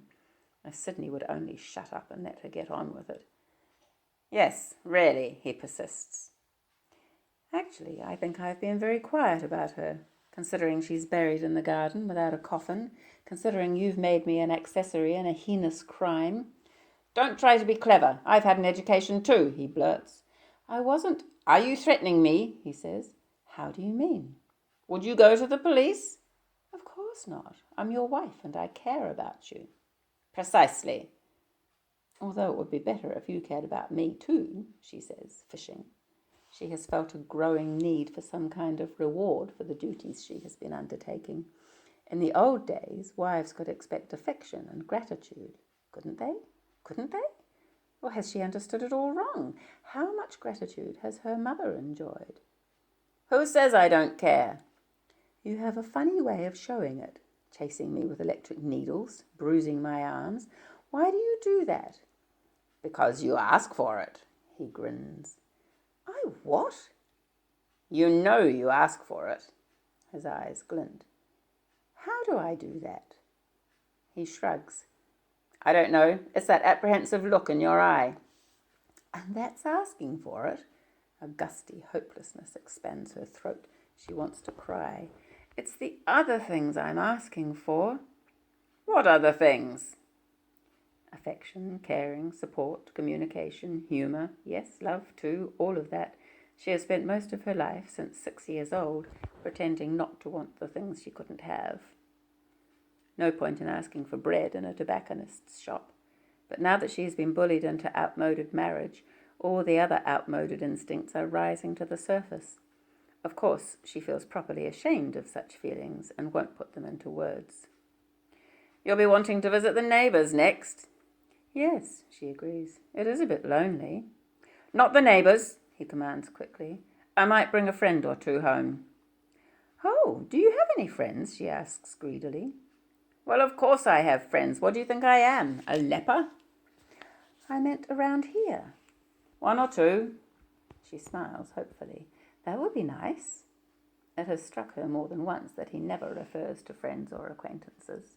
Surely there is a male equivalent of Ellen somewhere in his life. Before the vaccine-induced suspicion, New Zealand males spent a lot of time in each other's company. She would like to meet his friends. "Why are you so pale anyway? There's no excuse now the UV cubicle's wired up." "I don't tan my face. That makes wrinkles. I put something over my head." "Well, I don't think you should. You've got wrinkles already. I'd prefer them tanned. Go and have a suntan now and leave your face uncovered. I'll turn you on." "Don't worry, I can do it myself. I finished these anyway." She hangs the last shirt on a hanger and hooks it over the back of the chair. There is a friendly, steamy smell in the kitchen, and she is reluctant to leave. "Don't you trust me?" he accuses. "Do you think I'm going to lock you in and fry you?" "Of course I don't. What a thing to think of." "I could, you know. There's no switch inside and no timer." "I take the clock in with me." "But if I locked you in?" "There's no lock. And stop it. I don't enjoy these games. I don't think I will have a suntan after all." He laughs. "You're an easy tease. Too easy sometimes. I always win. You're not going to let me win again. Go and have your tan. Go on. I won't come near you. There's cricket on TV."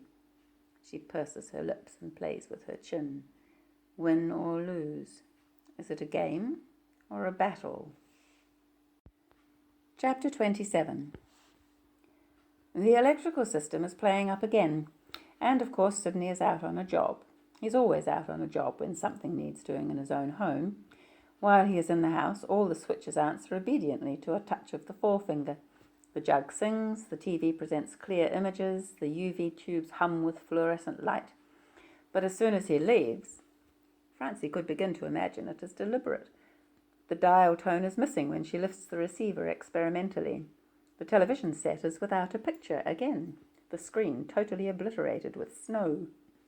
Possibly this has something to do with the hour of the day, interference from some industrial machinery source, she tells herself.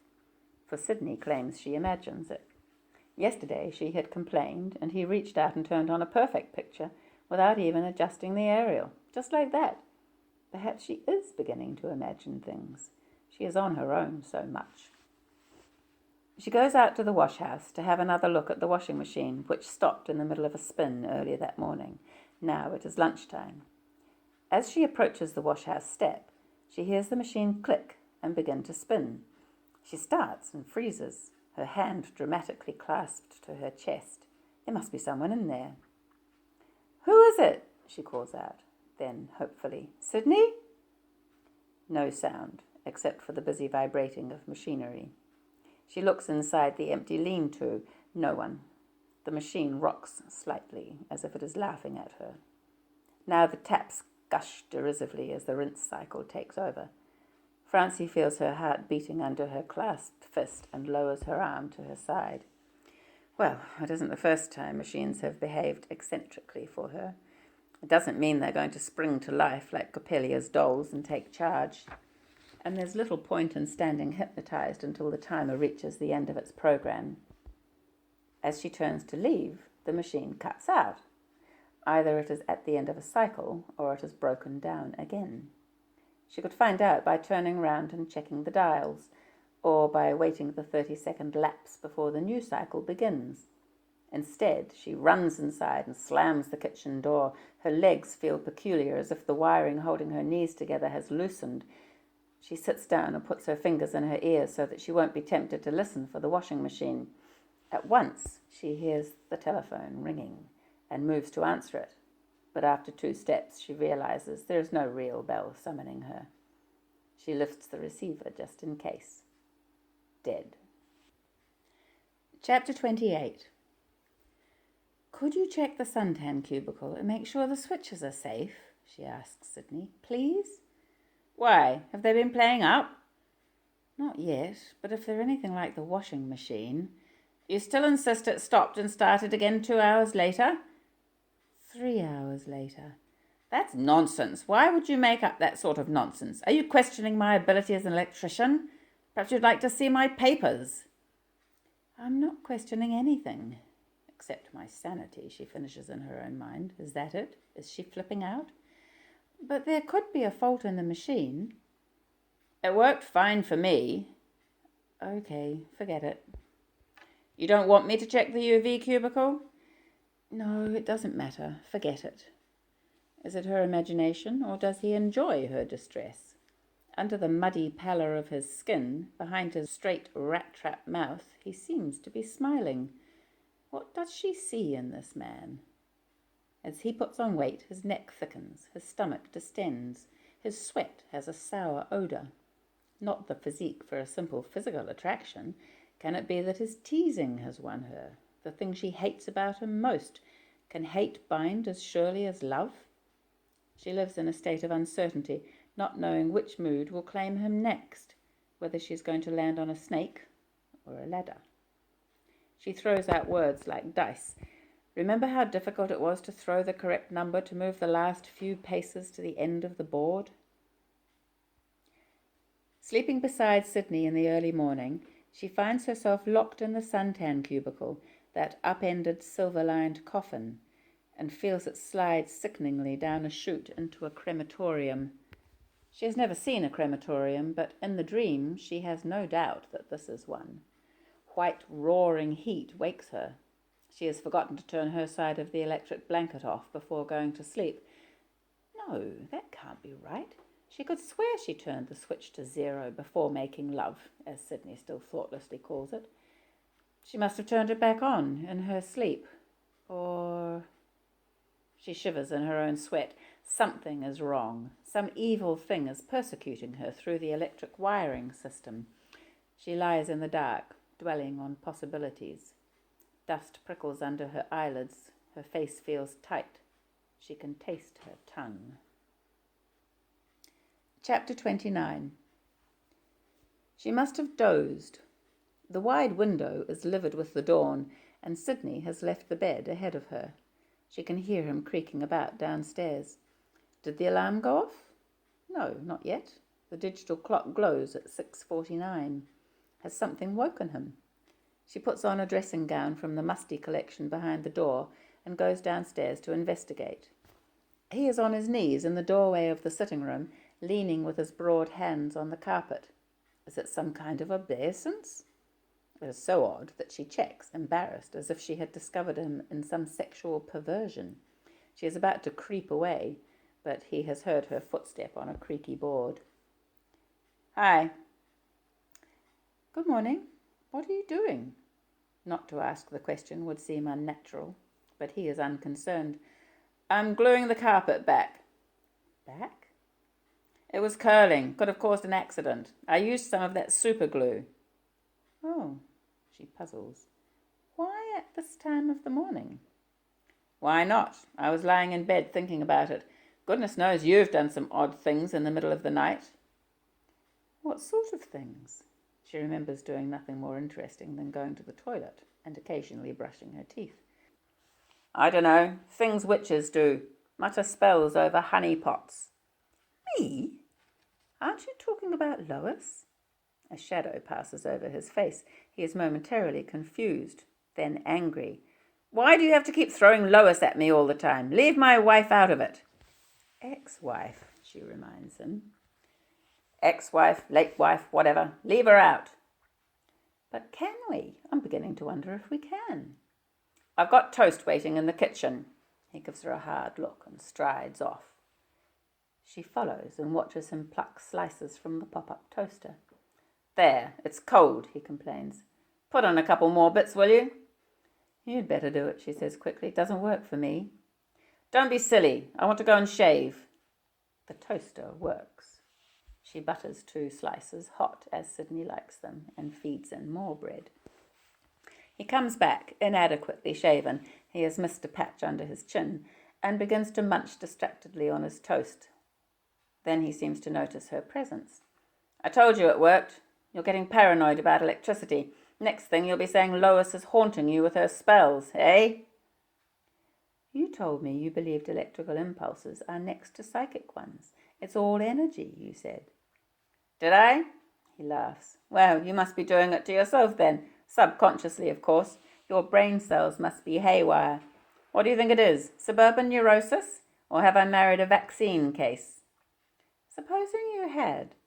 It usually comes on quicker. No, my guess is suburban neurosis. Thanks. Aren't you eating? I'll have mine later. She tends to develop stomach cramps when they eat together. Anorexia too? You are a mess. He begins to hum cheerfully. When he is gone, she paces about the kitchen, tidying dishes into the sink and talking to herself.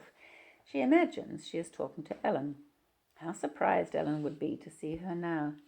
That she, Francie, the tough emancipated one, should let herself be bullied into this position by an old-fashioned male chauvinist. Selfish in bed, shifty, secretive, bossy. She, Francie, the strong one, buttering his toast, quaking at his step, submitting to his whims. Worst of all, wife. Ludicrous, shameful. She has become a traitor to her sex. She mutters and laughs, but without humour. When he has been gone half an hour and her writhing nerves have subsided, she puts some bread in the toaster for her breakfast. By the time she thinks of it again, the kitchen is beginning to fill with smoke. She pops up 2 cindered slices manually. The timer has let her down. Damn, damn, damn! She juggles the charred bread to cool it and decides to throw it out the back door. It is then that she notices Sidney has locked her in and removed the spare key from the nail. Chapter 30. She doesn't hear the Chubb key turning in the lock when he returns home in the evening. She is engaged in putting her weight on different sections of the carpet to see if this has any connection with the way the sitting room light flickers. The idea came to her when she entered the room a moment earlier to be greeted by the sudden extinguishing of the lights. Seconds later they came on again, and at once she thought of Deborah's early warning device installed under the brothel carpet in case of police raids. Was that what Sidney was doing downstairs so early in the morning? Installing a device to affect the lights and startle Francie further? What is he up to? Attempting to drive her insane? She starts violently as he appears behind her. Oh, I didn't hear you. Obviously. What were you doing? Trying to catch a mouse? She narrows her eyes at him, struggling to retain control. He has crossed over the threshold, and the lights are still full on, not a flicker. That doesn't mean much. He could know exactly where not to tread, or could even have removed a fuse before coming into the house. She won't allow him to frighten her this way. Why did you lock me in? She demands. What are you trying to do to me? He wipes his face of expression. Well, it won't work. I'm not crazy. You won't make me think I'm crazy, she blurts. He shrugs. You said it, love. Do you want a mad wife? Is that it? Is that what you want? Calm down, Francie. Now you're being ridiculous. I've had one mad wife. Of course I don't want another one. That's why I've invited a friend to join us for an evening. Tonight? She pounces hopefully. Who? Who have you asked? Not tonight. Tomorrow. A lady. Sandra Peterson. I was working in her shop today. I thought she'd be good for you. For us. What sort of woman? What sort of shop? Did you know her before? If you're going to get jealous, I'll tell her not to come, he threatens. I'm not jealous, she says truthfully. But now she has deprived herself of the right to find out more.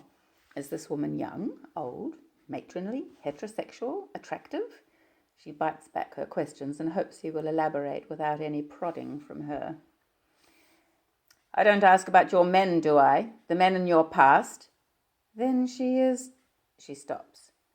No, I'd never seen her until today. She's just opened an underwear shop in the main street. Oh, so Sidney has been working in an underwear store, among lace frillies and black suspenders. What sort of woman would own an underwear store? What sort of woman, now Francie comes to think of it, would own a suntan clinic? Perhaps the two of them will get on well. What shall we talk about all evening? Will you buy some grog? Of course, he laughs. I imagine we'll find plenty to do. How do you mean? Well, we won't be playing Scrabble or bridge, not Sandy's style at all. What will we be doing then? I thought she'd liven up our sex lives. Good idea? What? She's a tart? No, well, not professional, but willing, which is more than could be said for you lately. I didn't think you noticed I was there most of the time, she retorts. Do this, do that. I just follow your instructions like a cake recipe on TV, trying to keep up. I don't lie exactly idle. Not exactly, no, but you don't think about me. What should I think about you? About your pleasure? Just who I am would help. He groans. You're my wife. I've remembered to wear a rubber since your pill ran out. That's thinking of you. Big deal. I love rubbers. Horrid word. I asked you to get me a diaphragm. I don't suppose you remembered. That's the third day you've forgotten. That's rubber too. I don't want a baby. You don't want a baby. But you fall asleep on top of me and leak. What use is a condom when you do that? He grins, refusing to be edged out of his cheerful mood. I'll buy you a diaphragm tomorrow, okay? Write down the size. I've written it down. Well, do it again. I've lost it. Chapter 31. Below the house, the white-sanded bay receives the slurring waves with womanly resignation. Like women, the landscape tends to survive, eroding only at pressure points. On this beach in earlier times, the blood of warring Maori and European has been shed. Lovers from happier days have held hands and made children. Lois, the witch, has walked here, picking plants for her potions. Sidney's children have played on the rocks. Only Francie has never been here, discouraged by Sidney from leaving the house. The occupants of the tarted-up holiday batches are total strangers to her, which isn't too surprising. People do keep themselves to themselves these days. The beach is mostly deserted, except for the odd dog and his owner collecting driftwood. Francie sleeps in the upstairs room, dreaming of electric devils and of a handsome man who writes her love poetry. The second is a recurring dream, fantasy, from adolescence. Sandra Peterson sits in the back of her shop, on the divan which is her bed, smoking marijuana and talking, very slowly, to the white cat, who is deaf. She talks about Sidney, who has for her a mesmeric quality she can't explain. He has invited her to dinner at his house. In Wellington, Ellen sits up in bed going over her latest conversation with the psychiatrist she now consults every Thursday. He has taken the place of Francie. Indeed, his nose is the same shape. He listens satisfactorily to her worries over the children and the future of the world. She scarcely notices he has no answers to offer. Planning her next session with this long-nosed man, she becomes overstimulated and has to get up and make a cup of tea. The Prime Minister, like Francie, dreams of devils, oddly enough. Or is it? Chapter 32. Francie wakes early in the morning with a shivery feeling of anxiety. It is a feeling she recognizes from her childhood, sometimes in connection with dental appointments, school tests, social occasions, but often connected to nothing real at all. At first she had gone to her father and asked, "Please tell me everything's all right," and he would laugh and say, "How can I tell you that? Look at this," and he'd wave some piece of paper at her. "Do you know what this is?" She imagines now it was a bill, a bank statement, a traffic ticket, something humanly manageable. But he never explained, and she accepted the mystery as powerful and terrifying. Sometimes her feelings of anxiety were so strong she could smell them like smoke in her nostrils. Lying in bed now, beside Sidney, she catches a whiff of that same odour of fright. Sidney is a man like her father, which should warn her against expectations of sympathy. He is lying with his eyes open, and if he wanted to talk to her, he would have already done so. But some kind of compulsion drives her to say, "I've got my frightened smell." "What do you mean? I can't smell anything." She explains, and he laughs. "You mean you're nervous about our visitor tonight?" "Am I?" She reaches for this explanation hopefully. "God, Francie, there's no pleasing you, is there? You wanted company." "But not in bed." "You're an adult, aren't you? You should be ready for adult activities." "I am. Well, I like sex, but I don't always feel grown up. Even running a business, sometimes I'd look at myself and think, I'm fooling everybody nicely, but supposing they guess. Sidney reaches out and switches on the radio news. Shh! Later, in the kitchen, she speaks to him. If you're going to take charge of my life, shouldn't you protect me too? Protect you? From what? She apologizes. No, I'm sorry. I don't know what I'm saying this morning. Of course you haven't taken charge of my life. I just haven't woken up properly. Then start waking, or we're going to have a very dull evening. Don't forget to take meat out of the freezer. When he plucks his key rings purposefully from his pocket, she eyes it and declares, You're not going to lock me in again. Oh, yes, I am, for your own protection. You admit you need protecting. I don't. Francie, you just said so. Protect me, you said. From what? Now you're stealing my lines. I don't know what you're afraid of, but you could go wandering off the state you're in and get yourself lost. I'm not in a state. Francie, he says gently, humouring. He peels her hand off his sleeve and goes out, locking the door noisily after him. Chapter 33. You don't look like a lady who's got no lovers, Sidney says of Sandra Peterson. He has lit the fire in the sitting-room grate, and the three of them sit around it, spooning Francie's fish curry from Lois's blue plates. At the moment, I said, I get offers, don't worry, but from the most unsuitable people. She pronounces it, unsuitable. For one thing, they can't afford me.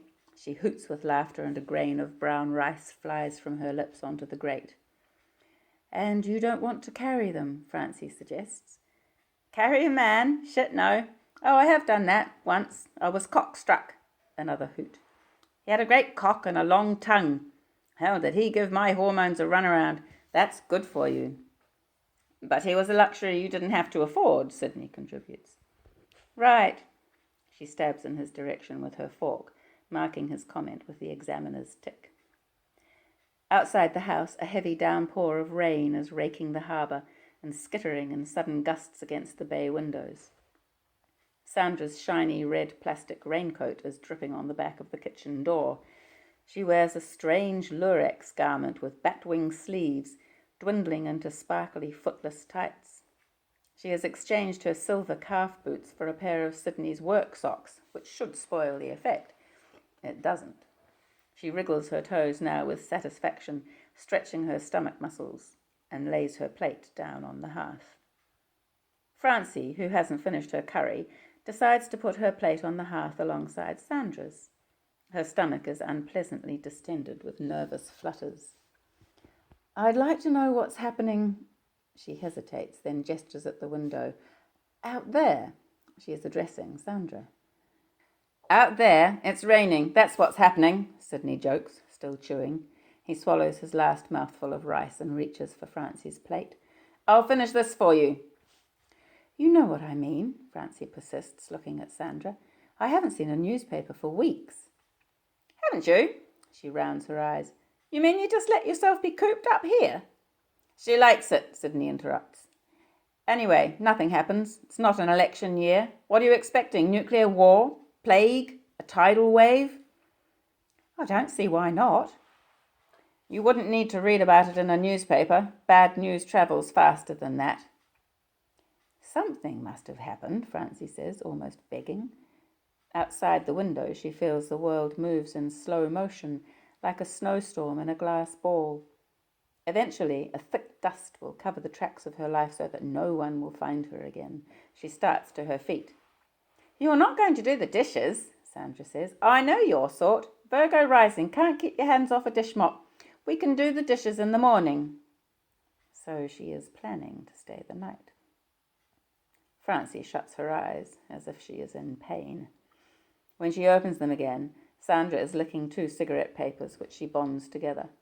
On her lap is an aromatic plastic tobacco pouch, which she digs into with red claw fingernails. This is what you need, she grins.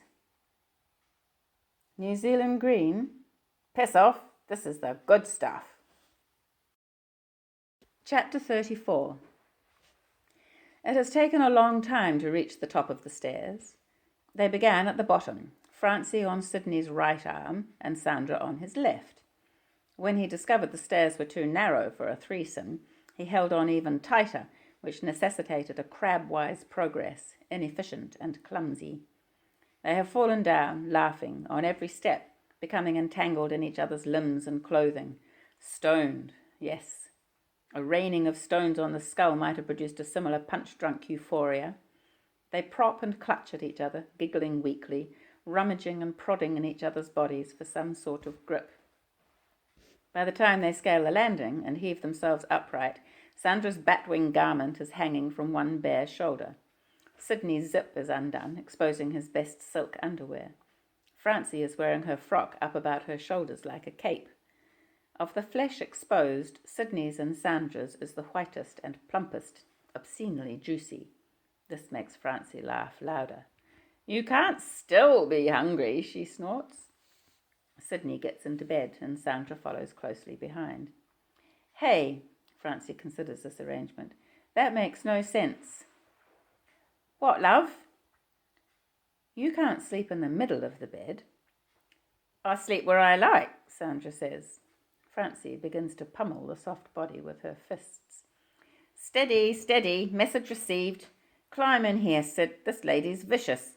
She rolls away from Francie, coaxing Sidney over her mounds of flesh, directing him to the centre of the mattress. "Climb in, you say? Okay, I'm climbing. Top of the mountain to you, Sandy, love." "What about me?" Francie tugs at his arm, but her fingers slide off. He is damp with excitement. She scrabbles with 2 fingers in his soggy armpit, looking for attention. He doesn't notice. Then quite suddenly he does. Smack! He hits the side of her head as if she were a mosquito irritating his sleep. "Ouch!" Anyway, it doesn't seem to matter. She nurses her head and listens to passion creaking and groaning alongside her. Very slow and arduous it sounds, like rowing a heavy boat.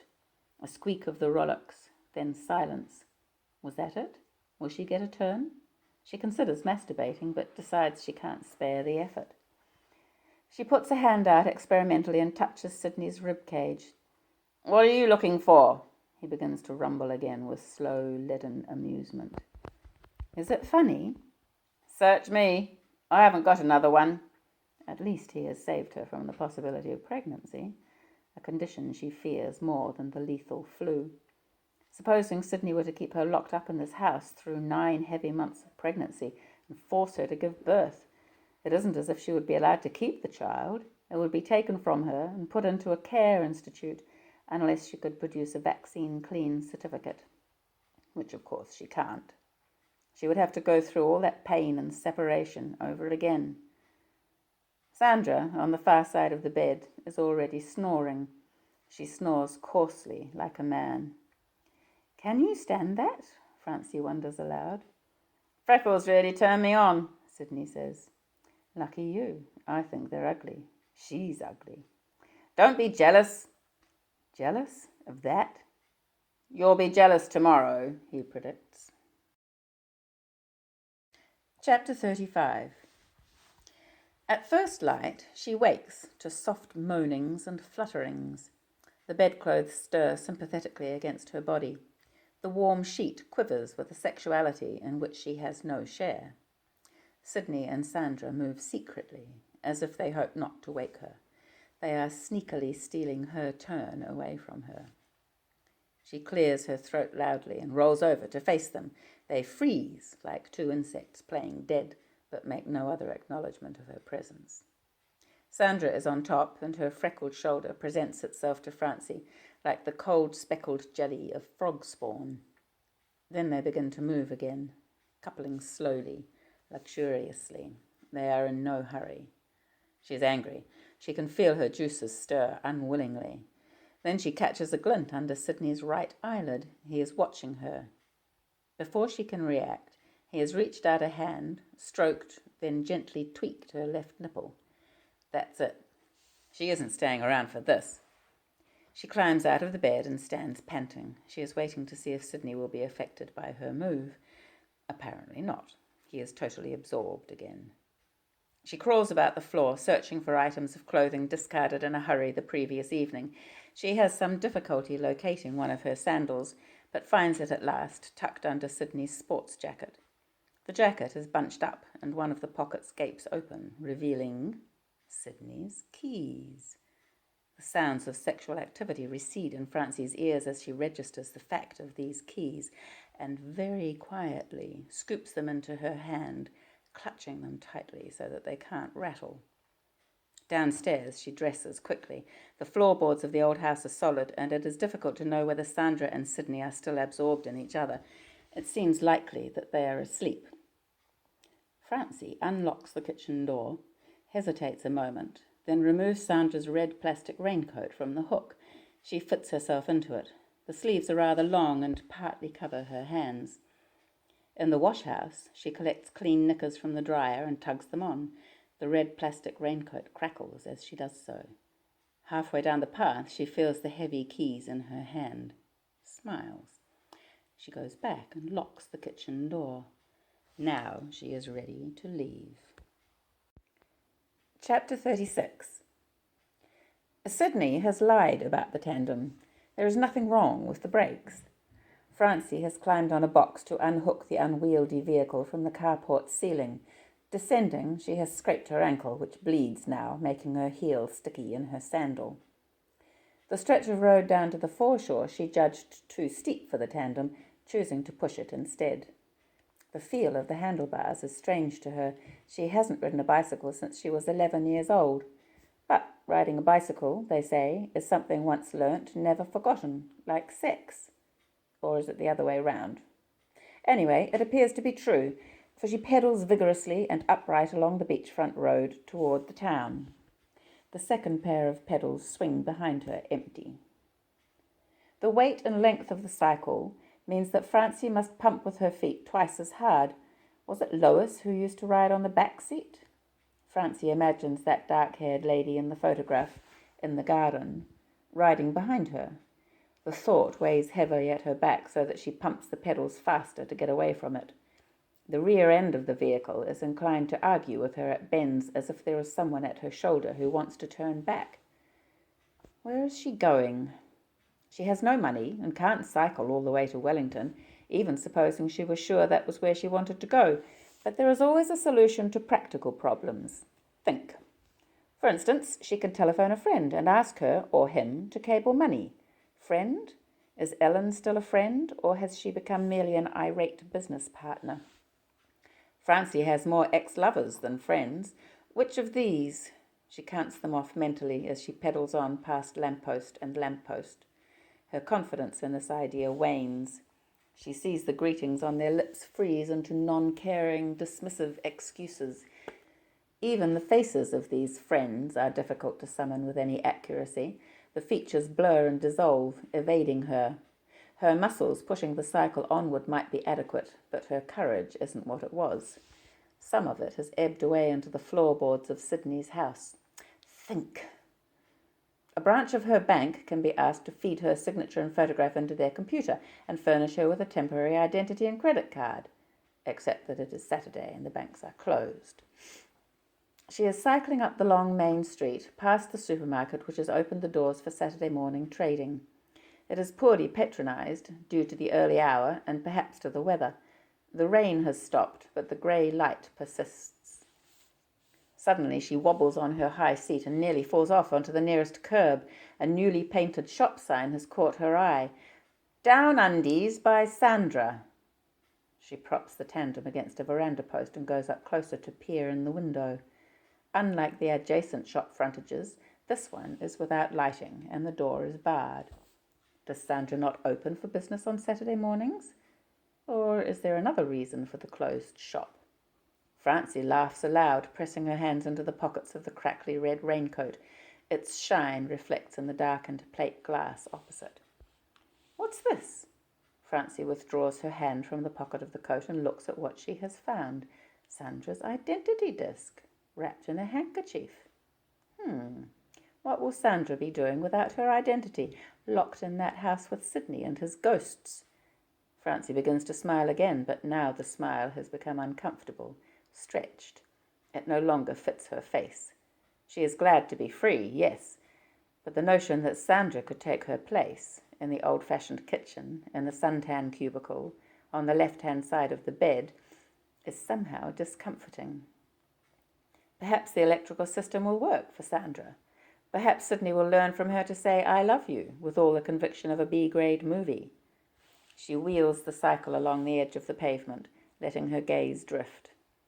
2 women caregivers from the local boarding nursery are shepherding their charges across the street. 2 old men in knitted caps and gumboots are sitting on a council seat, contemplating a large council pot plant. Otherwise, there is very little activity.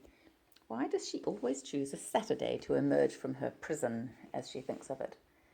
Choice, of course, has had little to do with her actions lately, but now?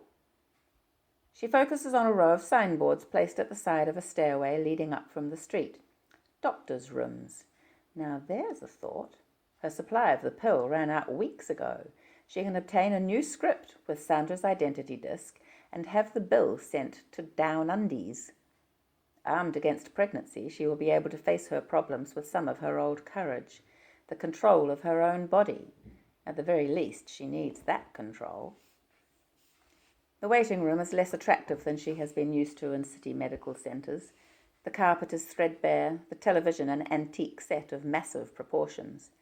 The doctor's speaker system dangles from the ceiling at an angle as if it means to fall.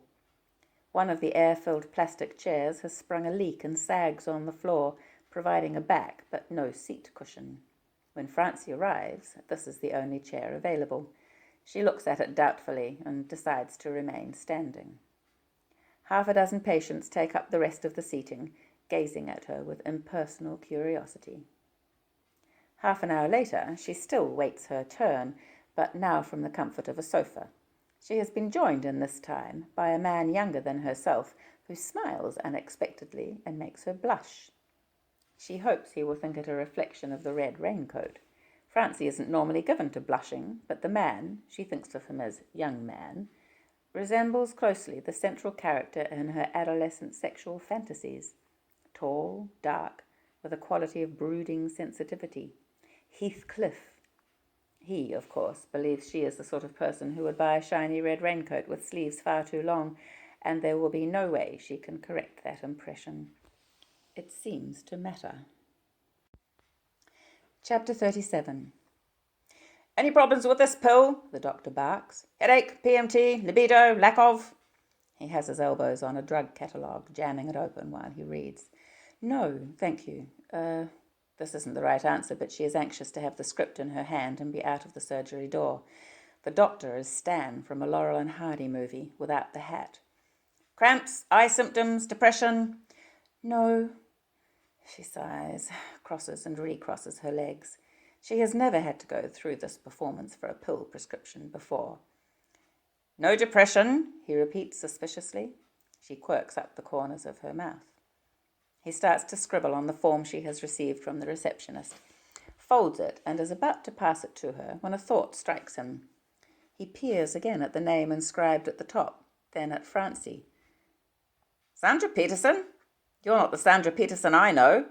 Down Undies, you say?" She flushes hotly. "It won't do, you know." He puts his hand to his head and rubs underneath his spiky hair. "It won't do." "The thing is," Francie begins to explain, he doesn't look to be a hard man, only puzzled and tired. Perhaps she can convince him of her need. "Never mind the thing," he barks, looking less tired. "We can do without the thing." "How do you mean?" There is something in the man's tone and the angle of his head that alerts her to danger. She looks to the male nurse working around the corner in the window alcove for enlightenment. The nurse shuts the filing cabinet slowly behind him with one hand, frowning in the doctor's direction. "Things! Things!" The doctor begins to tear at his clothing as if an army of ants has infested his underwear. "They're coming in the window!" he shrieks. "Get them, Daddy, get them!" The nurse steps up from behind and pins the doctor's arms at his sides. He subsides, deflating like the chair in the waiting room, and begins to cry. "Oh dear." Francie steps forward with Sandra Peterson's handkerchief and wipes his nose. He responds, snuffling like a child. She feels an odd mixture of guilt and compassion kicking in her stomach. Surely she hasn't brought this on. "Shall I tell The receptionist has already been alerted by a wall bell and appears now with a straitjacket. One sleeve bears a rusty stain which has fought successfully against bleach and detergent. Francie pats the doctor worriedly on his sunken shoulder, deposits the sticky handkerchief on his desk, and leaves. At least her fraudulent identity hasn't been uncovered, but she doesn't have the script. The speaker system in the waiting room announces a slight delay while the new duty doctor is contacted. The patients are well aware of what has happened behind the surgery door and regard each other uneasily. Francie hovers, wondering what to do. She's trying to remember what the doctor did with the prescription form before he became ill. Did he screw it up? Drop it? There is every chance the new duty doctor will also recognise that she isn't Sandra Peterson from Down Undies. Small towns are like that. "Are you all right?" The tall stranger of her adolescent fantasies is addressing her. "He didn't hurt you, did he?" "No." She focuses on his concerned expression. Does she look so distraught? "Oh, could you help me?" "Yes, of course. What's the trouble?" The other waiting patients look on, hostile and inquisitive. "My prescription. I must have dropped it in the surgery. All the confusion. He'd just written it out." "I'm sure the nurse will get it for you if you don't want to go back in." "I don't really." For some reason her voice shakes. This frightens her. Will she be the next one to ride off in an ambulance? The loudspeaker interrupts her fear. "Adam Page." "That's me," the man says. "Don't worry, I'll get your script for you. I shouldn't be too long. Will you wait?" "Oh, what name?" "Sandra Peterson," her voice whispers with false laryngitis. She waits. Adam Page. Francie's second name, she doesn't usually admit it, is Eva. After an English great-aunt, Adam and Eva. The tandem is still propping obediently at the curb when she returns to it. This is a relief to her because she hasn't chained it and anyone could have stolen it. 2 saddles are possibly less attractive than 1 to the average thief. "Why a tandem?" Adam asks her, having followed her this far. "It's a long story. And by the way, my name isn't really Sandra Peterson. I had to borrow her identity because I had none of my own. This is her coat as well." "No identity?" "Well, no proof of. My name's Francie, and I had to get that script, so thank you very much." "It's a bit crumpled, but I guess they'll accept it. The chemist's over there." He points. She prepares to leave, but her movements are slowed by the way his eyes follow her. Is there something else she can say to prolong the moment? "Come and have a coffee," he suggests, "while they're making up the prescription." "Okay." Buoyed with relief, she splashes across the road and dances into the chemist with wet sandals. Adam waits for her in the coffee shop down the road, seated under a drooping fern. There is an inside rockery and a trickling fountain. Francie has to keep her coat on because she is cold, but she rolls the sleeves up. "Now tell me, who's this Sandra Peterson?" Doesn't he want to know about Francie? She sighs and explains in a flat tone. "She's my husband's girlfriend, or I expect that's what she is. She was in our bed when I left this morning." "Husband? Are you living with your husband?" She pulls a face. "I guess it does sound funny.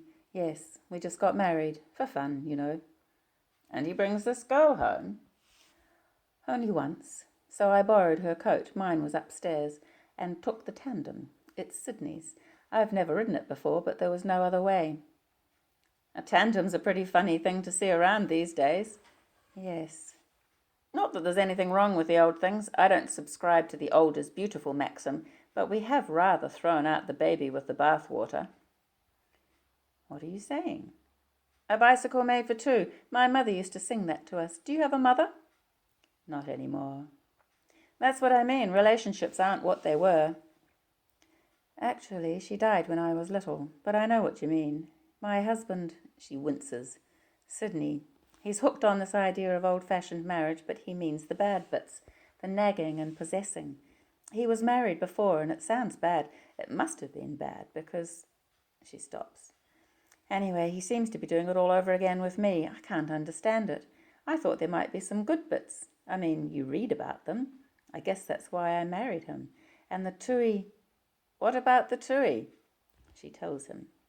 The minutes jump by. He tells her about himself. He is 33 and teaches art history part-time at the local boarding school.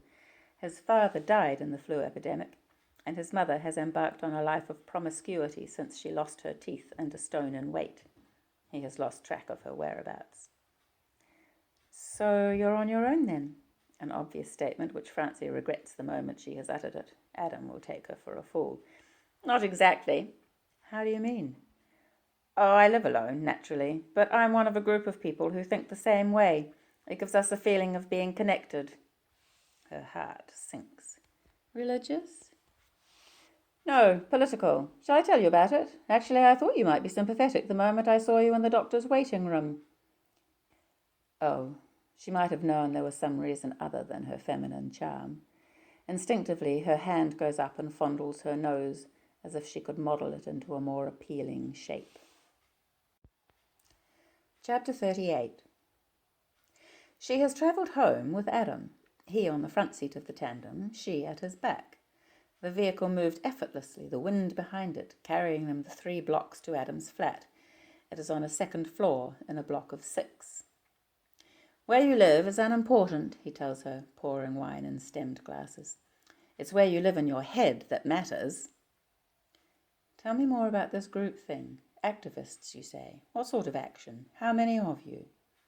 It's growing all the time. We started off giving out free rice to street kids. They're a useful network, and we can help them while they help us. I know there aren't supposed to be any street kids these days.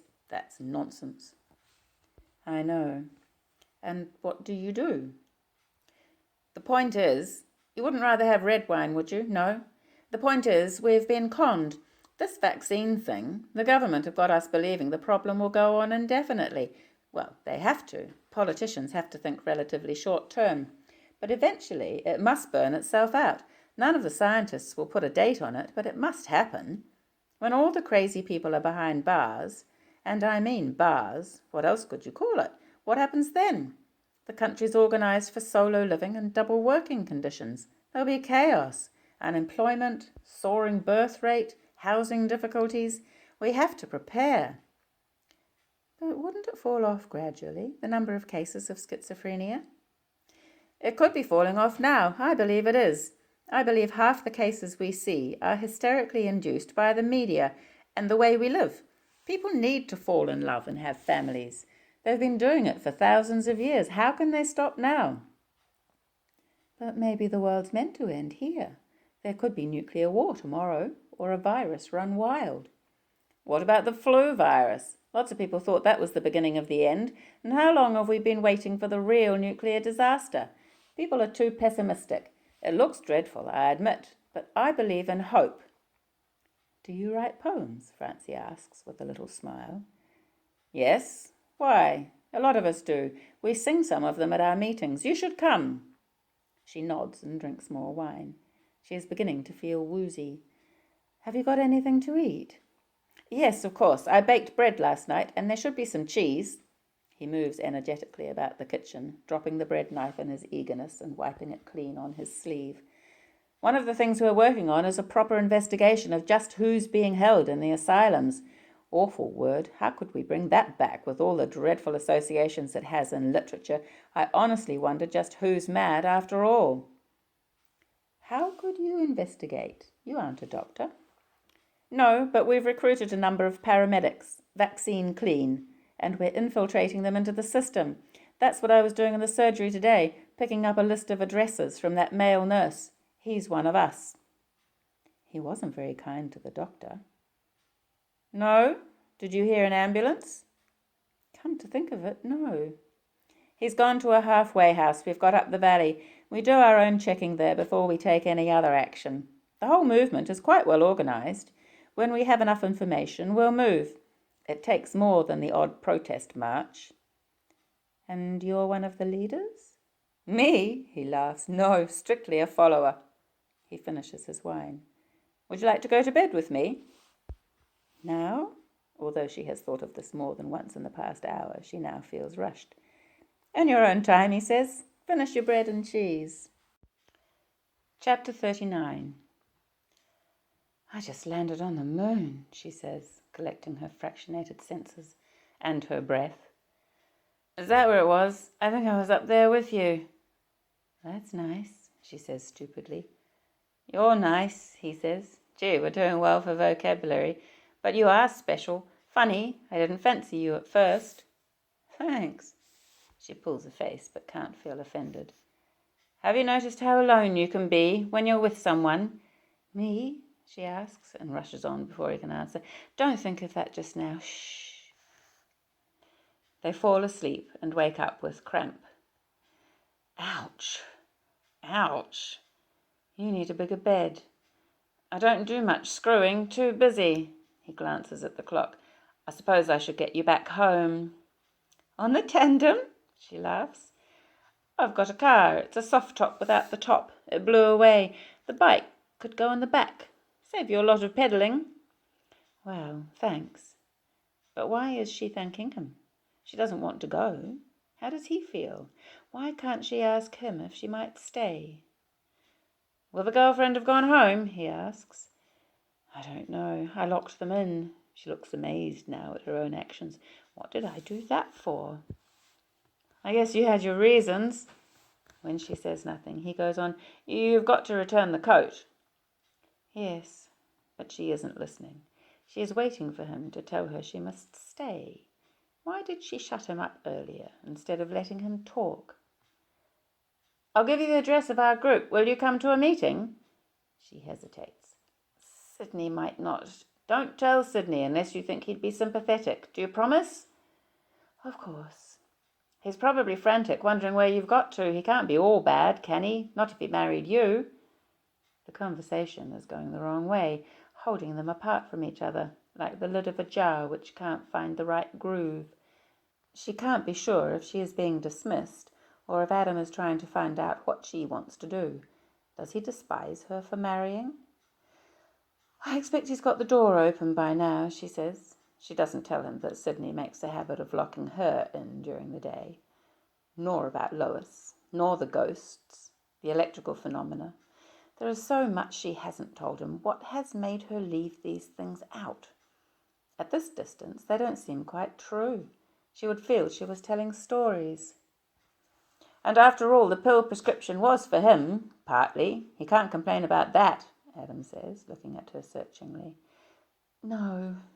Oh, but I expect he will. She sighs. I'll take you back then. He sounds a bit flat. Perhaps he is regretting their encounter. The group. Yes, she says quickly. Don't worry. I won't talk about it if you don't want me to. I can be quite discreet. I'm sure.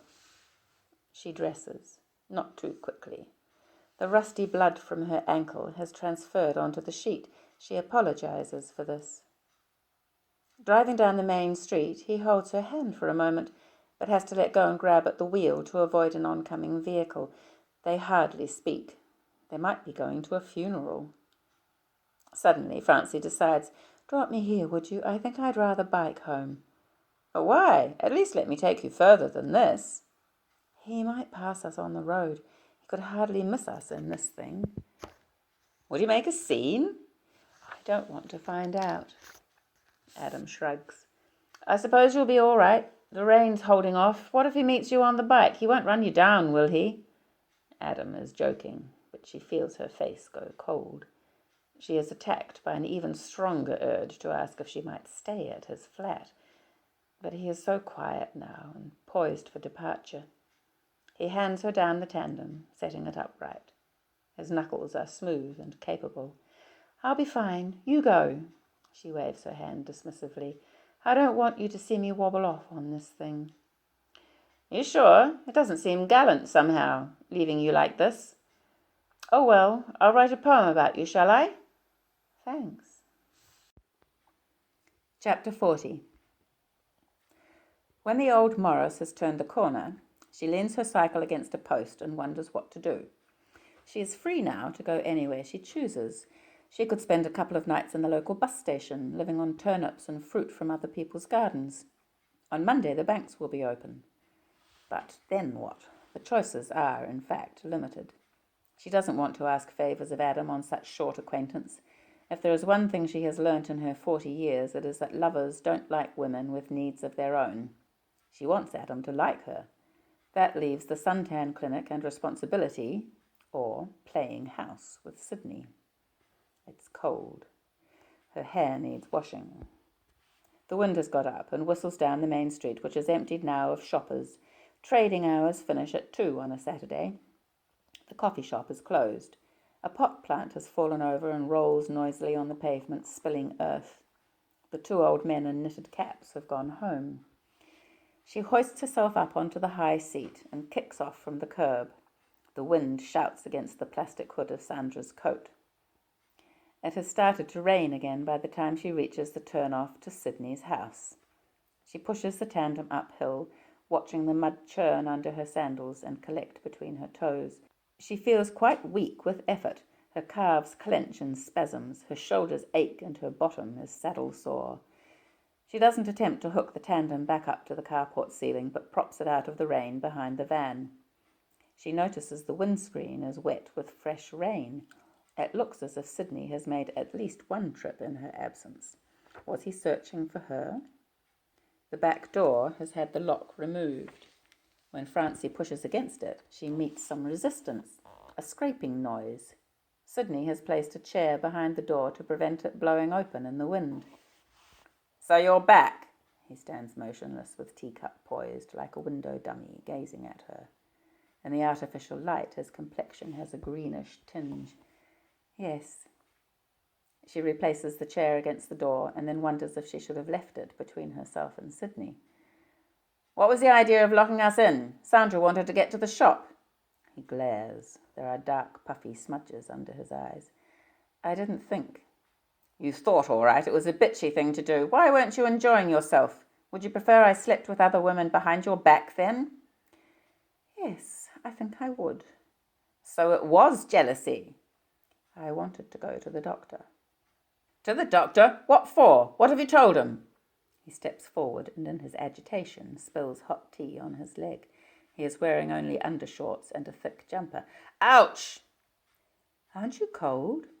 "I slipped in the mud." She begins to laugh, which inspires Sidney to toss the rest of his tea at her face. She ducks and gets most of it on Sandra's coat. "What did you tell the doctor?" he repeats. She is scrubbing at the spilled tea with a tea towel. "Nothing. I went for a pill prescription." She takes the flat box out of her pocket. "See, you won't get pregnant." Her hands shake. "Oh," he glances at it without much interest. "And I've lent Sandra your parka." "She's gone, has she? Will she be back?" He shrugs. "I'll see her at the shop on Monday. I can swap coats then. All right? You don't mind if I screw her at the shop?" "Not if I get my parka back." He laughs, beginning to relax. "You are a fool. I thought you might be biking to Wellington. I'd have found you, you know, if I'd bothered to look." She says nothing. The house reeks of Sandra's Eastern-style perfume, overlaid with marijuana. "Well, what are you going to do now?" he asks her. "Don't expect me to stand about making conversation. I'm feeling a bit freaked after—" "I want to go to sleep." He turns away. "I'd better get that lock back on the door." "That's right, or I might run away again." "It's not that. There are marijuana plants in the room upstairs. We don't want someone from the watch just walking in." Before she goes to bed, Francie collects up dirty linen and a damp towel from the floor beside the bed and takes it down to the basket in the kitchen. "That's a good girl," he nods, looking up from his screwdriver. She doesn't smile. Chapter 41. She wakes in the night and thinks about Adam. Action replay. She tries to summon up accurately his parting words. He was to write her a poem. For her or about her? For would suggest he hopes to see her again. She can't remember which it was. She remembers how his farewell smile lit his features, his black hair falling forward like Rupert Brooke in that photograph. What sort of picture did she present, squinting with fatigue? Did he notice when the rain began and calculate that she would arrive home in a downpour? Or did he shift her out of his mind as soon as he turned the corner of the main street? Does he have a girlfriend, an earnest, hope-filled member of his group, with a short nose and a youthful body? Yes, of course, he must have. They had slept with their arms and legs entwined, warming each other. She and Sidney sleep untouching, the electric blanket on one to combat the fall in temperature. He doesn't much like to be encroached upon in his sleep. But while she thinks this and sighs, Sidney rolls over and reaches out. His fingers grip her arm and dig into her flesh. She begins to object, then realizes he is still asleep. He moans faintly and his grip slackens. This has happened before. In the early days, she found something appealing in it. His probing fingers represented a need she hoped to answer. Now she feels more irritation than sympathy. What about her needs? He has no interest in what these might be, never mind in satisfying them. There is nothing quite so boring as total selfishness. Adam's absorbing interests are in people other than himself. The wrongly hospitalized, the street kids who need a future. An abstract interest perhaps, but not a selfish one. And herself. He seemed interested in her feelings and situation, just as she is intrigued by his. He doesn't need her. He has a life filled up with people and worthy pursuits, too busy for much screwing, never mind relationships. Francie is in the right place, lying distant and still alongside her husband, God help her, waiting for the morning. Sidney needs her in his way. If she can learn to go with him rather than against him, everything could yet turn out right. Perhaps marriage is something like riding pillion on a motorcycle. Lean with the driver, or prepare to take a tumble.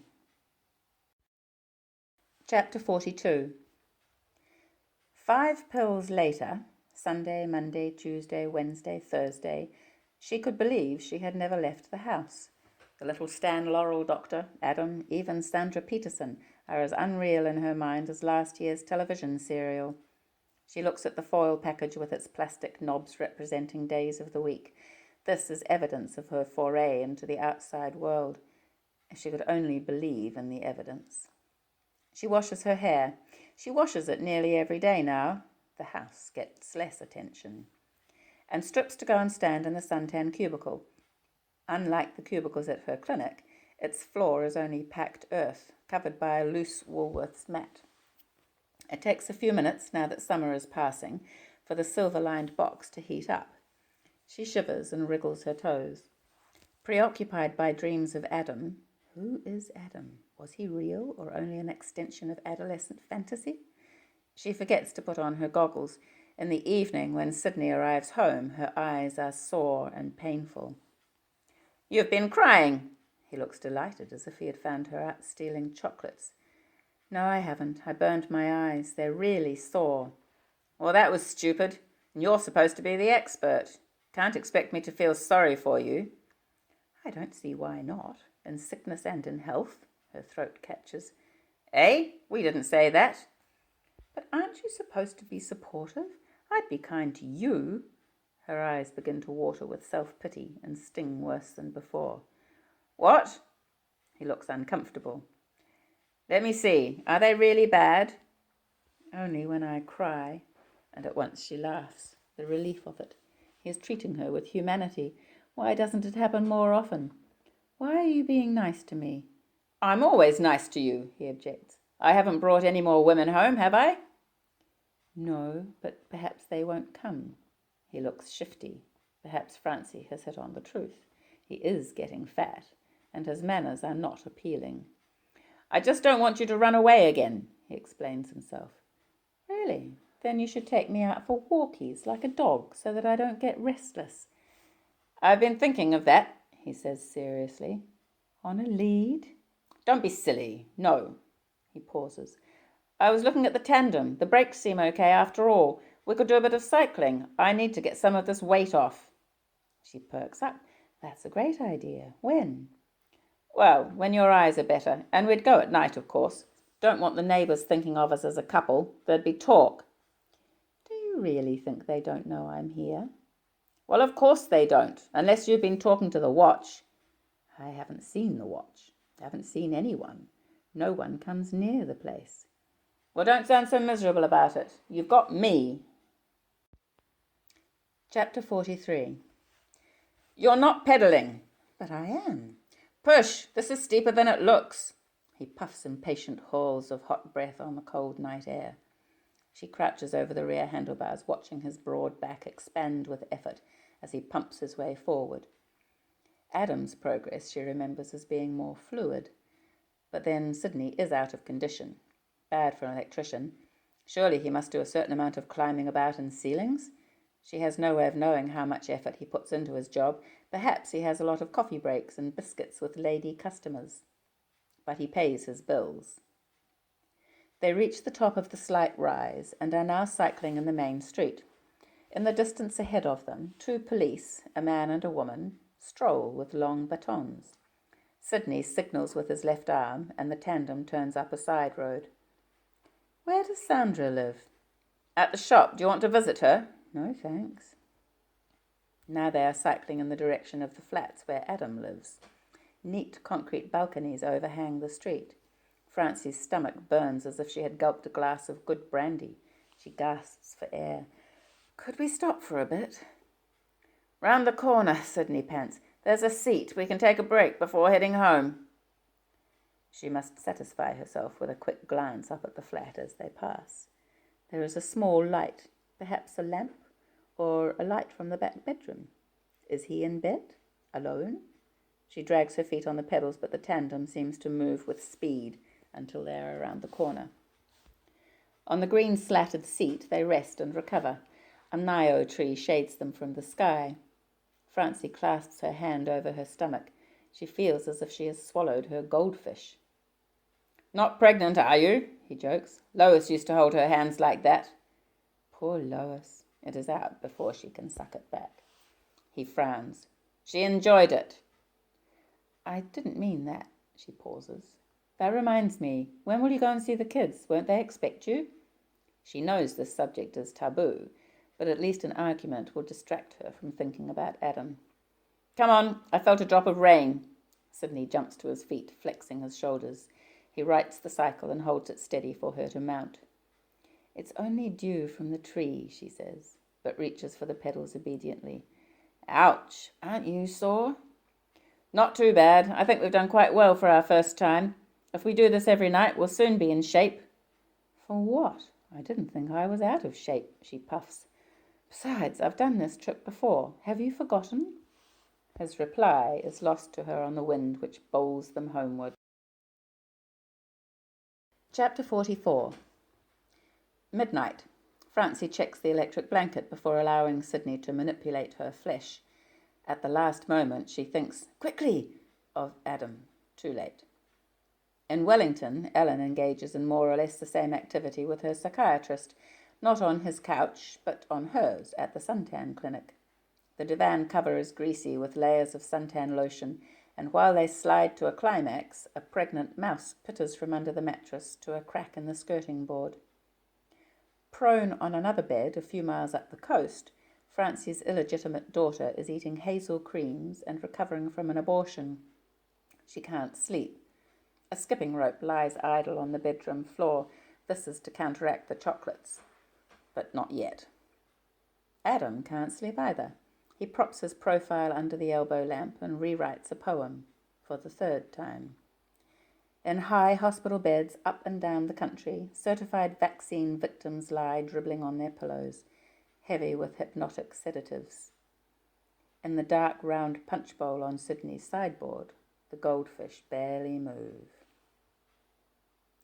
Chapter 45. 2 evenings later, Sidney chooses to take the same route along the road where Adam has his flat. Francie has no say in it. On the back seat, she simply follows his lead. There is a light shining in the 2nd floor living room. A figure props in the sliding glass doorway, half turned onto the fake Mediterranean balcony. Francie watches the light, and it dazzles her eyes so that the figure is only a black blur in the foreground. But as the tandem approaches, she grips the handlebars tightly. The features clear, as if she had turned up the bright button on a TV screen. She peers and is almost sure it is Adam. Besides, who else would it be? He holds a stemmed wine glass in one hand, and as she stares, pedalling, he raises it in a slow toast. Francie lifts a hand in an impulsive wave, half turning on her perch.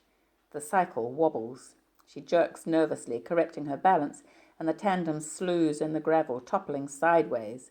Sidney curses. Francie falls off onto the road. She has cut her leg and whimpers. Her chin crumples with pain. Sidney hauls her upright and looks at the knee. "That was a fool thing to do. What were you doing?" "It's bleeding a lot." "Good. That'll wash the dirt out. Come on, let's get home before it stiffens up." He coaxes her back onto the cycle. "Have we got disinfectant?" She screws her head round, trying to see if Adam is there. He has gone from the balcony. "I don't want tetanus," she says, quavering with disappointment rather than fear. "You can soak it in the bath." They usually bath after their tandem outings. "Just don't use all the water." They turn the corner, heading for home.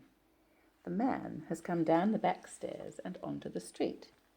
He stands on the oblong of synthetic grass by the first-floor balcony. He is Adam, and he is still holding his glass of wine. Despite the long hot bath prescribed by Sidney, the knee festers. It throbs and aches, so much that Francie refuses to sleep with Sidney. She takes her hot water bottle into the boy Stephen's room. A rock star gyrating on one of the wall posters reminds her of Adam. "Good," says Sidney. "You've been kicking me about the bed with your nightmares." "That's because of my knee, if I really do kick you." "Believe me, I know a kick when I feel one." He masturbates. She has festered dreams, her body limp with sweat. Adam is in all of them. Chapter 46. She slides down the stairs on her bottom and limps about the house. She isn't alone anymore. She has begun to feel as if she were dividing into two people, so that when Sidney has left with his toolkit and keys, there is another person waiting to keep her company, someone to talk to. She tells this person about herself, about Sidney's behaviour, about Adam. Or is it the ghost from the piano room who has taken over half of her personality?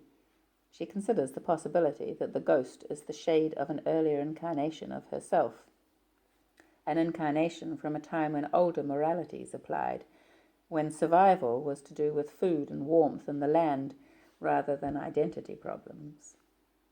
Or is half of her becoming a reincarnation of unhappy Lois, as Sidney seems to want, fighting off suburban neurosis with spells? Anything is possible in a large empty house with walk-in wardrobes and unoccupied bedrooms. At other moments, sitting before the sitting room mirror, contemplating her single reflection, she smiles at her imaginings. Of course, it is all games, really. Games to occupy an emptiness. The tandem rides have been abandoned while her leg heals. Instead, morning and night, Sidney does vigorous push-ups on the floor beside the bed, and he is subjecting his overweight flesh to regular tanning sessions. Who is he aiming to impress with his new body beautiful? Not Francie, she suspects. He has recently restocked the kitchen shelves with supplies. She stands at the cupboards, shifting the jars, tins, packets into different arrangements, as if she were trying to solve some complex Rubik cube. Behind her, the electric jug begins to sing. She waits for it to become a scream. Why not? A scream is company. Then she moves to the switch. An electric belt up under her armpit swings her with a crash onto the floor. She goes on falling, down through layers of her mind. She has no hands to grip with, no feet to land on. How much later is it when she discovers her body on the lino tiles? She lifts her head and it begins to swim so that she lowers it quickly. The floor tilts alarmingly before it resettles. At least the shock has welded her two cells together again, for her whole being is concentrated on the problem of making her body work. She goes to sleep. With any luck, she won't wake until Sidney comes home. Why doesn't he come home quickly? Doesn't he know she needs his help? A yellow cloud hovers menacingly above her head. She wakes up. Click. Or does Sidney know? Has he rewired the jug deliberately? She dismisses the thought, but bubbles of air are quivering in her chest and her teeth chatter. She can taste the electric current on her tongue. It tastes like her frightened smell, gone rusty. Lying on the floor, she tries to describe the gritty metallic taste so that Sidney will understand. Too difficult. Some time later, She drags herself upright and lurches to the sitting room sofa. She has forgotten her sore knee and winces.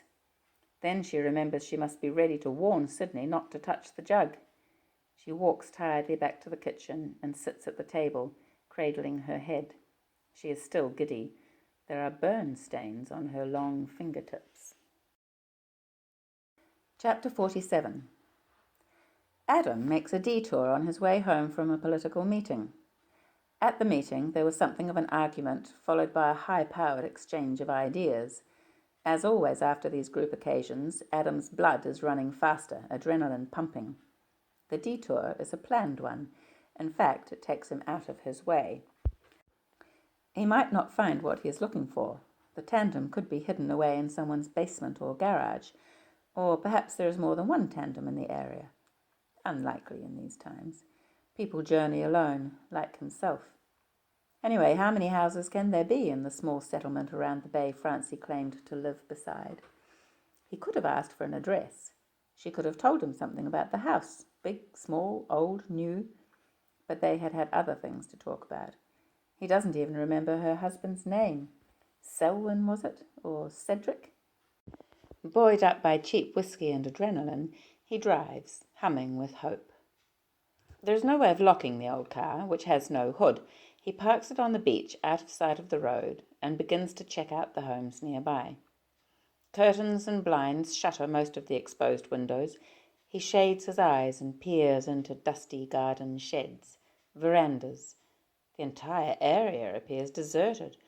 Although it is during working hours, this isn't necessarily the case. People are suspicious of one man poking about. The watch travels in pairs. There could be any number of eyes observing him secretly. He knocks, but no one comes to open a door. At each doorway he stands back and looks at curtain material, at calendars, trying these for size against his memory of Francie. He is unaware that she has had no hand in the furnishings of her home. The big house on the rise, could this be the one? The house is tall, with tall windows, and a chimney which spins in the wind. He begins to wish he had driven the car up. There is quite a climb. In the carport he stands still, regaining his breath and gazing about him. Yes, there it is, chained to a wall post, Francie's funny tandem. He feels a surge of joy at the discovery. He goes to knock first at the front door, which has new/old coloured glass panels at the side. The steps lean slightly downwards so that he has the feeling his feet will slip backwards, thwarting progress as in a dream. The veranda has a loose floorboard and a general unused feeling. He knocks a second time. No one. At the back door, he wipes the mud off his shoes before trying again with his knuckles. She must answer this time. Afflicted, as he often is, by hope and confidence, Adam waits, listening to his heartbeat echoing his fist on the door. He tries twice more. Nothing. He turns away. Then back. Did he hear something? A sound behind the window? He returns to the spot and calls, "Anyone home?" To himself, his voice sounds high and strange. He even tries the door in desperation before he leaves, walking quickly this time. Francie doesn't hear his voice, or only an echo of it. She has waited, shaking, behind the battery of his knocks. It must be a member of the watch, or a neighbour, a burglar. She still feels weak and unstable after the electric shock, but she decides to walk, if her legs will carry her, to the front door and spy on the visitor to satisfy her own and Sidney's curiosity. It could even be his son, run away from school. At the front of the house, she drops to her knees and puts her eye to the red glass panel. Through a rosy glow, she sees Adam about to turn the corner of the path, a soft sepia photograph of her magic male. He is walking quite quickly. Away. She begins to knock with her fist on the door, idiotically, as if she were on the outside and he on the in. He doesn't hear, of course. She staggers to her feet and runs, weaving blindly to the bay window overlooking the garden. "Adam!" she calls, but not loudly enough. Then she takes a deep breath and summons all her strength. "Adam!" She takes up the antique shovel and poker from the hearth and crashes them together as she cries out to him. An ambulance chooses this moment to pass on the road below, its siren shrieking like a giant electric kettle. Another case of vaccine violence. Adam moves towards the vehicle, his step quickening with interest. The siren has masked Francie's cacophonous plea for attention, and now Adam is out of range of her cries. Chapter 48. There is a box of matches on the hearth. Francie sees them through a haze of empty tears. It isn't fair that she should feel so unstable and giddy when she needs all her equilibrium to help her go after what she now knows is most important. She can feel the surge of happiness and hope begin to drain from her like a hemorrhage. Supposing Adam doesn't come again, and Sidney continues to wire the household appliances like bombs. In her present state, the problem seems all to do with wiring. She was born with all her energy impulses in the correct order, positive and negative, ready to love and hate, need and give. But something in the present state of the world has built in a number of automatic cutout switches. Love is not quite love, but something less. Hate is not quite hate. Need is not acknowledged. And give is so difficult. She wants to give to Adam. It seems she has been born with a heavy parcel of loyalty and concern which she has been lugging about with her all her life. Her father wanted none of it. Her boyfriends wanted something different, called fun. And the child on whom she could have expended some of it, she has felt bound to give away in case it cost her in adult relationships. She feels how a shipwrecked mariner might feel seeing a passing ship sail away over the horizon, abandoned on her island with one alien-tongued savage. What would one do in a situation like that? Why, light a fire, a high beacon of flame and smoke. Dizzily, she reaches for the matches. On the window seat, she makes a pile of K-pop cushions and waste paper from the basket. It isn't until the flames lick the curtains and begin to roar up to the ceiling that her senses return. My God, what has she done? She stumbles from the room, shutting the door after her, and goes to the kitchen for water. The bucket is in the wash-house, and she can't, of course, open the back door to fetch it. She's locked in. She will suffocate and char to a cinder. Not even a fit meal for a cannibal. She fills a saucepan and then looks helplessly at the size of it. 4 pints at most. There is no possibility of calling the fire brigade. The telephone is out of order. Sidney has neglected to pay the latest bill. The kitchen windows look out to the side of the house, and there is quite a drop to the path below. In the front of the house, the drop is even further. She stands in the kitchen with a broom in one hand, summoning the courage to smash the glass and heave herself through. She could lay a towel over the jagged bits. She sways. The after effects of the electric shock have left a frighteningly unpleasant squeezing sensation in her head. Sidney unlocks the door and sees her standing there, wild-eyed and tousled, leaning at a curious angle with her broom raised. From his expression, she can see how she must look. A witch. It is right for a witch to burn. Perhaps he will drag her to the flames now. The smoke is beginning to drift thickly down the hallway. She falls in a merciful faint. Chapter 49. When she comes to, she is bundled in an uncomfortable position in the suntan cubicle. Sidney has thoughtfully left the ceiling light on so that she can at least see where she is. But why is she here? She stands up on her sore leg and pushes at the door to get out. There is something behind it, preventing it from opening outward. She begins to sweat with terror, remembering a story she once read about a walled-up nun.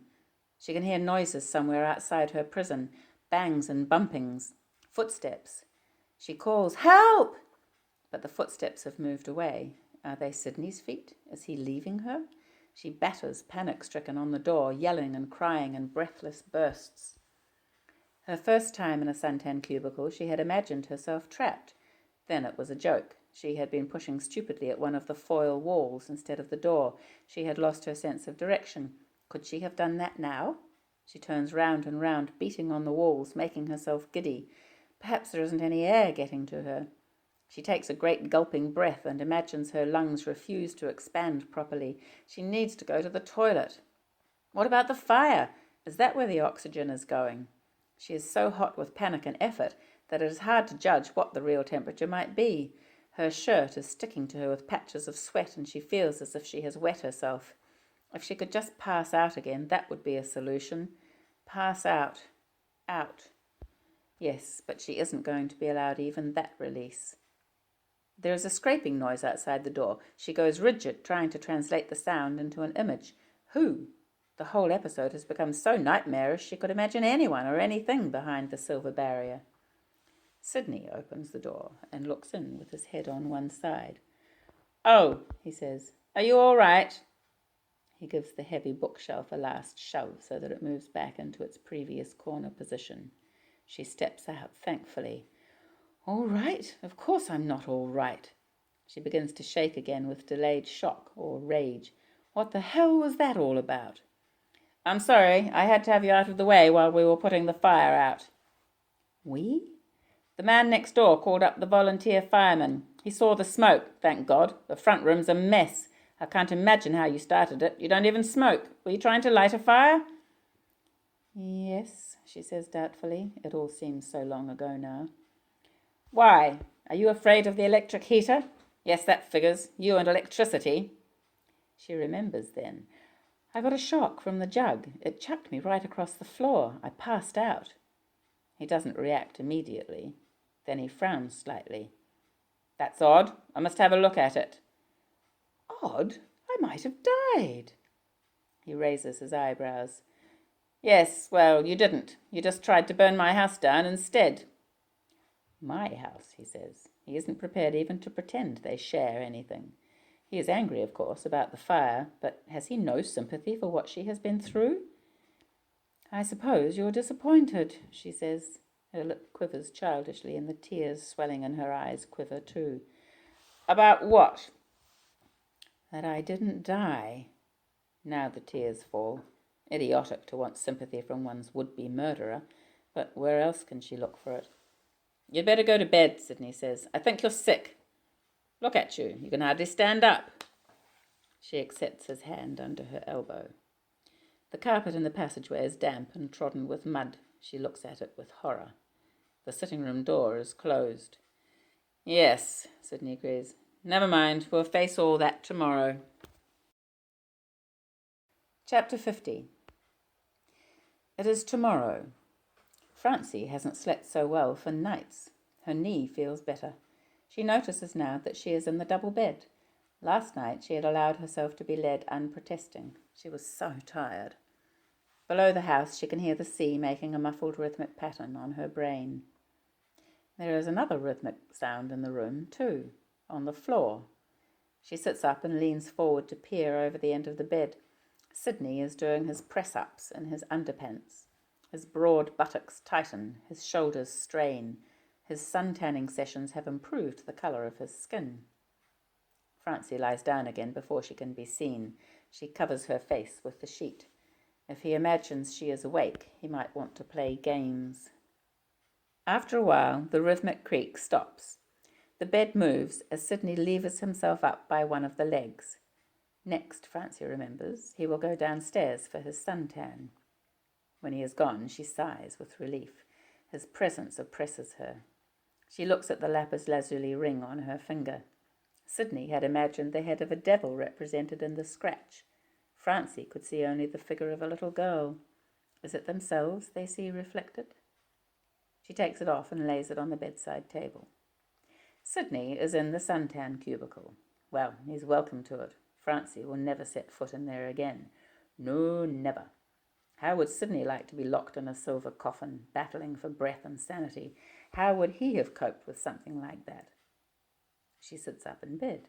The thought in her head is so evil. She picks up the ring again to see if the little girl has changed into a devil's head. It looks just the same. Her bare feet rebel at the sogginess of the hall carpet. She walks on tiptoe to the door of the den. The cubicle door is closed. How can she be sure he is in there? Yes, a sliver of light shows halfway down the door where there is a crack in the panel. but he would hear if she started to shift the bookcase across the doorway.